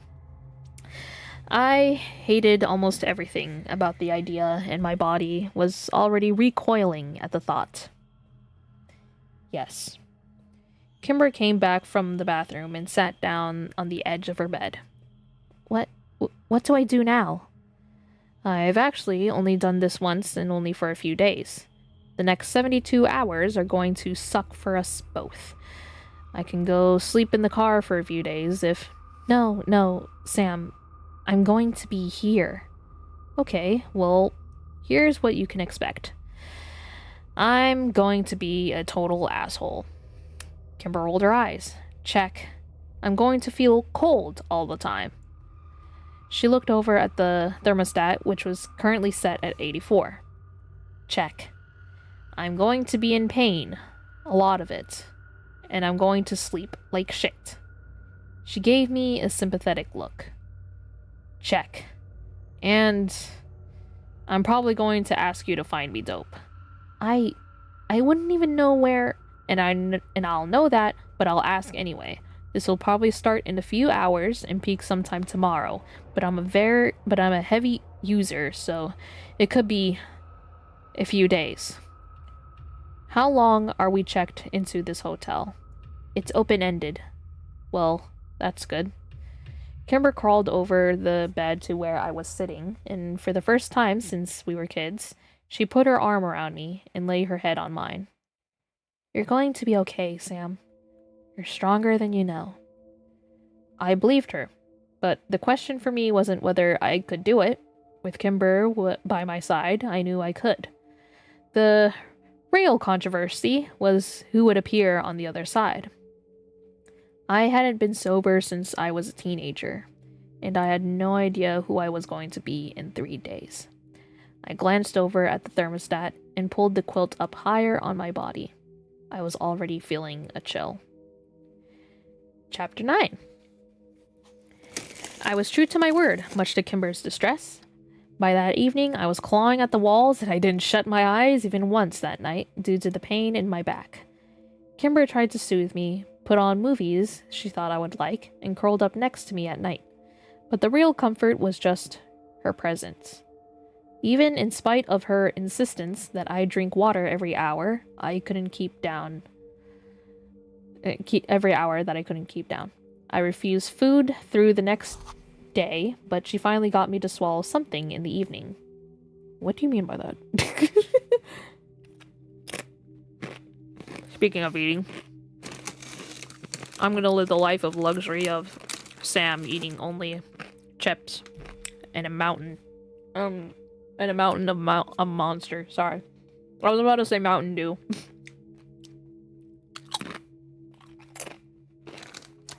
I'm pretty sure we're past 4 hours. But it's whatever. I'm locked in. That night I slept, and I lived in dreams so real they were almost lucid. More than once Kimber woke me up because I was crying or shouting. The day after that I laid in bed all day, and didn't move other than to limp to the bathroom. My back was still in burning pain, though the rest of my body was freezing. Kimber, not knowing what else to do, turned the heater all the way up to 95 degrees. She was down to a tank top and underwear, but still I shivered. The following morning, I woke up with no memory of the night before. Kimber told me she had only woken me up only once from my nightmares. It was the fourth day I had been clean, and though I was still aching and going through heavy withdrawals, my mind felt more clear.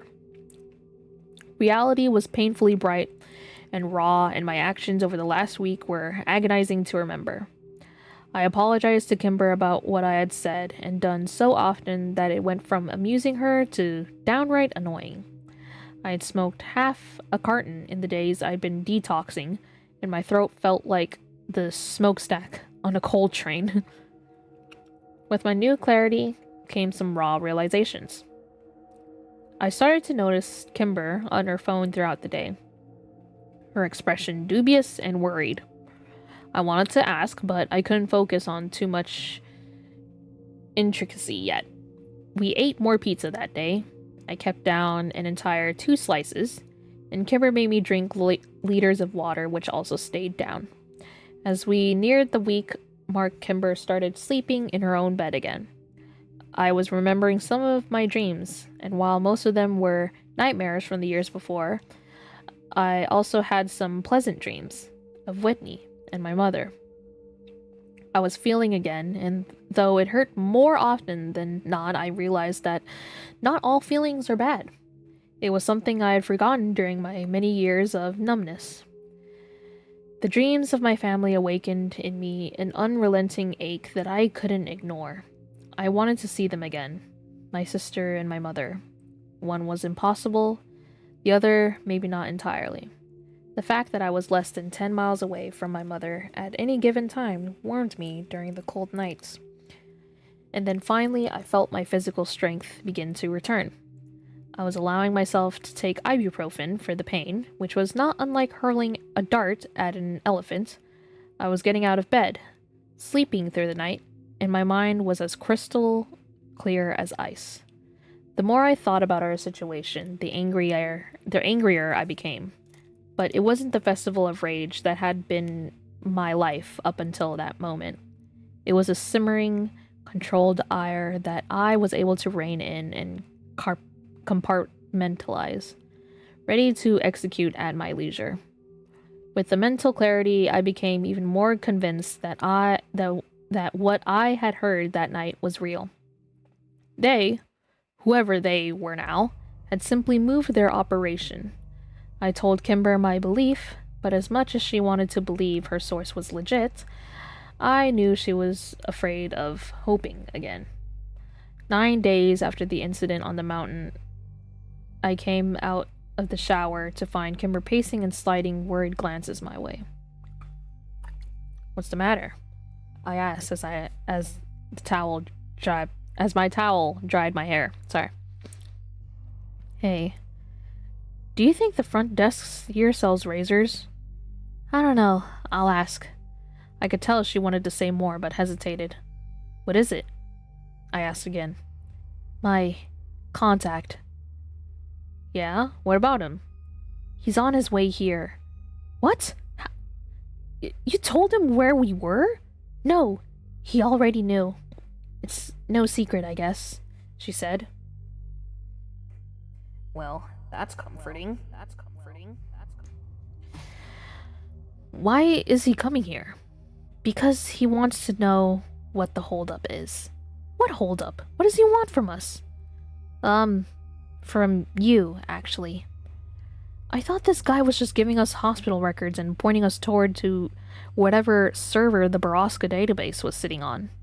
He's, I made a wild gesture with my hands begging her to continue. "We're never gonna get the records from him, Sam." "What?" He glanced over the window and crossed her arms. "I'm sorry. We never were.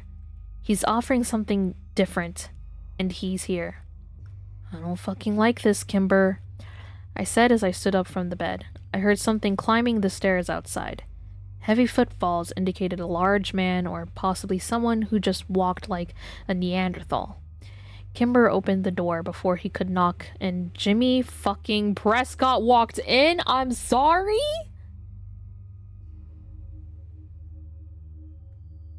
Oh no. Fuck. I'd been keeping the 9mm next to the bed, but had moved it during my withdrawals in case I wanted to fucking shoot myself in the head. It was currently in the bathroom, completely out of reach. Holy shit. Look at you. Fucking Sam Walker. Did you know you look exactly like your dad? What the fuck is he doing here? Kimber. I seethed.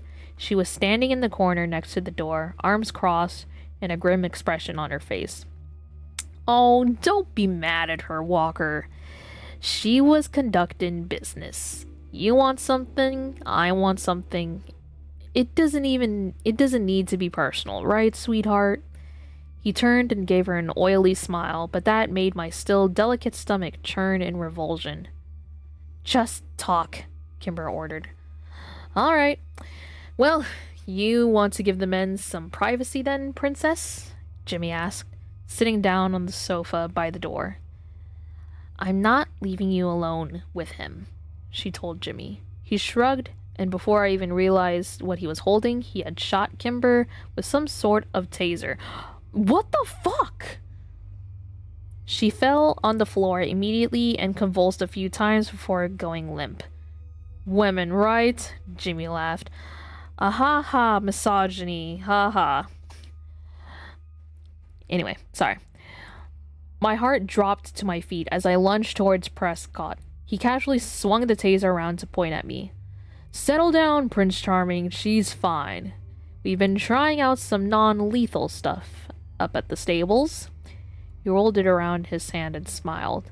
I think I like this thing. Fuck. Think, Sam. What do you do next? Get him to talk. Buy yourself some time. Why would Kimber want to talk to you? What did you tell her? Nothing, really. He shrugged. Threw her a bone on that Landy kid we stomped to death way back when. Well, you remember. You were there. Shit, I almost forgot about that.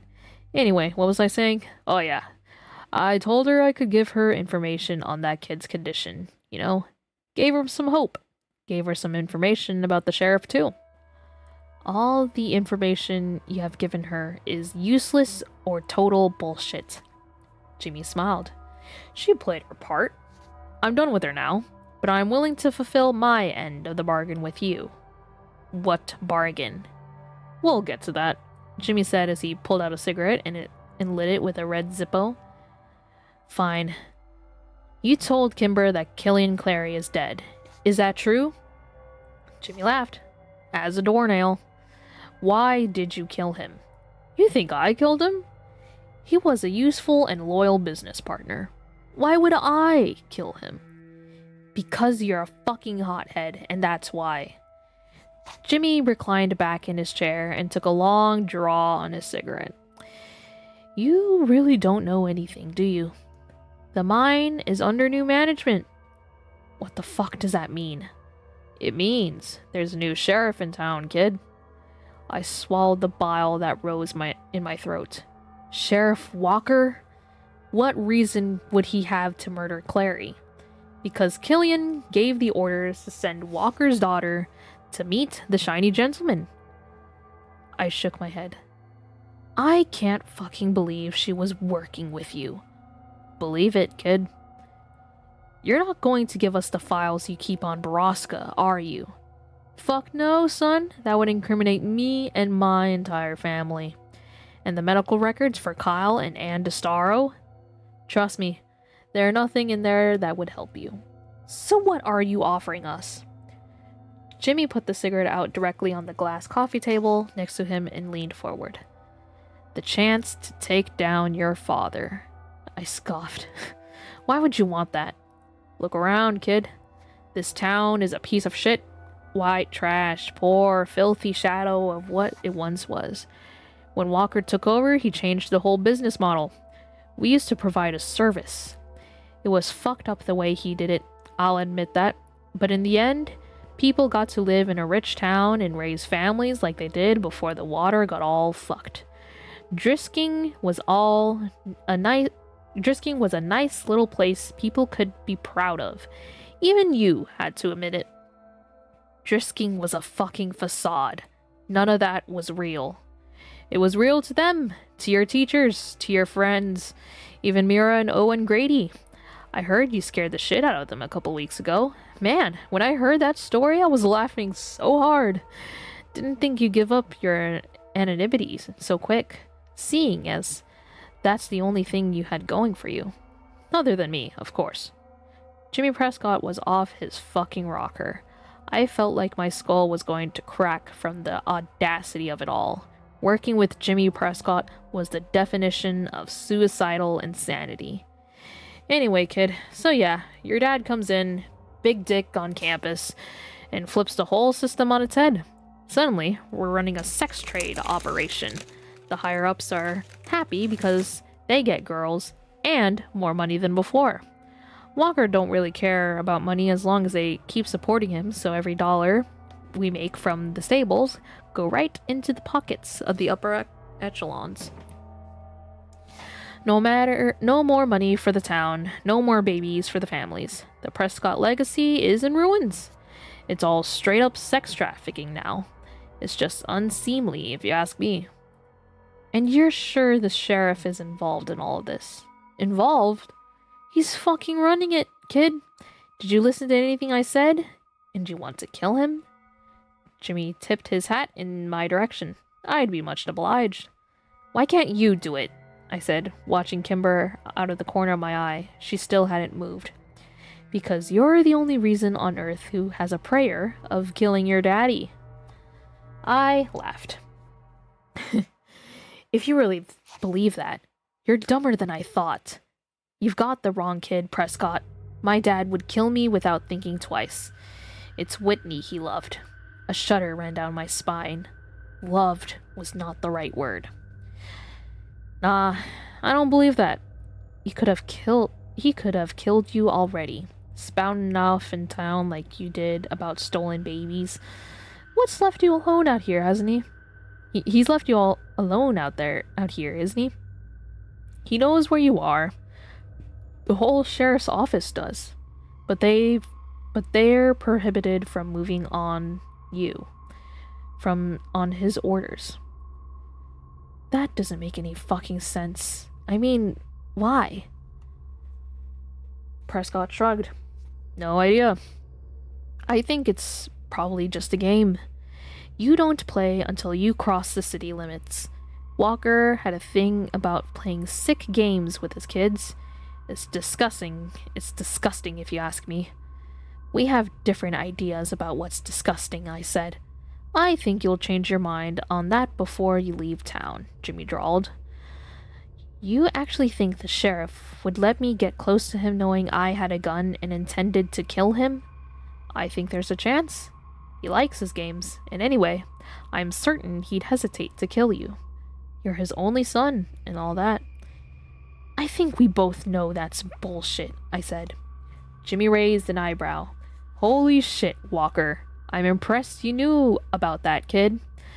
I don't even think he knows about his bastard. And let's say I do manage to kill him. Wouldn't his deputies just shoot me? Nah, I've got a promising coup in the works. Been planning this for years. A fair number of his people are loyal to me. Even if that's true, you just kill me once it's over? Nah, I wouldn't do that. Why not? You'd be in charge, so why keep me alive? I want Borrasca exposed. I want all you sick fucks in jail. Kid, I don't want to be in charge. I don't want to do paperwork or give a shit about how the money is handled or where it goes. You could do that, though. I say we take down the sheriff and install you as Big Dick on campus. Pussy for miles, son.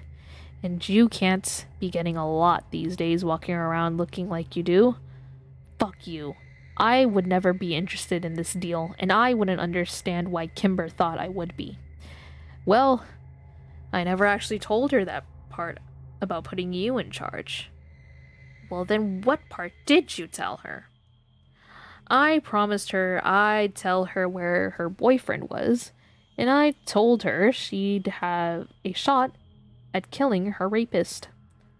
Her rapist is already dead. Nah, Jimmy leaned back as he put his arms behind his head. He isn't.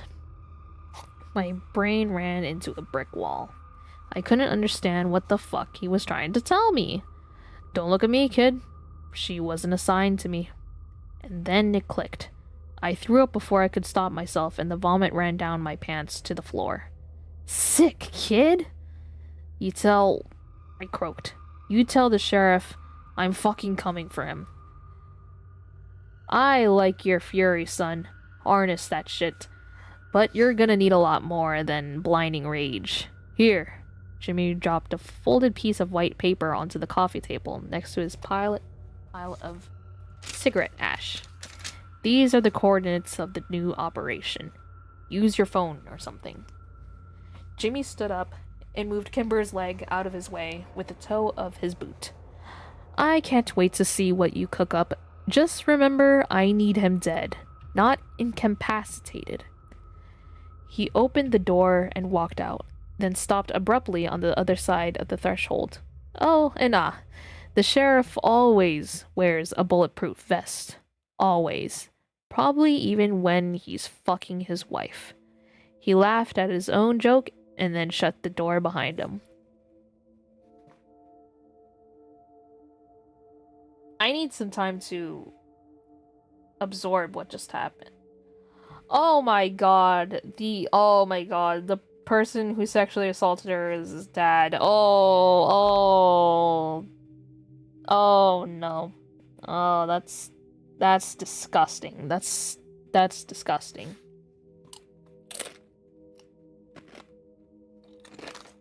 Sorry, I need a minute. I'm gonna run this as like the longest stream I'm ever going to do, and probably the last stream that I'm ever going to do it. And then after that, I'm gonna take a break from reading creepypastas until I feel like doing them again. A long break, because this is a lot. This is a lot.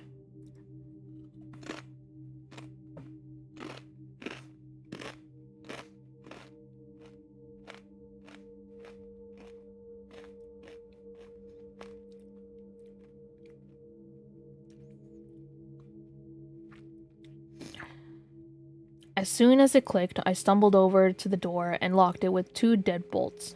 Then I collapsed against it and crawled over to Kimber, who hadn't so much as moved since she'd been tased. I worried he had it on too high of a setting for her small frame. That is so fucked up. Also, hi Slayless Nesmo. I can't pronounce your name right now, but hello. Welcome in. Yeah, not so much of a welcoming environment, isn't it? Especially with this story. Sorry. I rolled Kimber onto her side, a life-saving maneuver that an addict like me would need to know. And when I was satisfied that she was still breathing, I dragged a pillow down from the bed and shoved it underneath Kimber's head. I wanted to punch something, or break something, or beat someone to death. Not just anyone, my father. The man Kimber had known since she was 9 years old. Disgusting, by the way. The man who had watched her grow up with his own son. Why was I fucking surprised after what he had done to Whitney? I had killed my monsters. I would kill him too. And perhaps worst of all, Kimber hadn't told me. She had kept it all to herself to protect me from the pain. I was the spitting image of my father. I had known it, and Prescott had confirmed it. But she had never recoiled from me in disgust. or looked at me with fear. I knew the sheriff had to die. Jimmy Prescott, sick, twisted fuck that he was about to get exactly what he wanted. But I knew I couldn't let him live either. Prescott couldn't keep me alive. I was a liability. He knew that. He knew that I knew that. He was simply gifting me a lie that I could use to comfort myself while I prepared to go through with it all. Because I knew if Jimmy Prescott was coming to me for help, that meant that he had completely lost control of the situation. And if Jimmy, with all of his money and influence, couldn't have the sheriff killed, no one could. Except maybe me, on the long shot bet that my father harbored any remaining paternal feelings for me. I only had the beginning tethers of a strategy, but soon I would have a full plan. And I knew for damn sure that it couldn't involve Kimber. I wasn't going to bring her into the mine with me. I'd put her in too much danger already. I had to figure out how to execute this perfectly, because perfectly was the only way it was going to work. But for now, I would just lie on the floor as the throbbing body ache ate at my coherence. A sharp pain began to push into my back between my shoulder blades. Fuck. I only had days left to live, and I didn't want to die sober. I didn't want to feel anything that you feel when you die. I wanted to be high as the fucking stars when my time came. I'd earned that at least, hadn't I? The sheriff knew I was here. Prescott was getting impatient.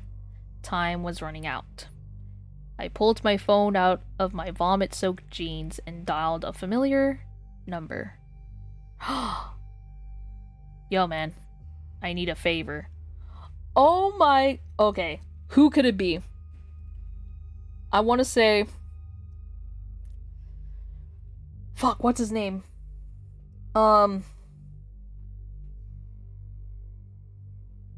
It was one of the dude bros from like part 2?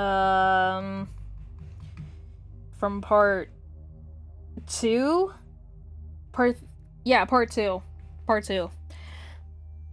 Is his name like Peter or something? I don't remember. But I know. I just knew.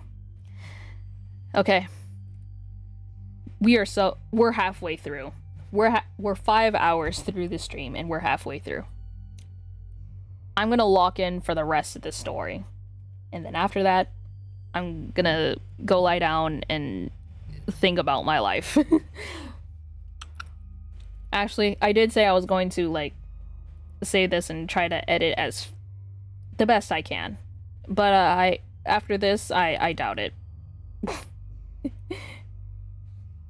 Damn is right. Damn is right. I've been here for too long. Regardless, I did waste like an hour or so of a reaction that I saw just that I did just today. Probably that video is going to be out first. And then yeah, that's going to be the plan. The creepypasta story is going to be the next video for YouTube's. The Halloween video is probably going to be the reaction. Here's to hoping. I don't even know what it is. Borrasca. Yeah, Borrasca was originally a r/no sleep creepypasta. At this point, it feels like I've read a whole novel. I'm going to be honest. But yeah, currently what Originally it was just 4 like 4 parts. It was in 4 parts. And currently what I'm reading is kind of like what they say is the alternate ending, or so they say. And yeah, there's like 20 chapters of this, by the way. Or so, whatever it's called. But I'm already locked in. I'm already like this deep through the story. So yeah. Yeah, I know you just got here. But this story has been putting me through a lot of reading. But yeah, and enough rambling. Once I get the whole reading together, I don't know whether I'm gonna put this all in parts or one whole video. I don't know. But we will probably see.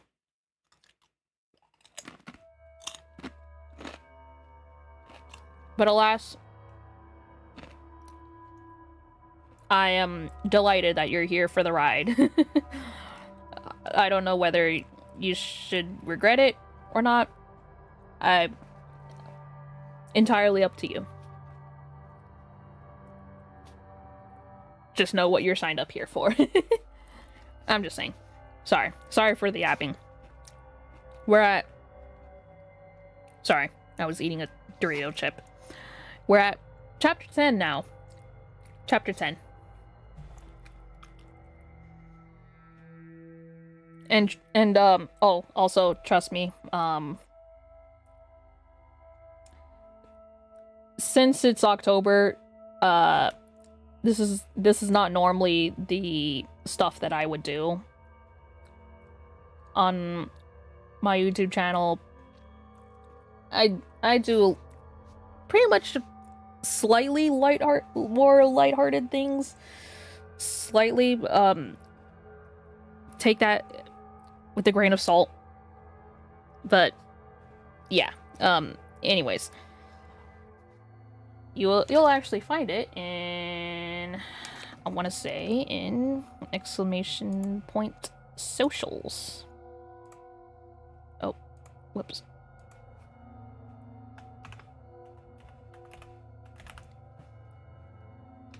I think that's how you type it. I don't know. I don't think the link's working. Oh my god. Anyway.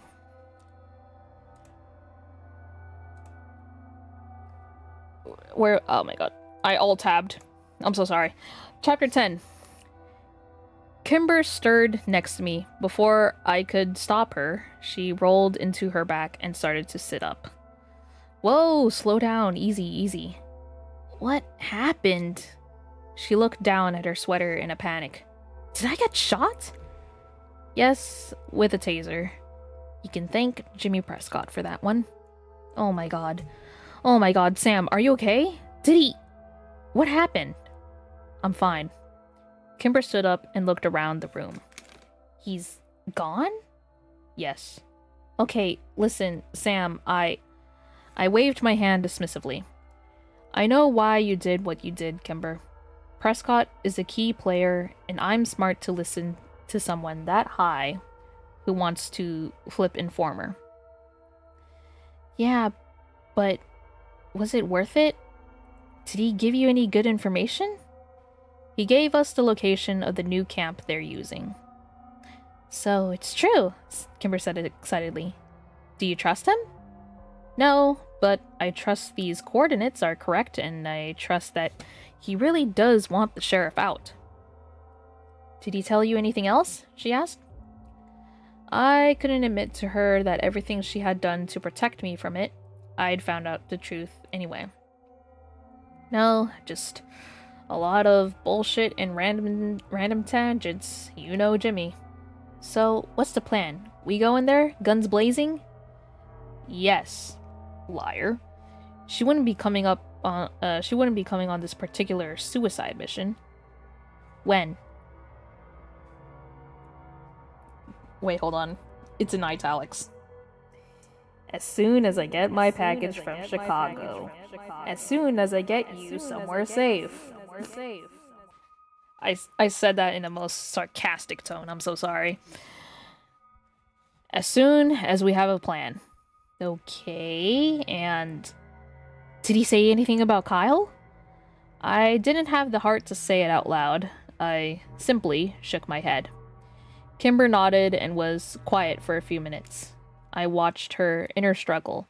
I remember Kimber well enough to recognize that she was searching for something inside.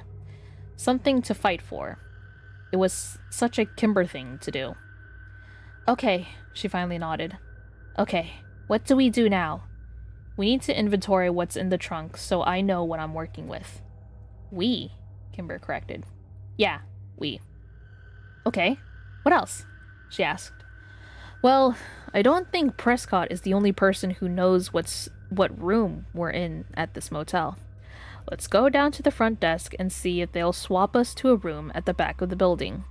On the first floor, if possible. In case a quick escape is needed. We'll keep parking in the front, though. Yes, right. Kimber was nodding. Very clever, Sam. I'm almost impressed. Yeah, I guess I'm smarter than I look. That's not what I meant.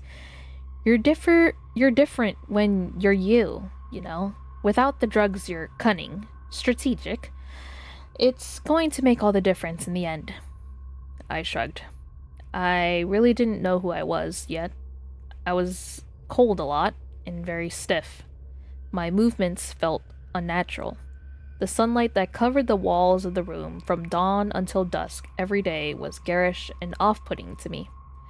Everything felt very raw and sharp and unfamiliar. But for the first time in so long, I was able to remember every minute of my day. My motivations were also much clearer and coherent. Keep the monsters dead, kill my father, and above all, maintain Kimber's safety at all costs. We pulled the car around the back of the building and inventoried Kimber's arsenal that afternoon. There were 2 bulletproof vests and 27 guns in total. 7 rifles, 2 shotguns, and 18 handguns, including the Beretta I always kept on me. Kimber had 460 rounds of assorted cartridges. Oh my god! Damn!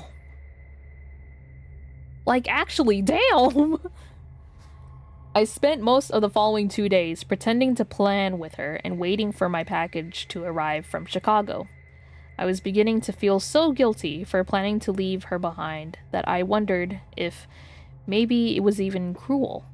She wanted vengeance. She deserved it. But Kimber had already suffered so much. She shouldn't have to die for revenge.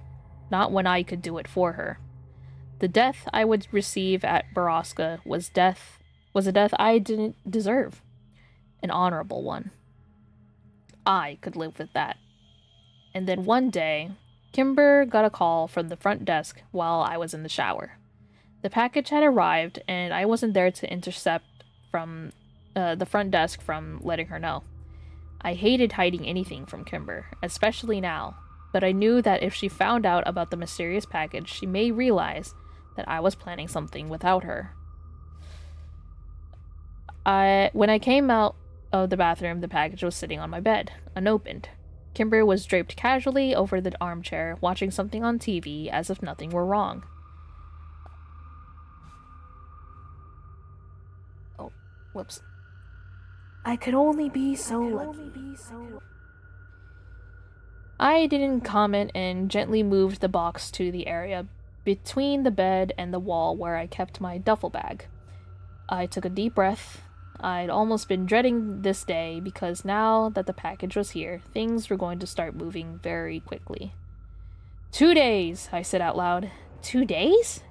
Kimber asked without taking her eyes from the screen. We do this shit on Wednesday. I couldn't believe I actually knew it was a Monday. It was the little things that continued to impress me. Kimber kicked her feet off the bed and sat up in the armchair. Are you really ready? She asked. We'll have to be. Our plan is solid, and we're running out of money. We need to make a move. We can't just wait for them to forget we're here. Do you think we should drive a few towns over and pick up more ammo? No. If we can't do it with 500 rounds, we can't do it at all. I need Prescott's number so I can ask him when the sheriff will be on the mountain. I've mapped the coordinates he gave us, and it'll take us just under 40 minutes to get there. I'll find out, she said and pulled out her phone. No, I don't want him having access to you anymore. Once was bad enough. Sam, I can handle this. I got us this far, didn't I? Kimber, you know what that man has done. Yes, better than you do, Sam, she said bitterly. Give me the number. We stared at each other down for a few minutes, both refusing to back off. Why are you trying to take me out of the equation? She said finally. I'm not, I lied. Ooh. He's lying now? Again? Bro. Anyway. Kimber glared at me angrily and then threw her phone at my head. Get it yourself! She sat back in her chair and watched me as I picked her phone up from the floor, and I imported the number into my own. I know you wouldn't leave me at this fucking hotel, Sam, she said. Of course not. I wouldn't go without you. Liar. Dude, what is bro doing? What is bro doing? Okay. Fine. Then I need to tell you that before we kill Jimmy, I want him to tell us where they're keeping Kyle. What? I sent the text to Prescott and then pulled the 9mm out from under my pillow where I kept it and checked the clip for the 100th time, counting the bullets. What do you mean, where they're keeping Kyle? I told you about this, but I'm, wait. Okay, this is Kimber talking. I'm so sorry.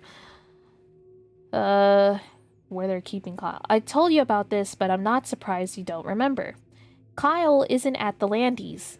He hasn't been for years. Otherwise, I would have gone and got him when we first came into town. Jimmy told you this? I asked. Yeah, he said he's either in a home or a care center or a hospital or something. Maybe not even in Drisking at all. Prescott wouldn't tell me. But I know he knows, and he promised to tell me that if we could kill the sheriff, I assume you plan to kill Jimmy too. And I want to know where Kyle is before you do. I nodded. I had to give her this. I would give her this. I'd make sure to beat it out of Prescott before I killed him. How to get that information to Kimber before I was gunned down, I didn't know. And I had precious little time to figure it out. My phone chimed. It was Jimmy. Okay. This is the part where they're, like, I'm assuming they're gonna be texting a lot, but you know what? I'm still gonna go back and forth with, like, the telephone filter and whatnot. Okay. Who the fuck is this? That was Jimmy Prescott. JP. We'll put JP in for consistency's sake. Me, Sam Walker. JP. Where's the Destaro girl? Me. You talk to me now. JP. Hey, it really is you. Me. When will the sheriff be at Borrasca? JP. Nobody calls it that, prick. Me. When the fuck will he be there, Jimmy? JP. Your daddy is heading up to the stables tomorrow morning. I assume he'll stay a while. Has a couple girls he really likes up there right now. You know how it is when you get a new piece. I almost pressed the wrong thing. The sheriff is going up to the mine tomorrow morning, and he'll probably be there a few days, I told Kimber. Perfect, she said, but her tone betrayed her. I could hear uncertainness in her voice, and fear.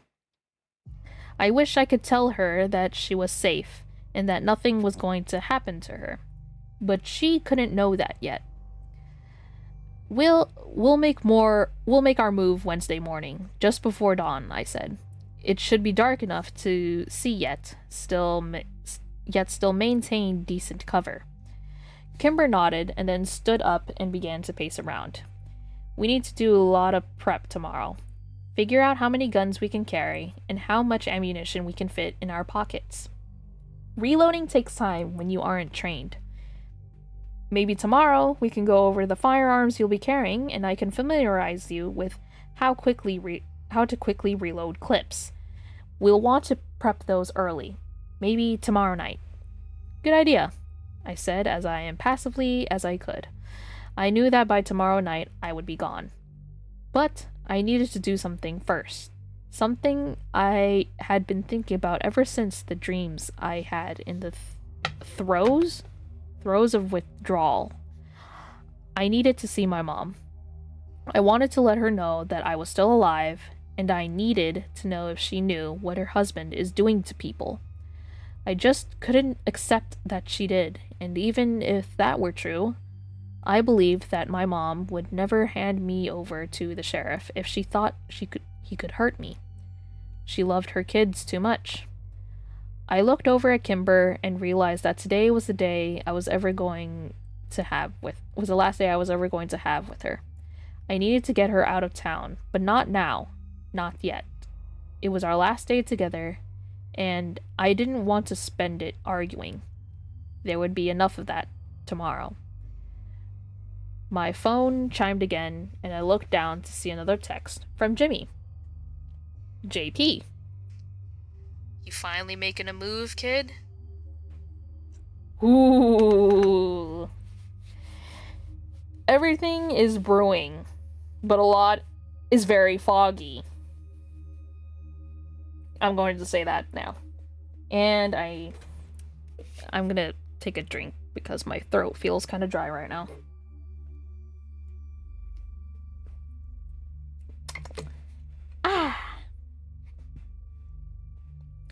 I am no longer parched. Okay. Chapter 11. I slept very little that night, awakening well after 11 a.m., groggy and aching. Just like me every morning. Kimber didn't say a word to me as I brewed pot after pot of stale motel coffee. We spent most of the morning and early afternoon in a stretched, uncomfortable silence. I thought maybe she was nervous or scared, and today was just the silence before the storm. But as the afternoon wore on, I caught her sliding calculated, angry glances across the room as she pretended to read book after book. And that's when I realized she knew. What? I said, finally ending the charade. I hadn't wanted to say it. I'd hoped to spend a few more hours with her before the end, because I knew that, from this point onward, Kimber's last memories of me would be betrayal and deceit. I braced myself for the coming fight. You left the room last night. You were gone for hours, she said. I didn't reply. There was no point in denying it. And that package she got yesterday from Chicago, she continued. More fucking heroin? My heart cracked at the pain in her voice. Kimber was starting to understand what I was doing to her. Are you going to deny it? Kimber asked. And though her voice was angry, I knew the plea underneath. Please deny it. Please. Please. It was drugs, wasn't it? What the fuck is wrong with you? Why are you doing this, Sam? Kimber screamed, flinging her book across the room where it hit the wall behind my head. You couldn't fucking handle it, could you? You couldn't be there for me when it mattered more than anything in the world. You're weak, Sam. You're fucking weak. I'm sorry, I whispered. That's all you're going to say? Bro, okay. Where did you go? Where did you go last night, huh? Did you park down the street where I couldn't see? So I couldn't stop you? Kimber, you're a piece of shit, and I wish it had been you instead of Kyle. It should have been you. Oh my god! Sorry. Anyway, I had often thought at the very same, but hearing it from her hurts so much more. Oh no, no, no, no, no, no, no, no, no. They're arguing. Oh no, they're arguing. No, no. They really were all best friends. Oh no. Oh no, no, no, no, no. Okay. Me too.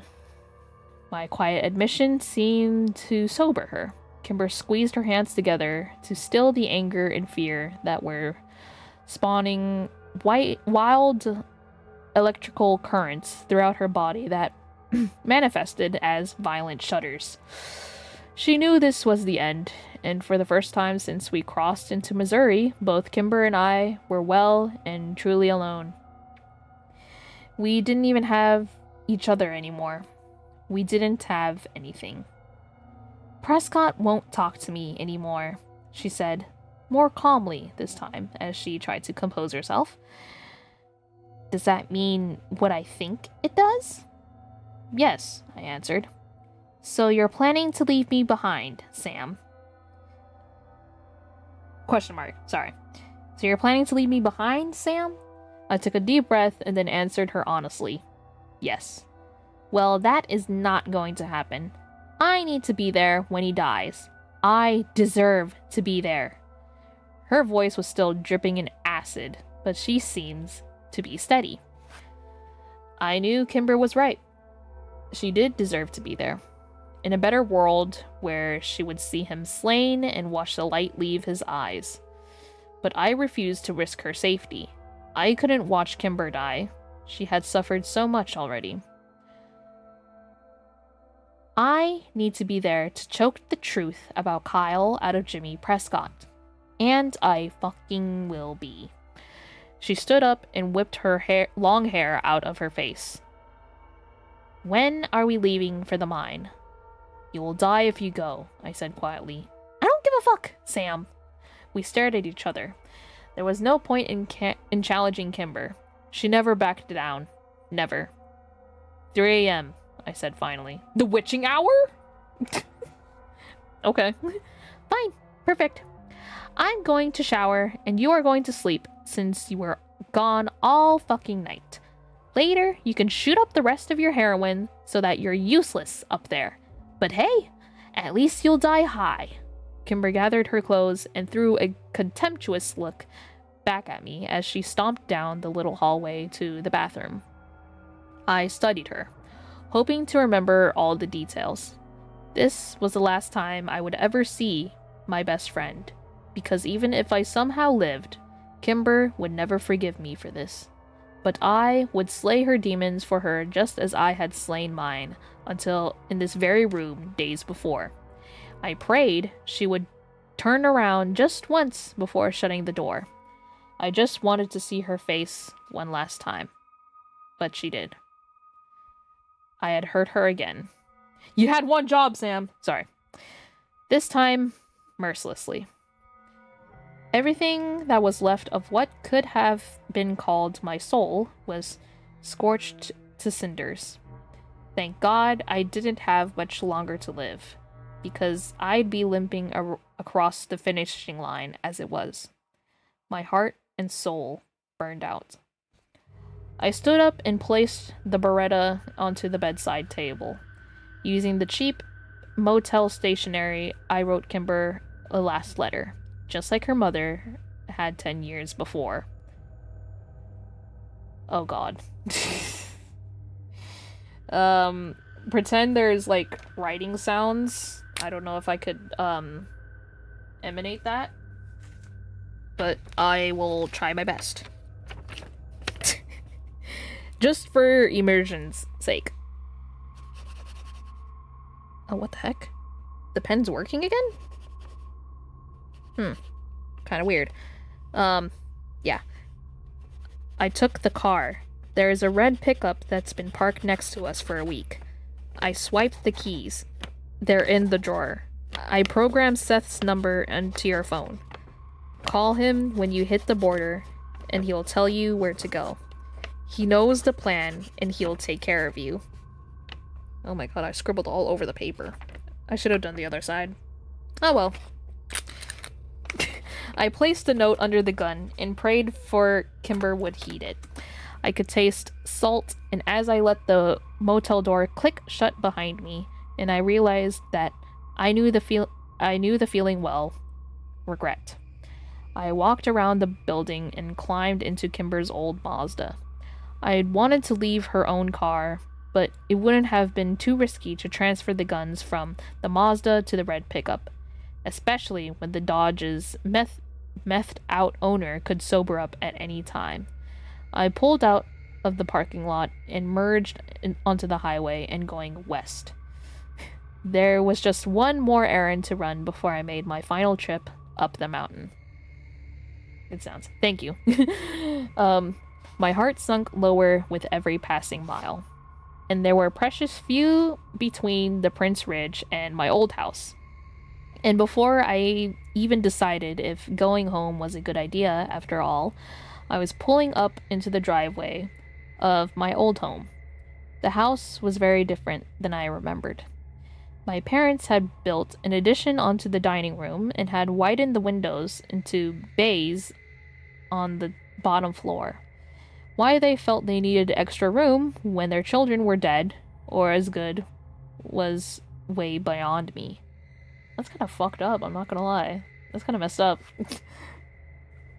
Rich ass motherfuckers. Anyway. It was odd to climb the familiar patio stairs and ring the bell as if I were a stranger. The chime inside was different, too. More lilting? Lilting. Is that the right word to pronounce? I don't know. More lilting and melodic. I waited a few minutes, rocking foot to foot, wondering what I would say to the woman who had raised me when she opened the door. If she opened the door. I was beginning to doubt that anyone was home. Since I had nothing left to lose anyway, I decided to try the front door. It was locked.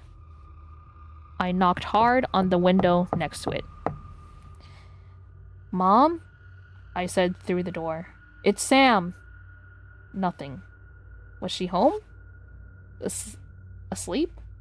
Still locked in Whitney's room, wailing away her grief after all these years? I jumped over the patio railing and walked on into the backyard. My parents had built a giant wooden deck where the back porch had been, complete with hot tub and a wet bar. Oh my god. Oh my god. They really living rich. Oh no. They're certainly living it up without us, eh? I felt ire and indignation seething just below the surface, but I heard it in check. But I held it in check. Sorry. A superpower I had only just recently acquired. Walking up the deck, I tried the sliding glass door to the kitchen. It caught on something, but with a hard yank, I was able to free it, and the door slid open, allowing me access to the house. There were more upgrades inside, including mahogany floors on top of the line kitchen appliances. Oh my god, I'm so sorry. I can't read for some reason, I guess. And why not? What else was he going to do with his kids? With his kids' college fund. I thought bitterly. That's messed up. Truly. Damn. Mom? I called again and stepped onto the threshold. stepped over the threshold. Sorry. As I waited for a response, my eyes began to wander around the room. Most of the walls hosted art of some kind, but now and again I found beautifully framed photos hung reverently among them. I went room to room studying the framed pictures, all of which were hung on the most propitious part of the wall, as if in worship. And of course, all of the pictures were of Whitney. You will never leave her be. Never. Never. I wanted to hit something. Only Whitney? I'm assuming that they basically view Sam as, like, dead to them as a son. Oof. That's rough, buddy. That's actually rough. As I wandered through the house, I began to realize that some of the pictures were duplicates, as if my father hadn't had enough photos of Whitney to cover the entire house. There were no photos of my parents or me. My God. I walked upstairs, and it was more of them.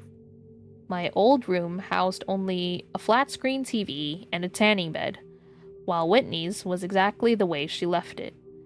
I couldn't bear to go into my parents' room. Everywhere I looked, I saw Whitney. No, I will not let this happen.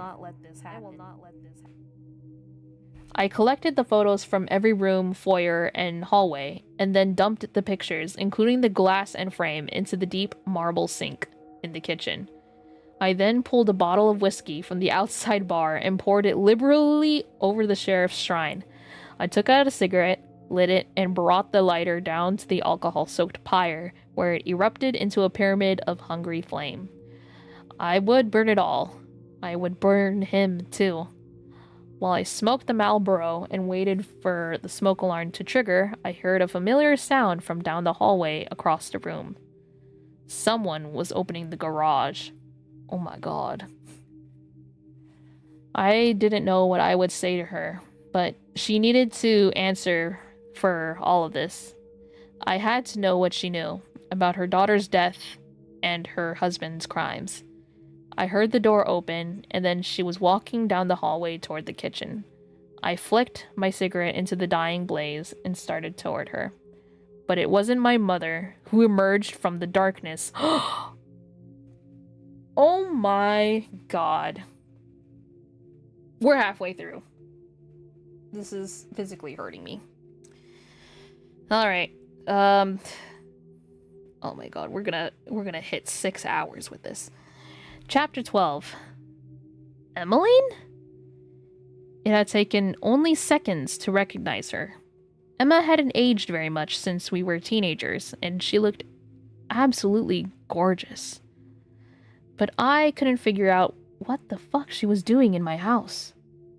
Emmeline immediately dropped the bag she was carrying in shock and slunk back against the wall. Who are you? What are you doing in my house? She said quickly, her eyes drawn to the fire quietly burning behind me. I was going to ask you the same thing. Why are you here? What are you burning? Her voice had risen to high-pitched hysteria. What's in the sink? What are you doing in my house, Emma? Her eyes finally slid up to my face at the familiar use of her name. I watched hesitant recognition dawn there. Welcome back. Sam? Yeah, now answer my question. Why are you in my house? Where's my mom? Your mom? She repeated me. Yes, she lives here. You know, tall, brunette, always trying to feed everyone, married to the sheriff. Emmeline finally seemed to regain her composure. She's straightening up against the wall, but refused to move away from it. Actually, I'm married to the sheriff. He did mention you were in town, come to think of it, she said. Ew! Okay. To review, and I'm trying to remember. Emmeline was, Sam's coworker back when they were teenagers. At that sandwich shop. Right. Ew. I just remembered I just realized the age gap too. That's gross. That's gross. That is very gross. You're married to my dad? My stomach heaved. Yes, for about 7 years ago. She crossed her arms in front of her and smirked. What had he done to her? Emmeline was never like this when I'd known her. She had been sweet and friendly and shy. It was the reason I had crushed on her so hard. That is disgusting. Hold on, I'm gonna be right back. I'm gonna be right back. Hold on. Let me put on, just in case. I'm gonna be right back.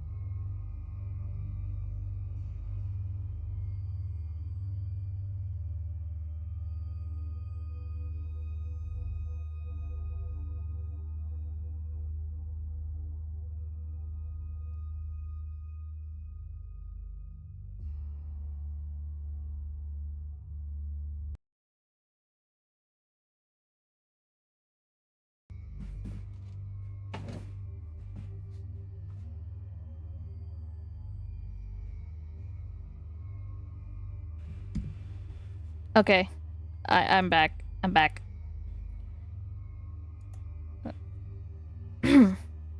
Um, where was I? Oh, yeah. With a sinking feeling, I remembered that my dad had known all that because we'd spoken about it, my feelings for Emmeline at length. Jimmy's words came back to me unbidden from days before. Walker has a thing about playing sick games with his kids. Oh my god, I didn't mean to push. I was trying to press the normal filter of the. Oh my god, I'm not. I can't even explain that. Okay. I have a whole, like, not a soundboard, but sort of like a soundboard, where it's just all the voice filters from Voice Mod, and right above it was just a row of, like, sound bits, and I accidentally pressed on one of them. I apologize. I apologize in advance. Anyway. I turned and threw up in the sink, dousing what little fire now remained in the pile of ash and twisted glass. That's revolting. What were you burning in my sink? She asked again. Where is my mother? I asked, spitting out the last of the bile. She died years ago. Less than a year after you were run out of town, Emma said. She was beginning to sound annoyed and bored. My mother is dead? Yes, dead, Emma clipped. It was almost a relief. If my mom had been gone for so long, it meant that she hadn't been a part of any of this. But the pain was lurking there too. I could only hoped that her death had been natural. Because if it hadn't been all I had was the prayer that the sheriff had shown mercy to his wife of 22 years. I am his wife now. Emma's shrill voice cut through the fog of grief that had surrounded me. How did she die? I asked. I don't remember, Emmeline rolled her eyes. It was so long ago, but it's not like you were here, so what do you care? You need to get out of here, Emma. He's dangerous, she scoffed. My husband would never hurt me. I'm the mother of his child. He loves me. You have a kid with my dad? As if it didn't get any worse. I'm eating a chip because of that. Yes, she smiled. She's at daycare right now. And she's his whole world. No one else compares. Not even you. That's sick. That's sick as fuck. That is sick.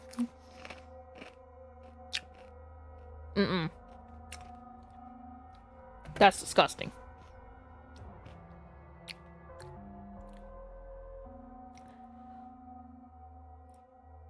Oh, really? No one else compares? What's her name, Emma? I asked. Emmeline faltered, and the smile on her face turned snide. I'm not telling you that. What is her name? She shrugged. What did you burn in my sink? I burned every picture of Whitney Walker that was in this house. Emmeline's eyes widened and her face paled almost immediately. You can't. You didn't, she stuttered. Yes. Every picture of Whitney is gone. He doesn't have the backups of those photos, she breathed. He'll come after you. He'll kill you. Not if I kill him first. Emmeline pulled a phone out from her back pocket and began scrolling through the numbers. She laughed, but it was disingenuous, high-pitched and nervous. He'll kill you. He'll kill you when I tell him what you've done. You tell the sheriff I'm coming for him. I nodded as she dialed. Emmeline put the phone up to her ear. I didn't try to stop her. It was too late now anyway. Her eyes flicked back at the sink. I couldn't hide this.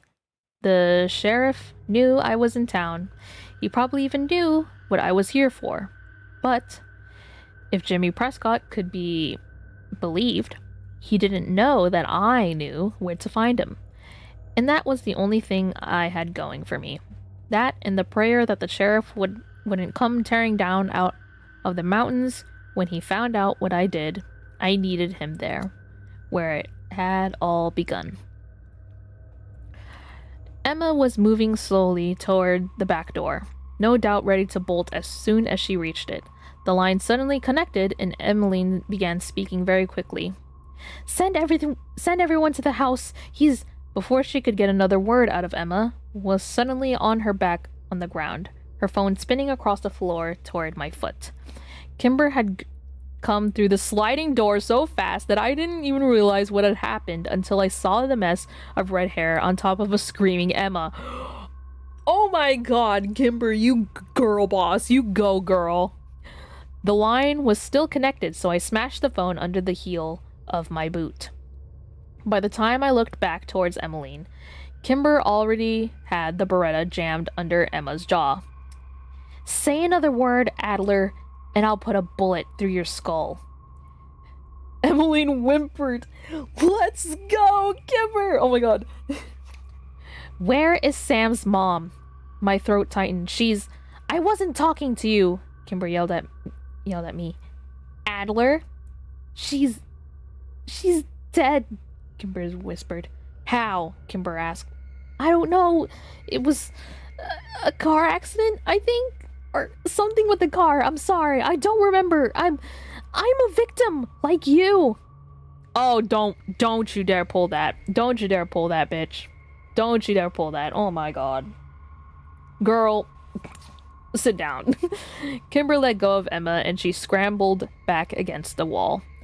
Her disposition changed as soon as she was freed. Gone was the scared, wilting flower from moments before.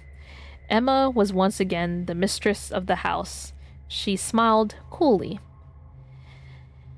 But, of course, I'm a survivor. And it's a walker now, Emma cooed. You both are so dead when my husband finds you. Kimber turned and cracked Emma over the head with the butt of the gun. She fell face first onto the rug she was kneeling on. We gotta go, I said, taking Kimber's arm. Get off of me, she screamed and jerked away from my grasp. Kimber gave me a fiery look and then held out her hand. Keys! No, you need to get out of town immediately, Kimber, I said. She pointed the Beretta at my chest. Now! I hesitantly handed them over to her as she whirled out the door. I followed her to the Mazda where she tore open the driver's side of the door and got in. The red pickup was parked haphazardly on the front yard, grass torn up under its tires and driver door hanging open. I walked up to the Mazda as Kimber scowled at me, but didn't get in. Kimber, I'd rather be dead than take you with me up to the mine, I told her through the open window. Her hands flexed white-knuckled on the steering wheel. Don't make me leave you here, she said, as the far-off sirens of police cruisers began to creep into the neighborhood. Fuck, I yelled. Did Kimber always get her way? Before my door was even shut, Kimber was screeching out the doorway. She made record time back to the highway, but the sirens continued to grow louder behind us. They're chasing us, Kimber. Where the fuck are you going? You know where Borrasca is, and I don't. You're not going to tell me, are you? No, I said in a low voice. Then there's only one place to go, she said, and before I realized where she was going, we were already there. She pulled into the back lot of the Prince Ridge, parked, and walked straight into our hotel room, which she hadn't even bothered to lock on her way out. I ran after her, locking the hotel door behind me. They knew we're here. We had to get out now. Kimber fell into the armchair and began spinning the car keys on her finger. I knew you would go to your mother's. Even when you're high, you're not stupid enough to make a run at Borrasca in the daylight. I'm not high, I said. Kimber shrugged. You hide it well. And anyway, how can I believe anything you say? You've lied to me at every turn. I've lied? You've kept everything from me, that is true. Only what I didn't trust you with. And I agree that you were right. I was a liability, and I'm sorry for that. It kills me to even think about the danger I put you in, but you need to admit the reason you're really here. Let me take care of the rest. I can do that now, and I want to. I know what my life is buying. I want to help, Sam, she pleaded.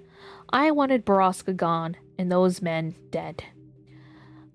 I know you do, but that's not why you're here. You're here because of Kyle. I'm not saying that's wrong, Kimber, but I am here for Kyle, okay? I never pretended I wasn't, but I want to see Borrasca exposed too. The sirens were getting nearer, and we were no closer to getting out of this room. Kimber sighed. It's clear that they're never going to happen. I thought we might be able to get the records, but I don't know how to find them. These fuckers are going to die with their good names, but at least they'll die, right? Yes, they will die. We had finally agreed on something. And you're not going up there alone for some suicidal showdown, got it? She demanded. I clenched my teeth. The time for lies was over, but I couldn't agree to this. The sirens suddenly cut off. They were here. Kimber, I warned. Oh my god! Oh my god! Yo! Wait. Can I... Wait. Sorry. Oh, shit. I don't have it. Whatever. I don't care. Where is it? Okay.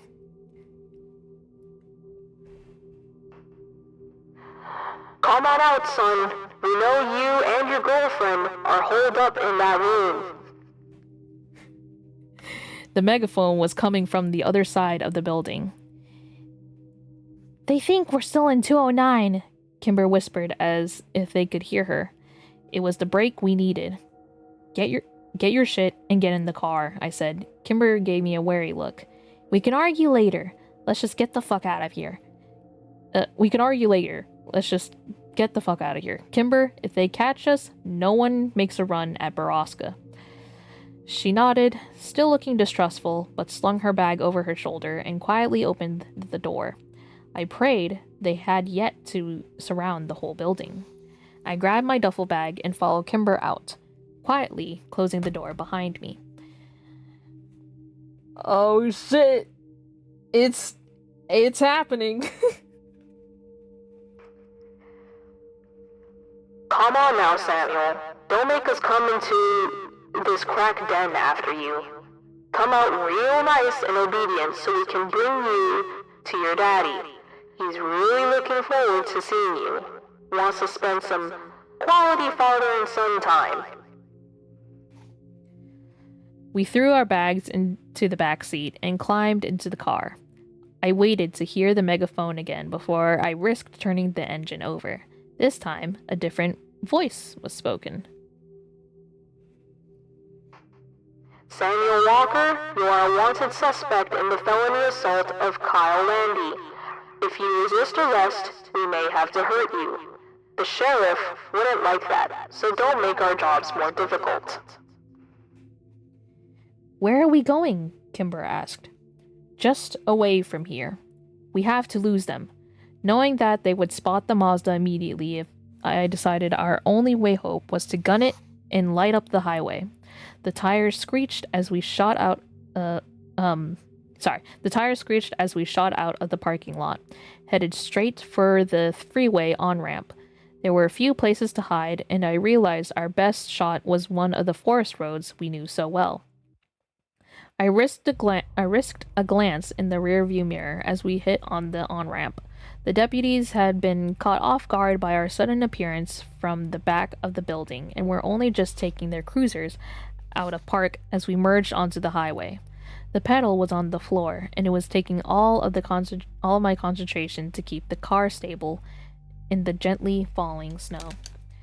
I knew that there was a strong possibility that they would catch us since their cars were a lot faster than ours. Kimber, hand me the gun. No, she said without looking away from the side mirror. I'm a better shot than you. She was probably right. I hadn't shot a gun since before I went to prison. Do they really have to put that there? Okay. The highway began to curve, and I knew this would be my only blind spot for miles. The one chance to make a move they couldn't see. Instead of pulling off to the right and heading up a gently inclining forest inlet, I cut the wheel and I careened over the snow-covered highway divider, across oncoming traffic, and up the steeper, more challenging access road to my left. I prayed our tire tracks wouldn't be visible to them with the moderate holiday traffic kicking up slush over them. The snow was falling softly through the trees as we climbed the mountains, and I knew that if we were going to make it to somewhere less vulnerable, we couldn't stop. The downfall would only get heavier.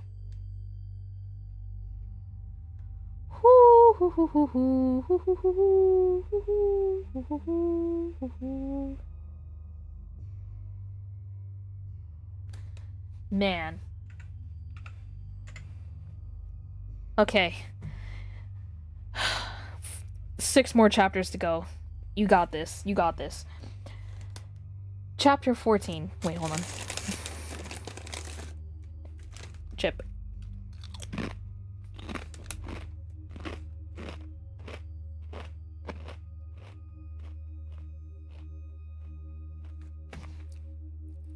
Okay. Okay, one more.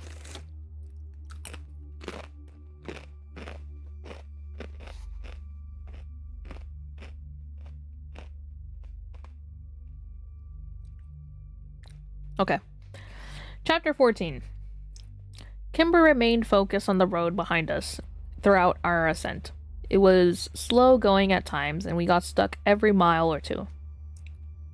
I wondered if Kimber could even get the car back down in the morning.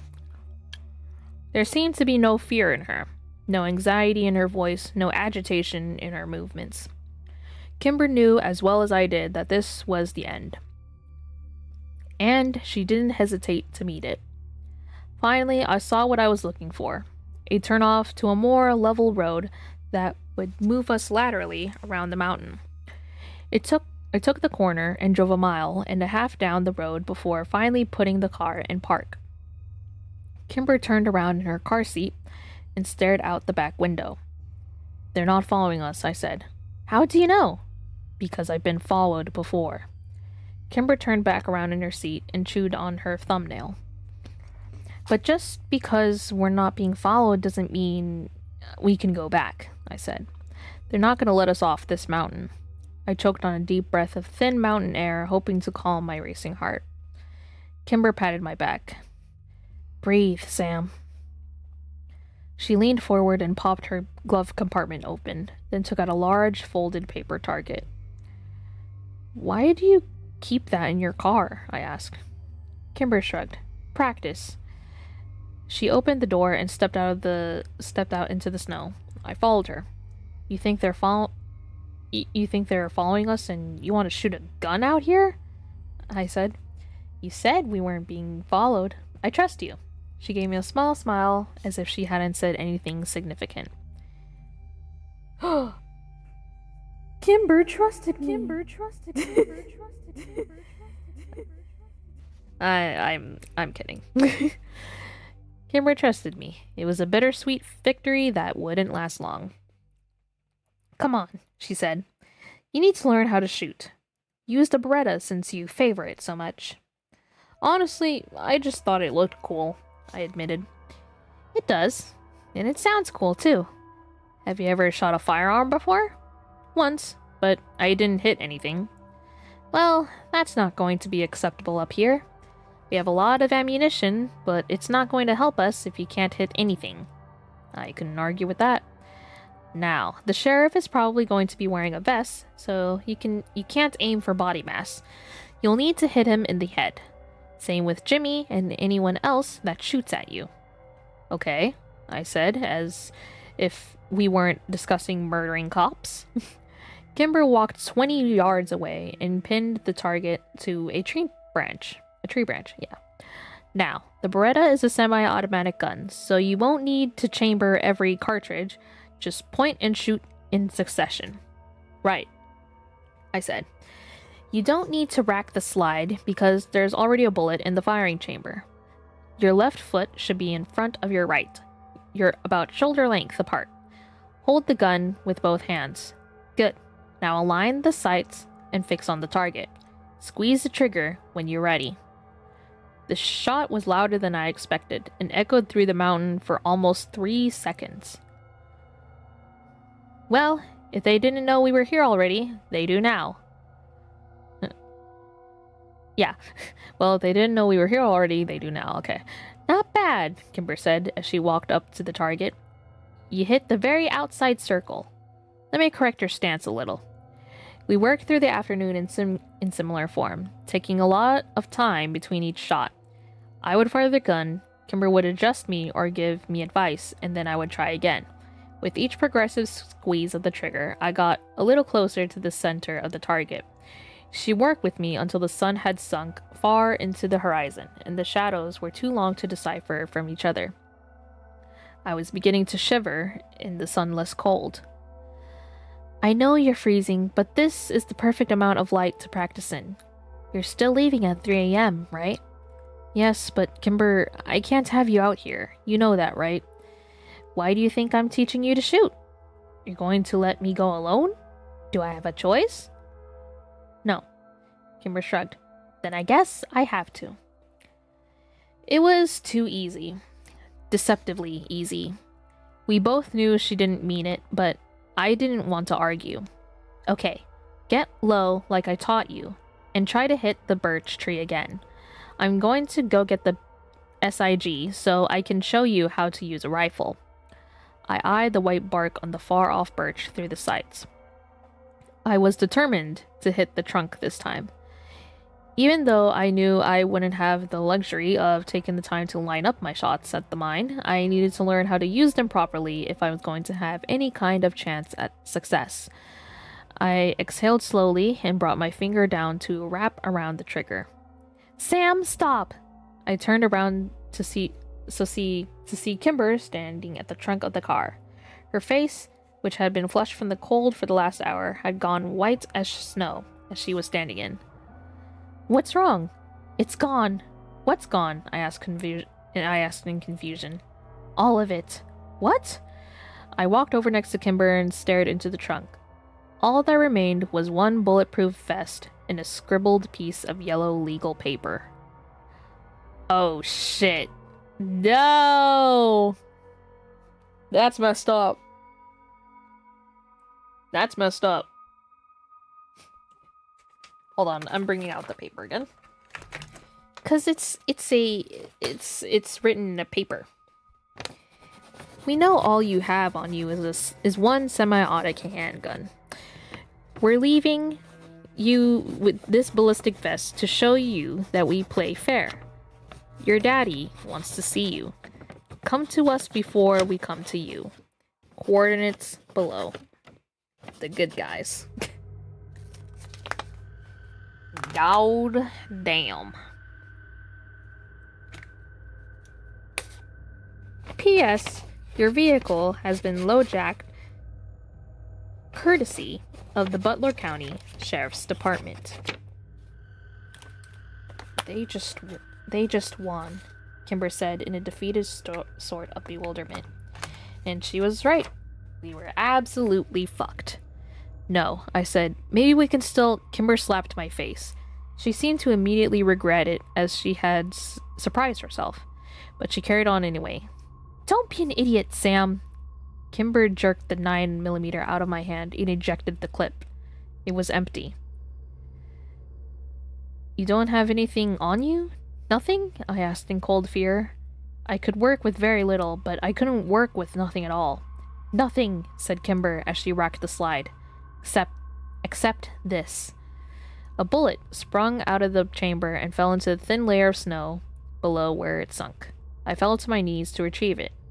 One bullet? One bullet. We would probably have failed with 1,000 bullets, but with only one, I might as well just put it into my head. When could they have done this? I was beginning to panic. I don't know. After we did our inventory. Days ago. Fuck. But how did they know what we were carrying on us? They've probably been watching us, Kimber said. Or Jimmy told them. I shook my head wildly, unable or unwilling to comprehend our current situation. I couldn't get control of my fear. We needed to sit. We needed to thin. Get in the car, I said finally. We need to get in the car. We shut the doors and I turned on the engine, blasting hot air into the cab. We ran it for 20 minutes, but nothing seemed to dissipate the cold. Maybe we should just leave. Kimber's voice wobbled when she finally spoke. Her shock was melting into hopelessness. Come back in another 10 years. I didn't want to tell her that we couldn't leave. They were tracking the car. They knew exactly where we were. They always had. All roads down the mountain were already blocked. All roads now led to Borrasca. God damn! A lot is happening right now. But we're almost through. I know we're almost like 6.5 hours, but still.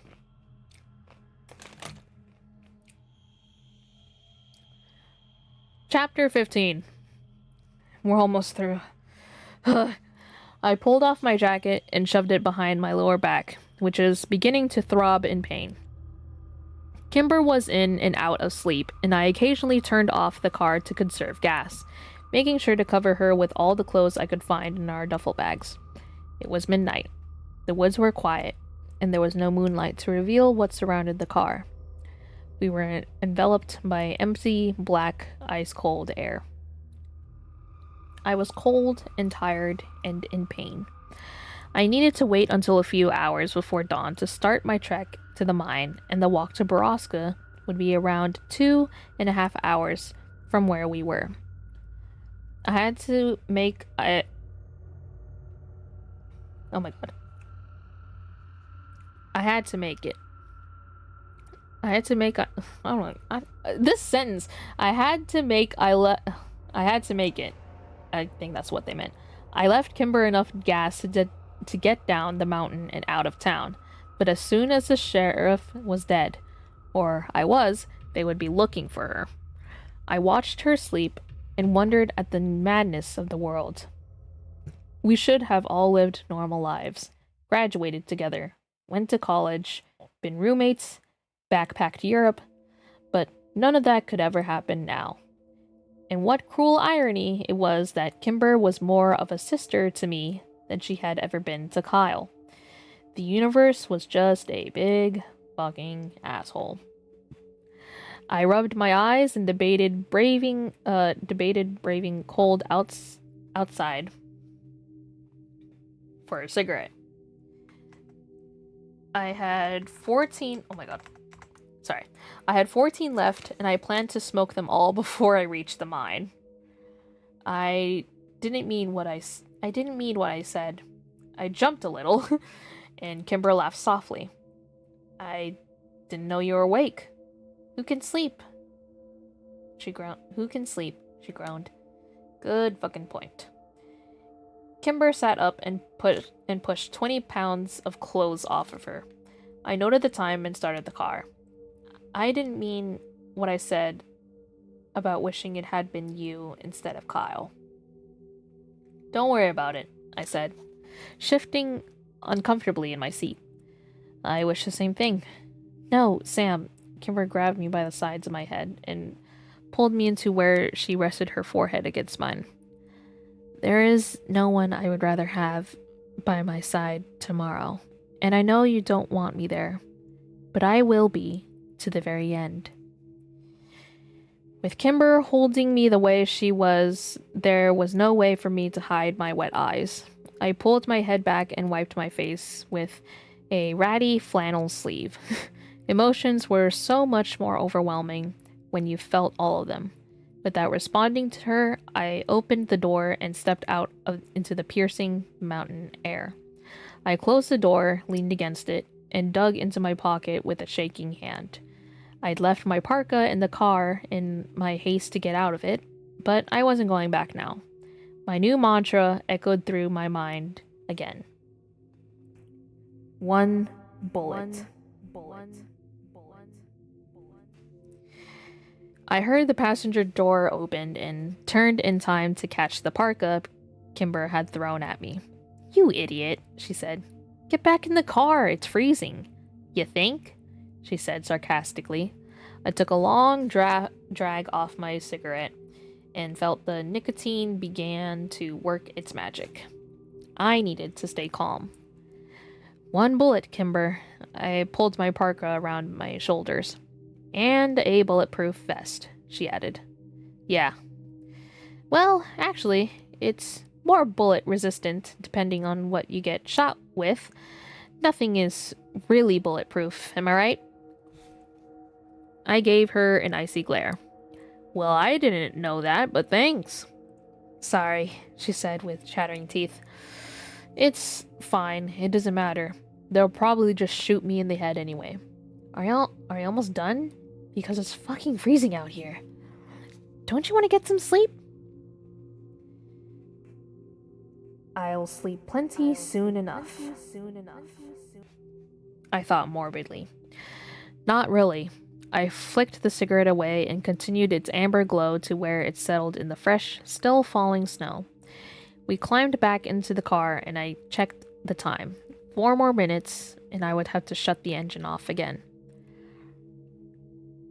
I know you think I should stay. So tell me, what would I do after you leave?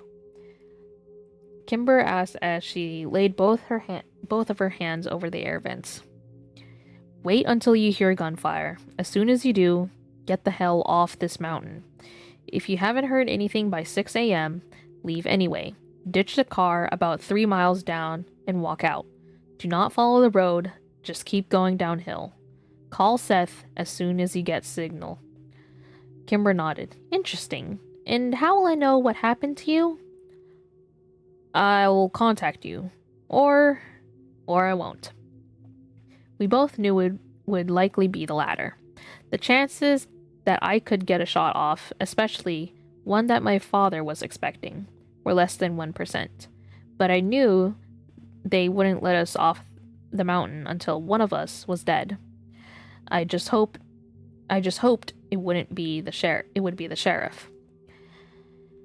I checked the time and turned off the car. How far is Borrasca from here? She asked. A couple of hours. Ah. Kimber buried herself under half the errant clothing and threw the other half over me. You know I could just follow you, right? I know. I could already see my breath, and the car hadn't been off for 10 seconds. And unless you tell me an acceptable plan, unless I truly believe you can live through this without me, I'm going to follow you. You can't. Kimber, I need to stop being a selfish little shit and sacrifice something for once in my life. And you've lost too much already. But I need to do this, Sam. I won't watch you die. I fucking won't let that happen. Don't you think you're being selfish right freaking now? My death isn't yours to decide. I've gotten us this far, and I've been preparing for this for so long. You can't go without me. Let me do this for you, Kimber. My monsters are dead. I killed them. I am clean. I can do this. I'll find out the truth about Kyle and where he is, and then I'll call you. I know Borrasca has signal because Emma called the sheriff there. Maybe he'll go easy on you. Maybe his guard will be down since you're his son. You're the only son he has. And all. I didn't correct her. I doubt it. We did burn all of his daughter's photos and pistol whip his wife. Worth it, Kimber said. But what do you mean about Whitney's photos? Trust me, you're better off not knowing. Kimber sighed. One gun, one bullet, one vest. We need a motherfucker of a plan. Yeah, we do, I said. And I need to be a part of it. Fuck no, Kimber. I'm not backing down from this. Neither am I. Look, I sighed. If I come up with something that gives me a reasonable chance of not dying, will you agree to assist me from afar? I'm listening, but you should expect me to argue. Trust me, I do. And argue is what we did, deep into the crisp morning hours. Before I was ready, the clock showed 3 a.m. I turned off the car and threw everything I could spare for the walk to Borrasca over Kimber's sleeping form. The cold would wake her soon enough. I equipped myself with everything I needed, closed the door quickly behind me, and started off alone toward Borrasca. Chapter 16. There's a lot to think about when you're walking towards your end, but instead of the existential bullshit I expected, my mind wandered in and out of the past. I reveled in memories I'd been unable to conjure for a decade. Of my family, as we were, and my childhood friends. It was not something I wanted to forget again. Finding the mine wasn't hard. I simply followed the road where we had turned onto the day before. I had to go off trail a few times, but I knew the map well. Recalling details came so easily to me now. Still, as much as I hated to admit it, I didn't want to die sober. I wondered how much it would hurt if he shot me in the head. Not a lot, I thought. At least, that was something to hope for. I was wearing 6 layers of clothing, but frozen to the core by the time the sun turned the sky a murky gray. The cigarettes were gone, and I had been jonesing for the past hour and a half. I needed more time, but I knew I was almost there. I left the trail I had been on to make one more shortcut along the river, and within 20 minutes I could see the edge of the mining camp.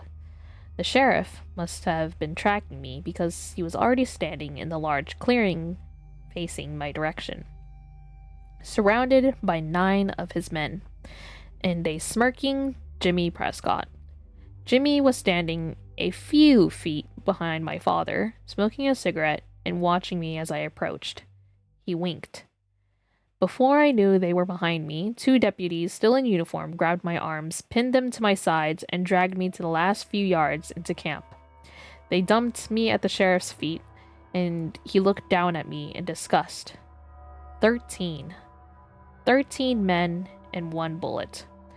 I couldn't believe it all came down to the lies and whims of Jimmy fucking Prescott.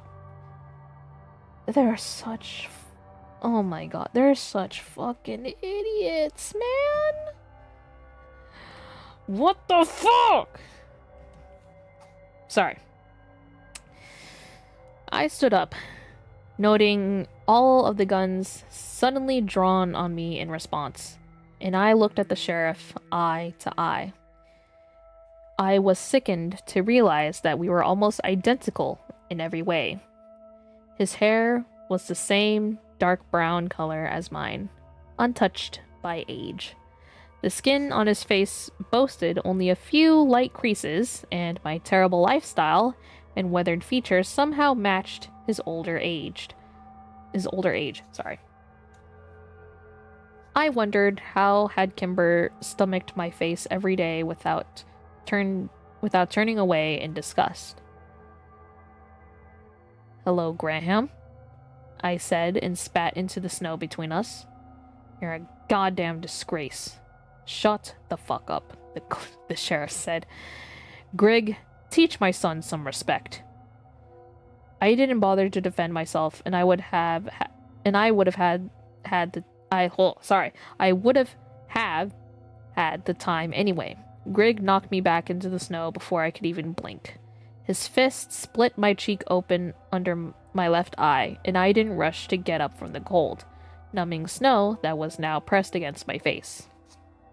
It was in that moment that I felt Borrasca all around me, and again, it was as deafening as the last time. I could sense it in the air, the fear, the suffering, and the pain. And I could almost hear them whispering through the walls like they had 10 years before. Help me, please. Help me or kill me, but don't leave me here.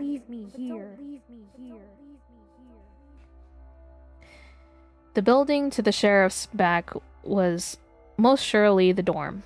It was larger than the other one, but radiated the same aura of agony and death.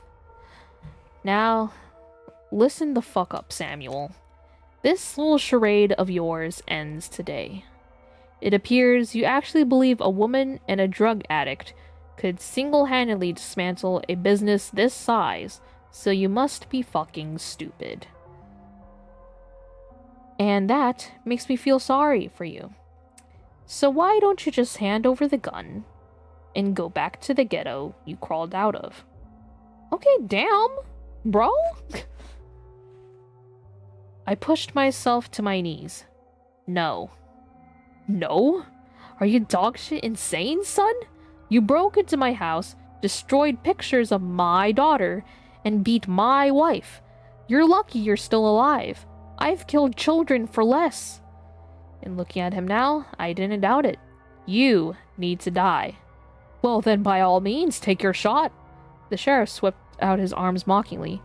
We know you only have a round or 2 left because yesterday we heard your 15 shots into the fucking trees. His deputies laughed, but the sheriff remained sober. Just remember, boy, your aim better be true.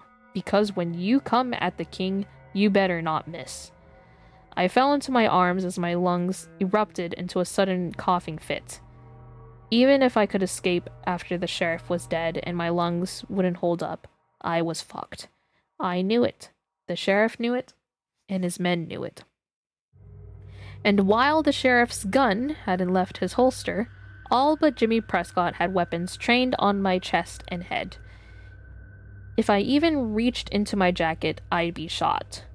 Or, the chef continued, you could use the sense you were born with and go home.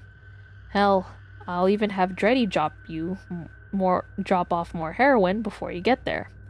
You've run me up quite a tab with that boy over the years. My dad is my fucking supplier. Oh my god! No, oh no. Oh my god, okay. Oh, come on, you can do this. How stupid was I? Fuck. I couldn't even remember the last time I paid for my drugs. He'd been keeping me harmless and docile for years, and I'd let him do it. Who the fuck was this person that I had once loved most in my life? That's so fucked up, bro. No, I have questions you have to answer, I told him through the burning in my throat. Now, that's where you're wrong, Sammy. I don't have to do anything, ever. Why did you hurt Whitney? The sheriff yanked his gun out of his holster and then crossed his arms in front of him, pointing at the ground. The only thing I did to Whitney was avenge her death. No, you raped her. The sheriff stepped forward and cracked me across the face so hard with his pistol that I felt bone snap in my nose. I fell back into the snow, and before my vision had even cleared, he snapped one of my ribs with the toe of his boot. I laid curled on my side for a few seconds while the pain radiated from my chest to my spine and scattered to every nerve in my body. I really wished I had some H. If I were high enough, death would feel like a glorious footnote. When the pain was verging on manageable, I rolled over and got up on my hands and knees, spitting blood into the snow. I raised my head to look up at my father. He was still standing above me, fist clenching the butt of his gun, and a red rage spread across his face. Bit of a sore spot, I coughed. Don't you ever say anything so filthy about your sister ever again, or I will shove my gun up under that ballistic vest and shoot you in the fucking gut. I needed him angry, but not angry enough to kill me. Not yet. What happened to my mother? I grimaced, speaking hurt. The sheriff stepped back and smiled, his composure regained. What a woman she was, but I'm afraid she died in a freak accident some years ago. I don't believe you, I said and sat back on knees, struggling to breathe. Slow breaths. Get the air in. Don't pass out.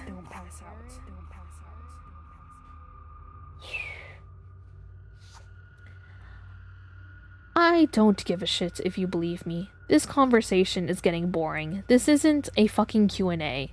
You had your chance to leave, and instead you decided to say disgusting things about your sister. Was I wrong? You were talking about things you know nothing about. I loved Whitney. You're a fucking monster. Is that any way to talk to your father? You know, I think Greg needs to teach you some more fucking respect. Fuck you. I know what you did to Kimber. Oh yeah? Would you rather it had been something she didn't know? Something that disgusted her? Like that geriatric fuck Clary? Or Prescott over here? He jabbed a thumb back at Jimmy. I would rather it have been no one, I screamed at him, bloody spit flying across the space between and landing on his jacket. He backhanded me, but this time, I didn't fall. You watch your tone with me, boy. It's bad enough that my men are here to see what a fucking joke my own son has become. It's fucking embarrassing. Then send them inside. Let's just talk, you and me. You think I'm scared of you, Sammy? I don't even think you have 2 bullets. I think you've got 1. And I think you want to use it on me. Well, go ahead, son. Pull that gun on me so I can kill you nice and legal. Not until I know why you did this. You are my dad. I loved you. He laughed. You don't look like any son of mine. But more importantly, you were a cop. You were supposed to protect people. No, Sammy, I'm a businessman. Always have been, even back then. Why the fuck do you think we came to Drisking in the first place? That is true. Oh, man. See, I knew that Dad was suspicious from the start.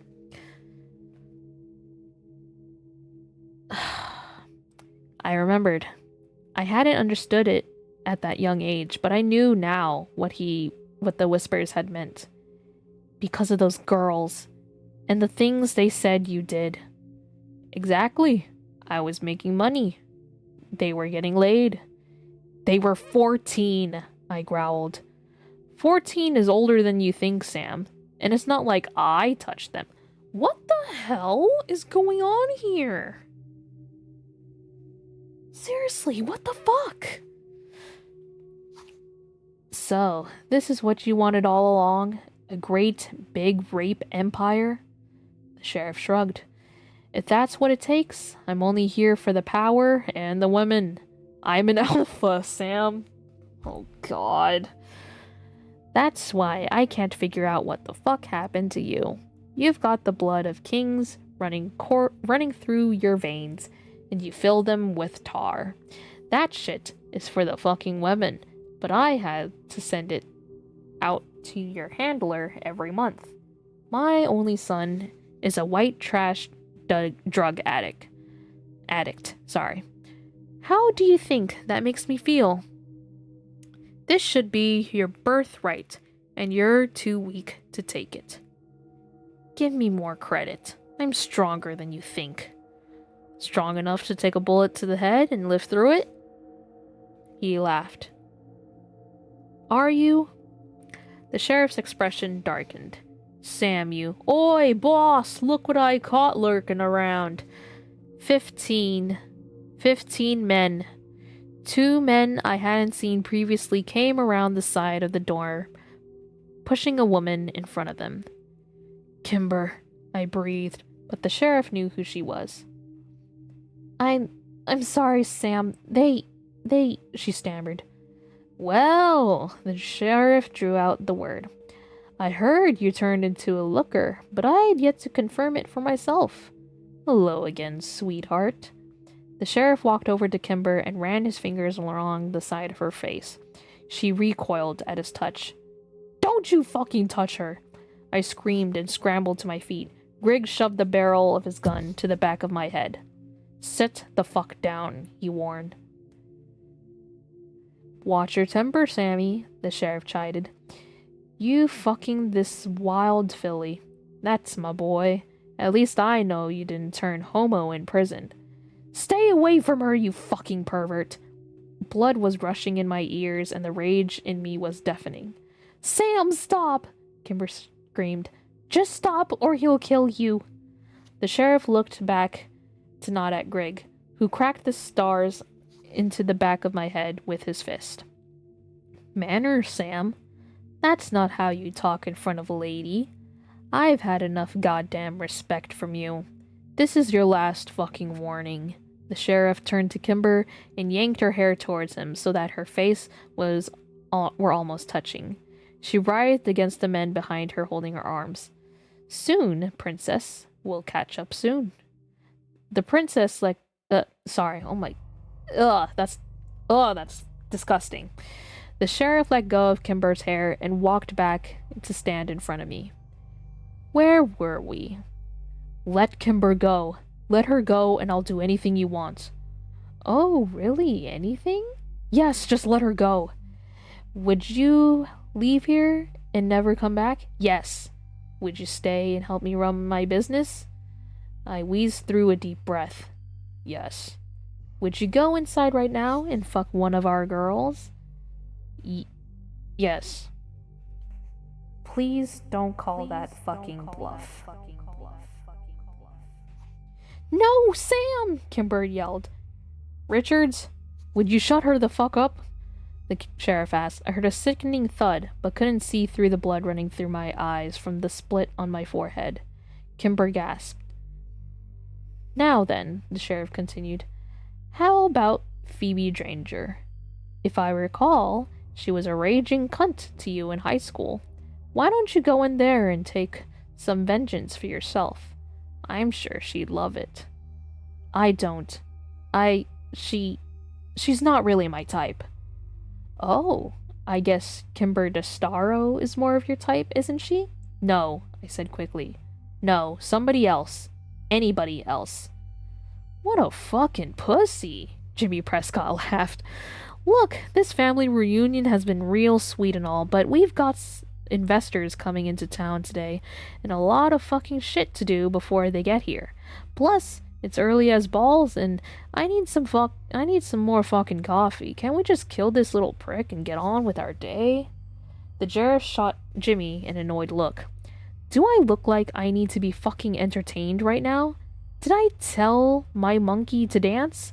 No, I didn't. I fucking didn't. So shut the oh my god? I'm not saying that.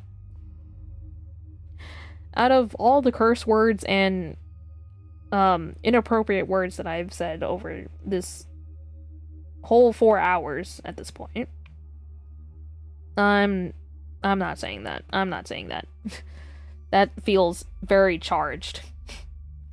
Jimmy shrugged and took a sip of coffee. Actually, Jimmy, on second thought, take the girl inside and find her a new home, the sheriff said. Make yourself fucking useful. No. You can't take her in there, I begged. Please, I'll do anything, Dad. Please, just don't make her go in there. The sheriff turned around to give me a disgusted look and shook his head in disappointment. Then, without even turning to look at her, the sheriff shot Kimber in the chest, where she stood and fell over the snow without making a sound. What the fuck? Dude. Chapter 17. 3 more chapters of this. Fuck. Oh, quit your yelling. I tried to warn you, Sammy, the sheriff said through the echoes of the shots still resonating through the camp. I dropped to my knees and screamed into the snow until I had burst every capillary in my face. Jesus Christ, son, the sheriff said in disgust. Enough theatrics. I didn't even act like this when your mother died. You killed her! I screamed at him. You murdered her! He shrugged. I've killed a lot of people. Although, I must say, I do regret that I'm not going to get a turn with her again. Usually, I don't like redheads, but there was something about her. Like father, like son, I guess. He laughed. I told her not to come. I mumbled, barely coherent. Shut up, shut the fuck up! I screamed at him. Greg took a step toward me, but my father stopped him with a hand. Let him throw his tantrum. He did the same thing when I took away his toys as a kid. This ain't no different. Richard stepped over Kimber's lifeless body and exchanged a few quiet words with the sheriff. I couldn't hear them over the dry heaving of my stomach, which didn't stop until my abdominal muscles ached from the force of them. Richards just had an interesting idea. You're in for a real treat, Sam. Get him up, the sheriff said to the men behind me. They hauled me to my feet and shoved me in the direction of my father. I stumbled but didn't fall. We don't use it too much anymore on account of the noise, but how about we throw your girlfriend's body into this shiny gentleman and scatter her bone fragments all over the mountain? He slapped me on the back. That way, she can be here at the mine for all eternity. I'd bet she'd like that. I was shaking so violently I could barely wipe the blood out of my eyes. No, I said, and fell back down on my knees in the snow. No? Are you sure? He asked. I could hear the smile in his voice. No, no, please. My voice broke over my words. The sheriff's smile fell into a look of distance. Don't beg, he spat. It makes you look weak. Get off your fucking knees. Please don't touch her, I continued. You know what your problem is, Sam? You're not man enough to take what you want. You're not strong enough to say, fuck what's polite, fuck the consequences, fuck the law. You're a fucking cop, I choked. See, now there's a bit of spirit. Sometimes in life, you just have to claim what should be yours. That's what society is built on. Now our operation may not work within the laws of the land, but we sure as hell work within the government. But Whitney, look what you did to her. This place. I ain't gonna warn you again, boy. Keep my daughter's name out of your mouth. Which daughter? I asked. The sheriff sneered. What can I say? Whitney is a beautiful name. It's sick. You're sick. You need help. I have help. Look around you, Sammy. He gestured to the 14 men standing in a half circle around me. I'm a sultan. These are my governors, and that is my harem. Go fuck yourself. He sighed. I'm starting to think you're not gonna come around, Sam. I will never be a part of this, and I will never stop trying to kill you. Well, I'm real sorry to hear that. That's a pity. Looks like we're gonna have to break you in like a horse. I kinda wish I'd left the Destaro girl alive now. Fuck you, I spat into the snow. You say another fucking word like that to me and I'm going to execute you right here on your fucking knees. The sheriff's men seemed to lean in, smelling blood in the water. I knew this was it. If you wanted me dead, you would have already shot me. If you wanted me dead, you would have shot me. Okay. Are you sure about that? The sheriff asked and leveled his gun at my forehead. Why don't you pull that gun on me and find out? Oh, I'm sure about that. You need me. Through the sea of your bullshit, I see the truth. It's a pride thing. You want your son taking over your business. You want another Walker in charge. The sheriff's mouth spread into a wide smile, but he didn't lower his gun. I can make another son. You could, but you want me. You want to break me. You want to mold me into you, because that way you win.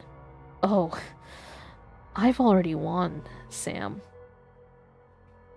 No, I have. You're a slave to your own fucking hubris.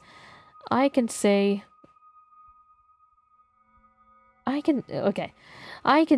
and do whatever I want, and your pride won't allow you to kill me. Maybe not. The sheriff shrugged and dropped the barrel of his gun to my chest. But I can break your ribs with the fucking bullet. I heard the shot, but didn't feel it enter my body. I instinctively put my hands over the entry wound on my chest. I didn't have to feel it to know it was there. Sound was pulsating in and out of my ears in time to my deceptively calm heartbeat. But through the waves of sound and silence, I could hear them all laughing. Hurts like a fucking bitch, doesn't it? The sheriff laughed. A shot to a ballistics vest hurts a hell of a lot more than a kick with a steel-toed boot. But of course, your ribs were already broken. So that must really sting. I knew I was going into shock. I pulled my hands away from my jacket and saw that they were covered in thick, warm blood. The laughing died immediately, and the sheriff took a step in my direction. What in the hell? He asked. Fuck you, I answered. By the time he put it all together and looked over at her, Kimber was already standing where they left her discarded in the snow. She was staring at the sheriff down to the sights of the Beretta, and before anyone could react, Kimber squeezed the trigger and killed her monster. What? What?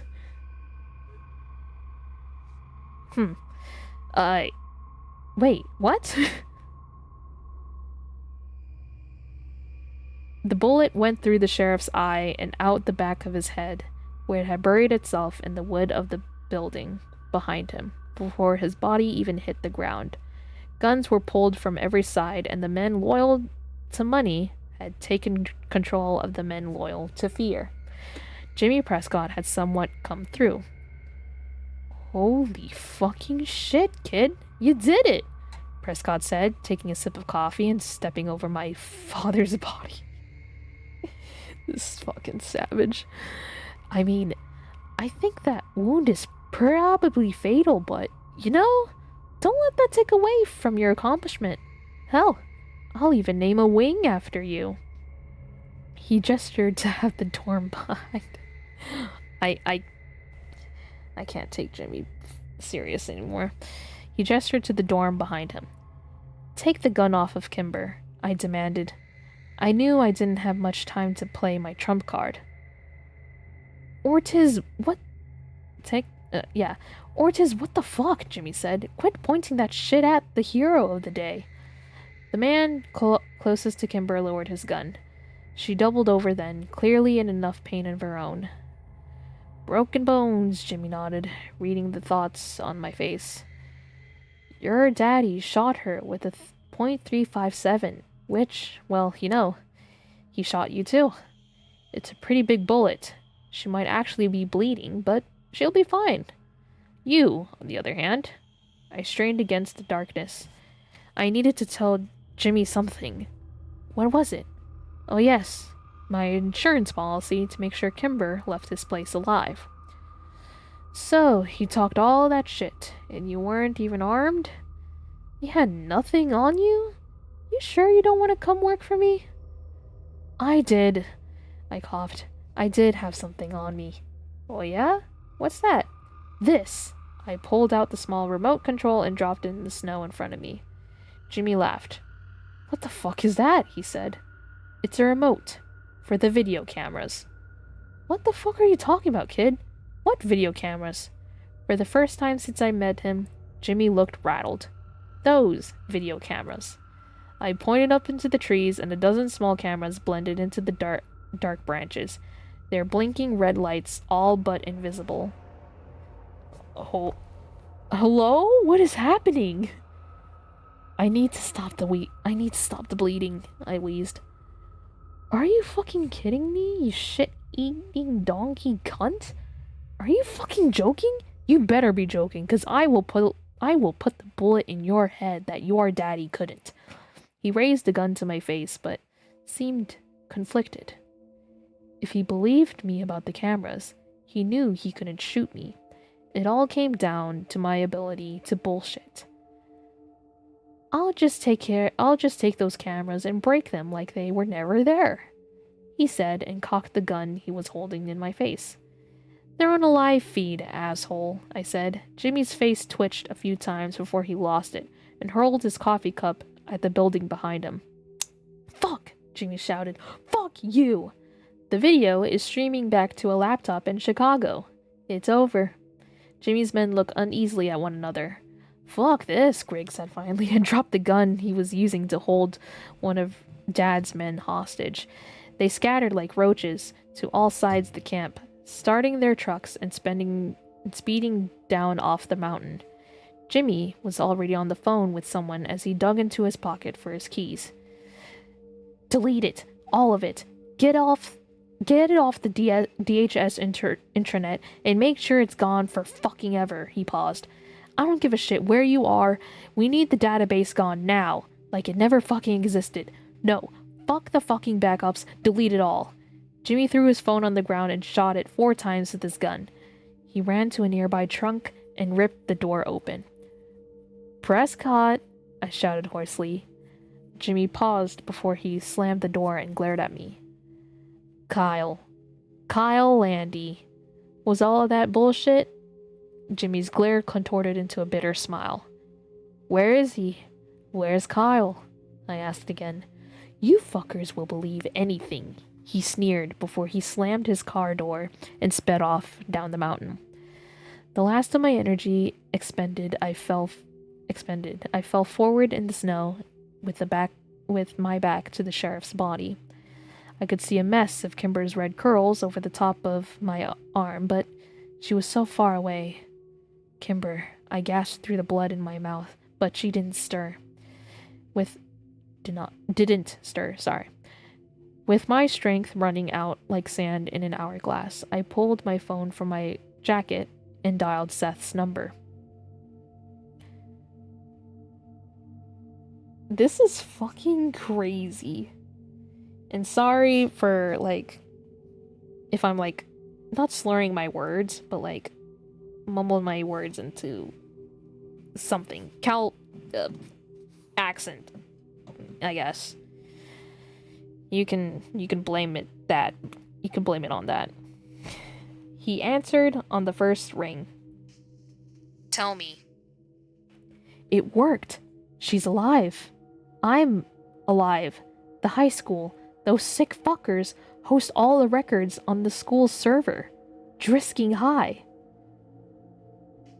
Drisking High. Got it. Can you get in? I'm working on it. That database is going to be locked down secure as fuck. But like I said the other day, I'm pretty good at what I do. I don't know what the file will be called, I muttered and dropped the phone down next to me where it sunk into the snow. I faded in and out for a few minutes trying to hold on. I got it. Seth said finally. I just looked for the most buried shit on the server. They're scrubbing it fast, man, but I got it. They definitely know I'm here, though. I felt myself pulling away from my body.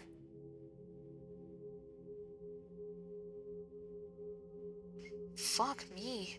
There are some serious heavy hitters in here. I can't believe they kept it on a school server. What fucking assholes. I could barely hear Seth anymore. Hey, you okay, bro? Sam? And then I was alone. Wait, why is this in italics? Okay, I guess they forgot the format in here, but whatever. Chapter 18. The clock read 1:32 a.m. I turned the car on again. Kimber muttered her approval and laid her face next to the heater. She gently banged her forehead against the dashboard. We're getting fucking nowhere, she said, and she was right. We had been arguing for hours and still agreed on nothing. The mission was suicide no matter how we went about it, so we were really just arguing how many of us should die and in what order. They're going to kill you if they see you, period. Those guys have no reason to let you live, I said. Yeah, I'm not arguing that, but how are you going to shoot anybody when you have one bullet and they know you're coming anyway? And they know about the bulletproof vest, I added. And they know about the bulletproof vest, she repeated, making it absolutely worthless. Yep, I leaned my head back against the headrest and closed my eyes. I just wanted to sleep. We need more time, at least another day. If we don't come to them in the morning, they'll come to us, I murmured, and kill us either way. Right, we're dead in every scenario. Kimber suddenly sat up. Unless... I turned my head to look at her through one eye. Unless what? Unless we do something stupid. Oh, Kimber, that ship has fucking sailed. No, listen, I'm serious. You wear the vest, and you give me the gun. Split up the vest and the gun? Yeah, they won't expect that. Yeah, because it's fucking stupid. As soon as one of us pulls out the gun and they're going to get shot. So, if that's the plan, I'd rather you wear the vest. But I need the gun, she countered. Then wear both. No, that's... She was silent for a moment. Well, actually, that's pretty brilliant, she finished. I gave her a dubious look. What are you thinking? Hear me out. I'm going to get shot either way, and that actually puts us at an advantage. Let him shoot me, and then once they've forgotten about me, and they're not paying attention to me anymore, I'll shoot him. Well, you're banking on the fact that they don't search us when we get to Borrasca. Yeah. And that they won't just shoot you in the head? Granted. And so they'll shoot you at all. I mean, they could just, keep you there. Okay. And finally, that Jimmy will, or even can, take control of the situation like he promised. Kimber nodded. Okay. All acceptable risks. She smiled. You're high, Kimber. I'm fucking not. But are you? Because for this to work, I'm going to need you to streep the shit out of this. I wish, I scoffed. Kimber raised an eyebrow. That package didn't have drugs in it, I said. What? Sorry, but I couldn't tell you at the time. You would have realized that I was going without you. You are a dick, Sam Walker. So what did it have in it? I shrugged. It was a care package from Seth. He sent me the video cameras. Why? For what? Remember the night I disappeared with the car for several hours? Kimber's eyes narrowed. Yes. I used the directions Jimmy Prescott gave me to find Borrasca too. Please don't call it that. Also, please tell me you're fucking joking. Sorry, and no, I'm not.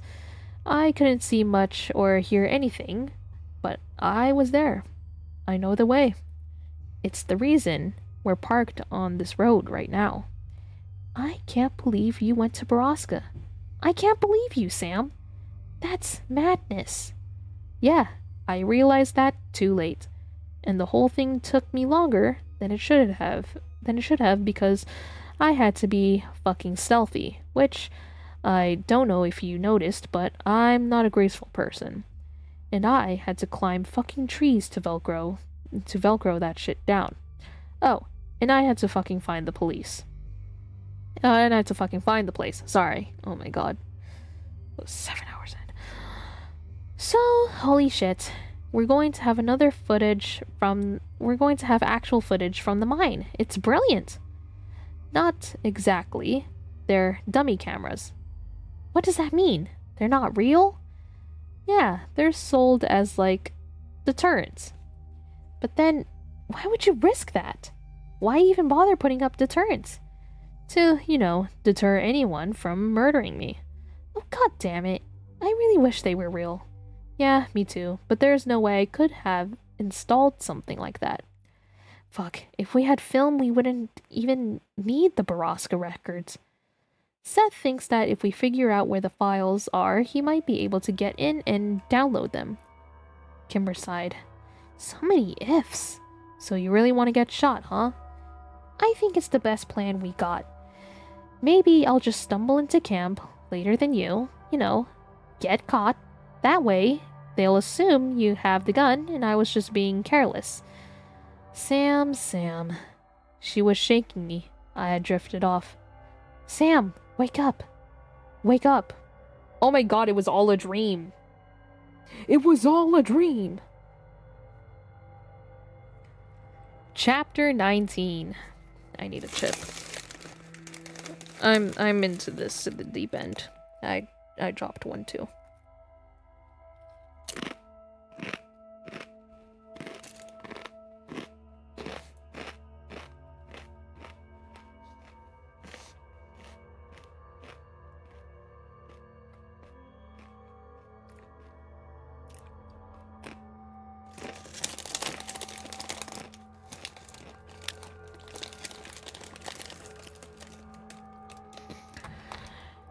Okay.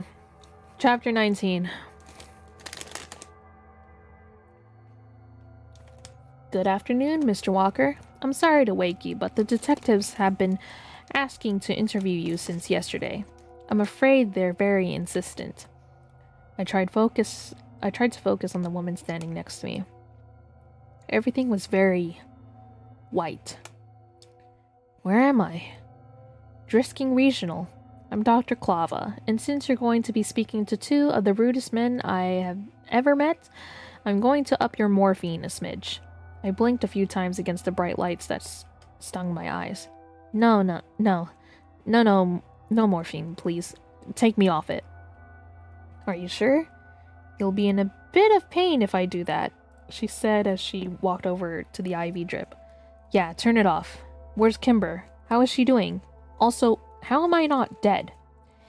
I'm not Kimber's doctor, so I'm not sure who you're talking about. As for your survival, you owe that to a rather skilled surgeon on staff here. I could already feel the pain radiating from my chest below my heart. Is there any way you could make it any darker in here? Absolutely, she replied as she walked to the door and turned down the lights. Good luck. A nurse will be by later to check on you. I didn't recognize the two men who pushed past Dr. Clava in the doorway. They were serious-looking men with a dry air of immediacy about them. Sam Walker, my name is Agent Grant. This is Special Agent Tripping. We're here with the Federal Bureau of Investigation. How are you feeling? I'm fine. My voice sounded strained, and I tried to sit up. It's the FBI! And I tried to sit up. When it was clear I wasn't going to make it, Agent Grant grabbed my arm to steady me and pointed to a remote control at the edge of the bed. I held the raise button until the bed sat me up in level with two men. We're here because you were found unconscious and near death at a crime scene, along with a 27-year-old woman and the corpse of the county sheriff. Oh my god, Kimber was 27? Crazy. 27, 9, 12, oh man.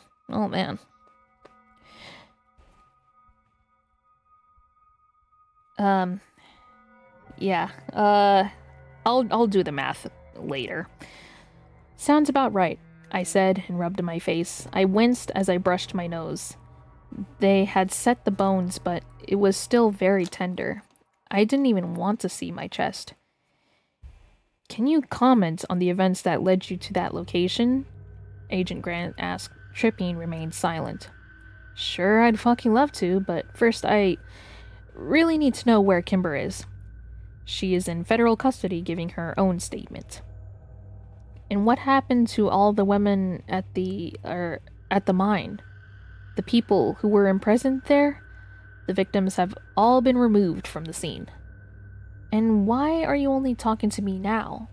I tried to contact the feds for years about Borrasca. Is that the local name of this trafficking group? Sort of. I winced at a stab of pain at the ricocheted. I winced at a stab on pain. On pain. Oh my god, this sentence. I had winced at a stab on the pain. I'm fucking tweaking again. On the pain that ricocheted from my spine to my ribs. There. Okay, that's a sign that I should never stream for more than 4 hours. We don't have any record of you contacting the FBI at any time. Yeah, well, I did. And that will be addressed. An internal investigation has been opened due to the, shall we say, sensitive information leaked by the press on Wednesday evening. Oh yeah, did they receive some sort of press packet? Do you know something about that? Tripping finally spoke. I know nothing about that, but I do know a lot about everything else. I wanted to laugh. This was ludicrous. I was alive. The sheriff was dead, Borrasca was gone, in italics, and everybody associated with was going down. It was almost everything Kimber had wished for.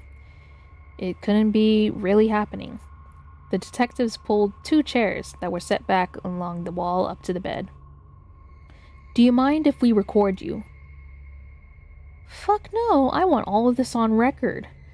Alright, Grant started, setting a recorder onto the bed. next to my leg. Tell us about your father. We're at the last chapter, and then I'm gonna sleep and cry after this. Chapter 20. Woohoo! Chapter 20. Chapter 7.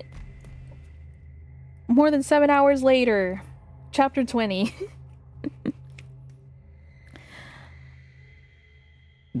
Sorry. I had to burp.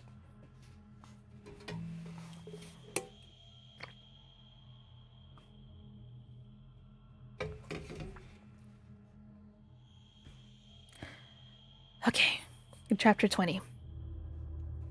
I stood outside of one of the massive tents the feds had erected on the tarmac of Drisking's small airport.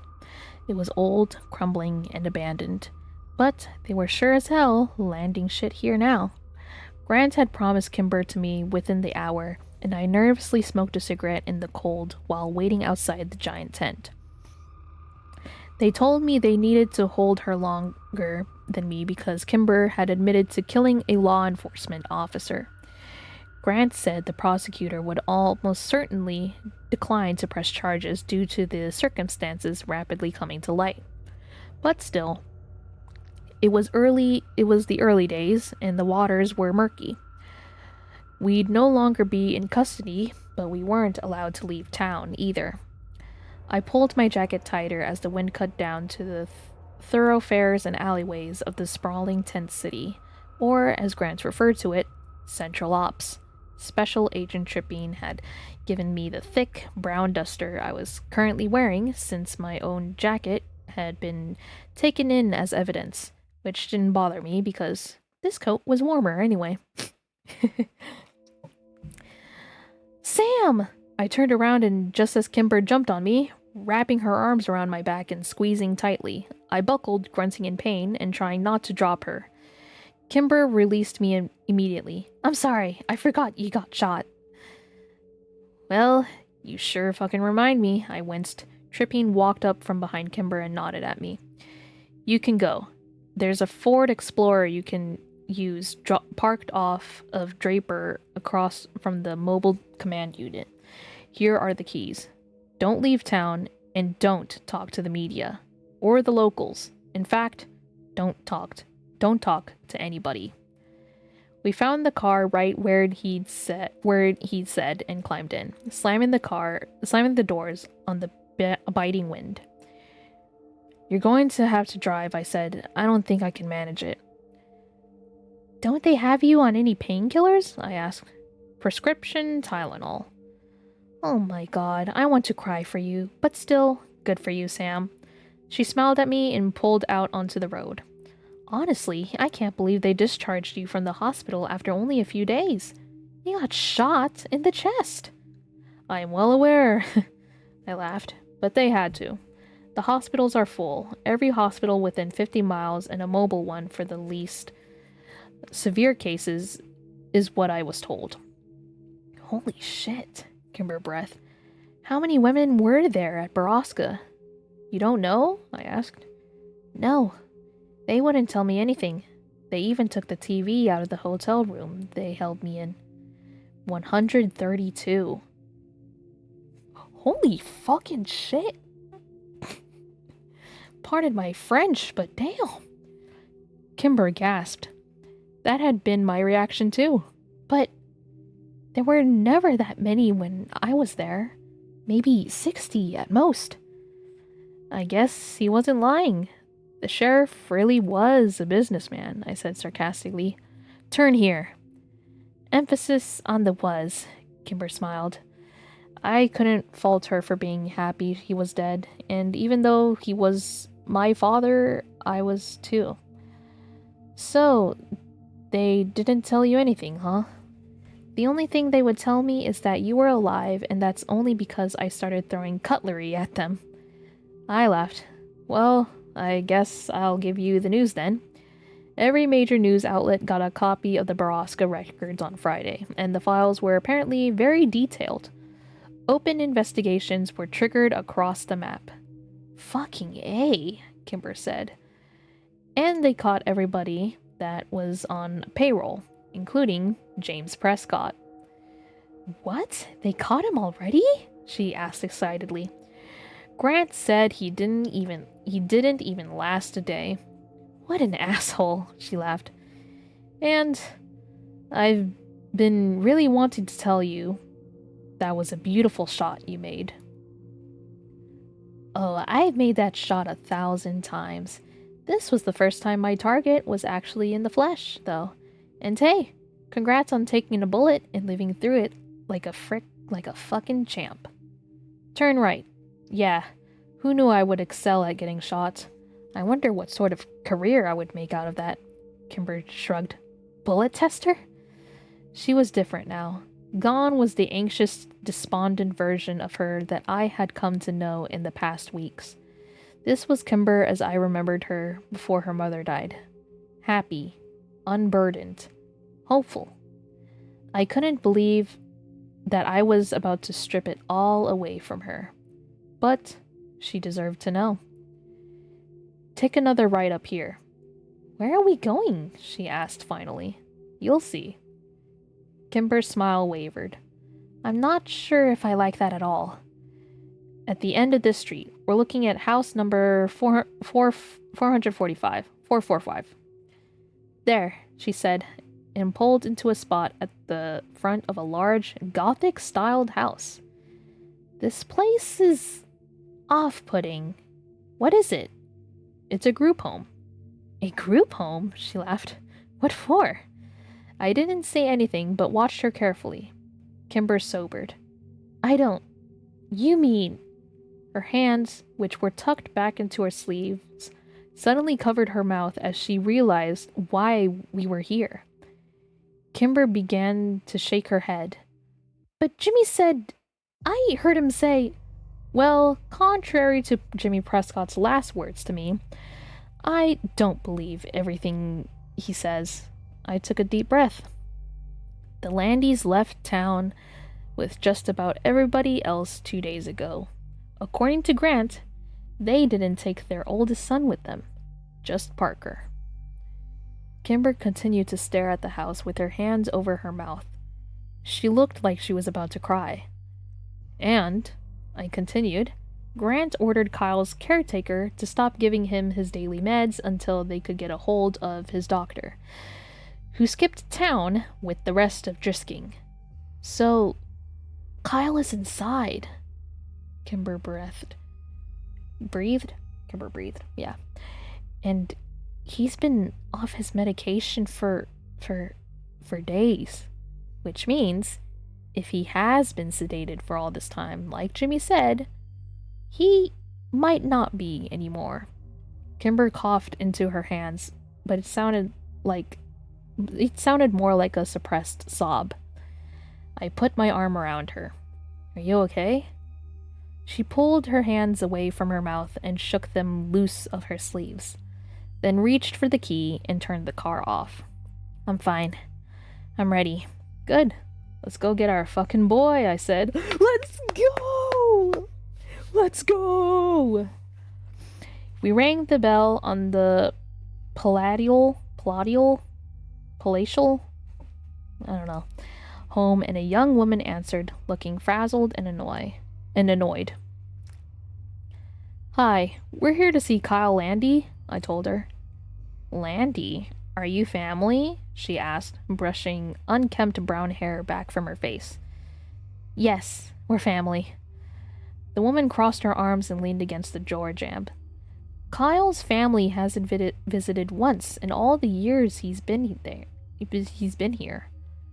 Are you on his authorized visitations list? I doubt it, I laughed wryly. But we're coming in anyway, Kimber added, mimicking the woman's defiant posture. She sighed and dropped her arms. Fine, I don't care. I'm the only one here. Everybody else has left town because of the scandal. She moved aside and she walked into the foyer. The woman closed the door behind us and gestured her the grand staircase. He's in this room, second door on the left. We turned to go. Oh, and please remember that he's nonverbal. So don't expect him to talk to you or move or anything. If you want to bring him downstairs, let me know and I'll get the key to the elevator. Fine, thanks, Kimber said to the air behind her as she climbed the stairs. I followed behind more slowly, taking deep, measured breaths. Please, Kyle. Please, Kyle. Please. Please. Please be real. Please be real. Please be real. By the time I got to the top of the stairs, Kimber was standing in the open doorway of Kyle's room, as if she couldn't bear to go any further. She was crying softly into her hands, and when she turned and saw me, she began shaking her head. I just can't, Sam. I bit my tongue while I did that. Ow. I walked over and gave Kimber a hug. It's okay. It's gonna be fine. I said into her hair. I took a few moments to mentally prepare before I finally turned around and glanced into the room. Kyle was in his wheelchair, which was facing the bed, and he was staring straight ahead at the swirling oak of the wall in front of him. He didn't react to our voices or move in the slightest, but I couldn't be sure he was even blinking. I released Kimber and walked slowly into the room. I sat down on the edge of the bed in front of Kyle to study him. His injuries had all healed, other than his nose, which remained out of place and broken. He was wearing flannel pants and a nondescript white t-shirt and socks. His hair was long, and a red beard covered the bottom half of his face. His eyes were fixed over my shoulder, lazily settled on the wall behind me.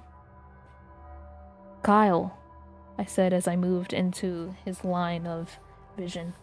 It's Sam. He blinked. Kyle's eyes seemed to try and focus on me, but when I moved, they didn't follow. I could see there was no one behind them, but I couldn't accept it. Not after all we'd been through. Kyle, please fucking tell me you're in there, I begged, but there was nothing to show that he'd understood. His eyes glazed over, and I knew that what remained of Kyle was only the barest of brain functions. Fuck! I swore. Kimber was now openly sobbing. Stop! She whispered. Sam, stop! I worked to get a hold of myself. Over the last 2 days, I had convinced myself that there was more to Kyle than what I had been led to believe the last time I'd seen him. I needed him to be more than the soulless vegetable I left behind. But being confronted with the human shell in front of me made the truth hurt even more. I stood up from the bed and walked over to the window to watch the snow fall outside. A new powder to cover this place. We had come so far, but not far enough. We'd won in almost every conceivable way on the barest of odds, but it still wasn't enough. I wanted Kyle back too. I wanted to be whole. I heard Kimber leave the doorway and turned to watch her sit in front of Kyle. She took his limp hands into hers and held them while she softly told him that she had missed them and that she loved him. Then she laid her hand on his lap and continued to whisper to Kyle through her tears. I turned back to watch the snow fall, and then I heard a voice that hadn't spoken since the day it had told Jimmy Prescott to go fuck himself 10 years before on the now silent mountain. Kimber? No, wait. Kimber. The end! Oh my god. That's enough.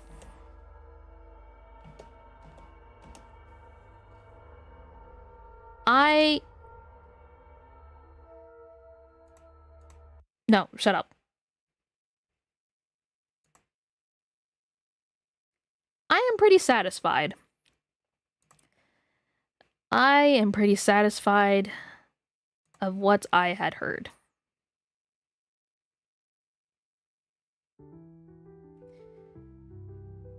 Wow. Just wow. What a story. And now I'm going to wallow myself in such emotion after the stream. So this is the part where I'm going to wrap it up now. It's 12:40 as I'm looking at the clock right now. 12:41, 12:40. Well, now 12:41. I just saw the clock change. And wow. Just wow. Well,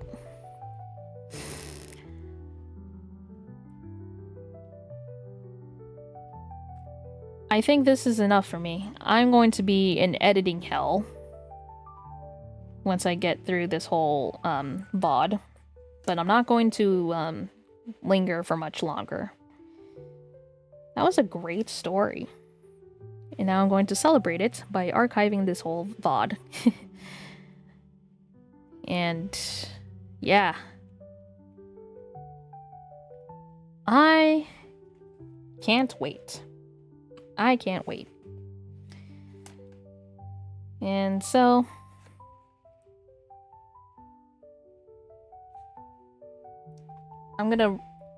so like I said, I'm gonna wrap it up and archive it and probably go to sleep. I don't know. Maybe. I can't tell you for sure. And also, no raid tonight, of course. I'm not sure if there's anyone else to raid. Yeah,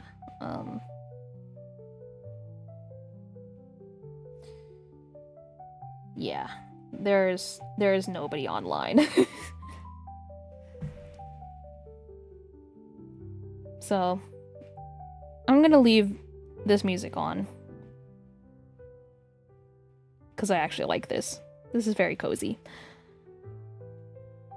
And I want to wish you all a very happy Halloween. And I'm going to get the video together. Have a very safe Halloween.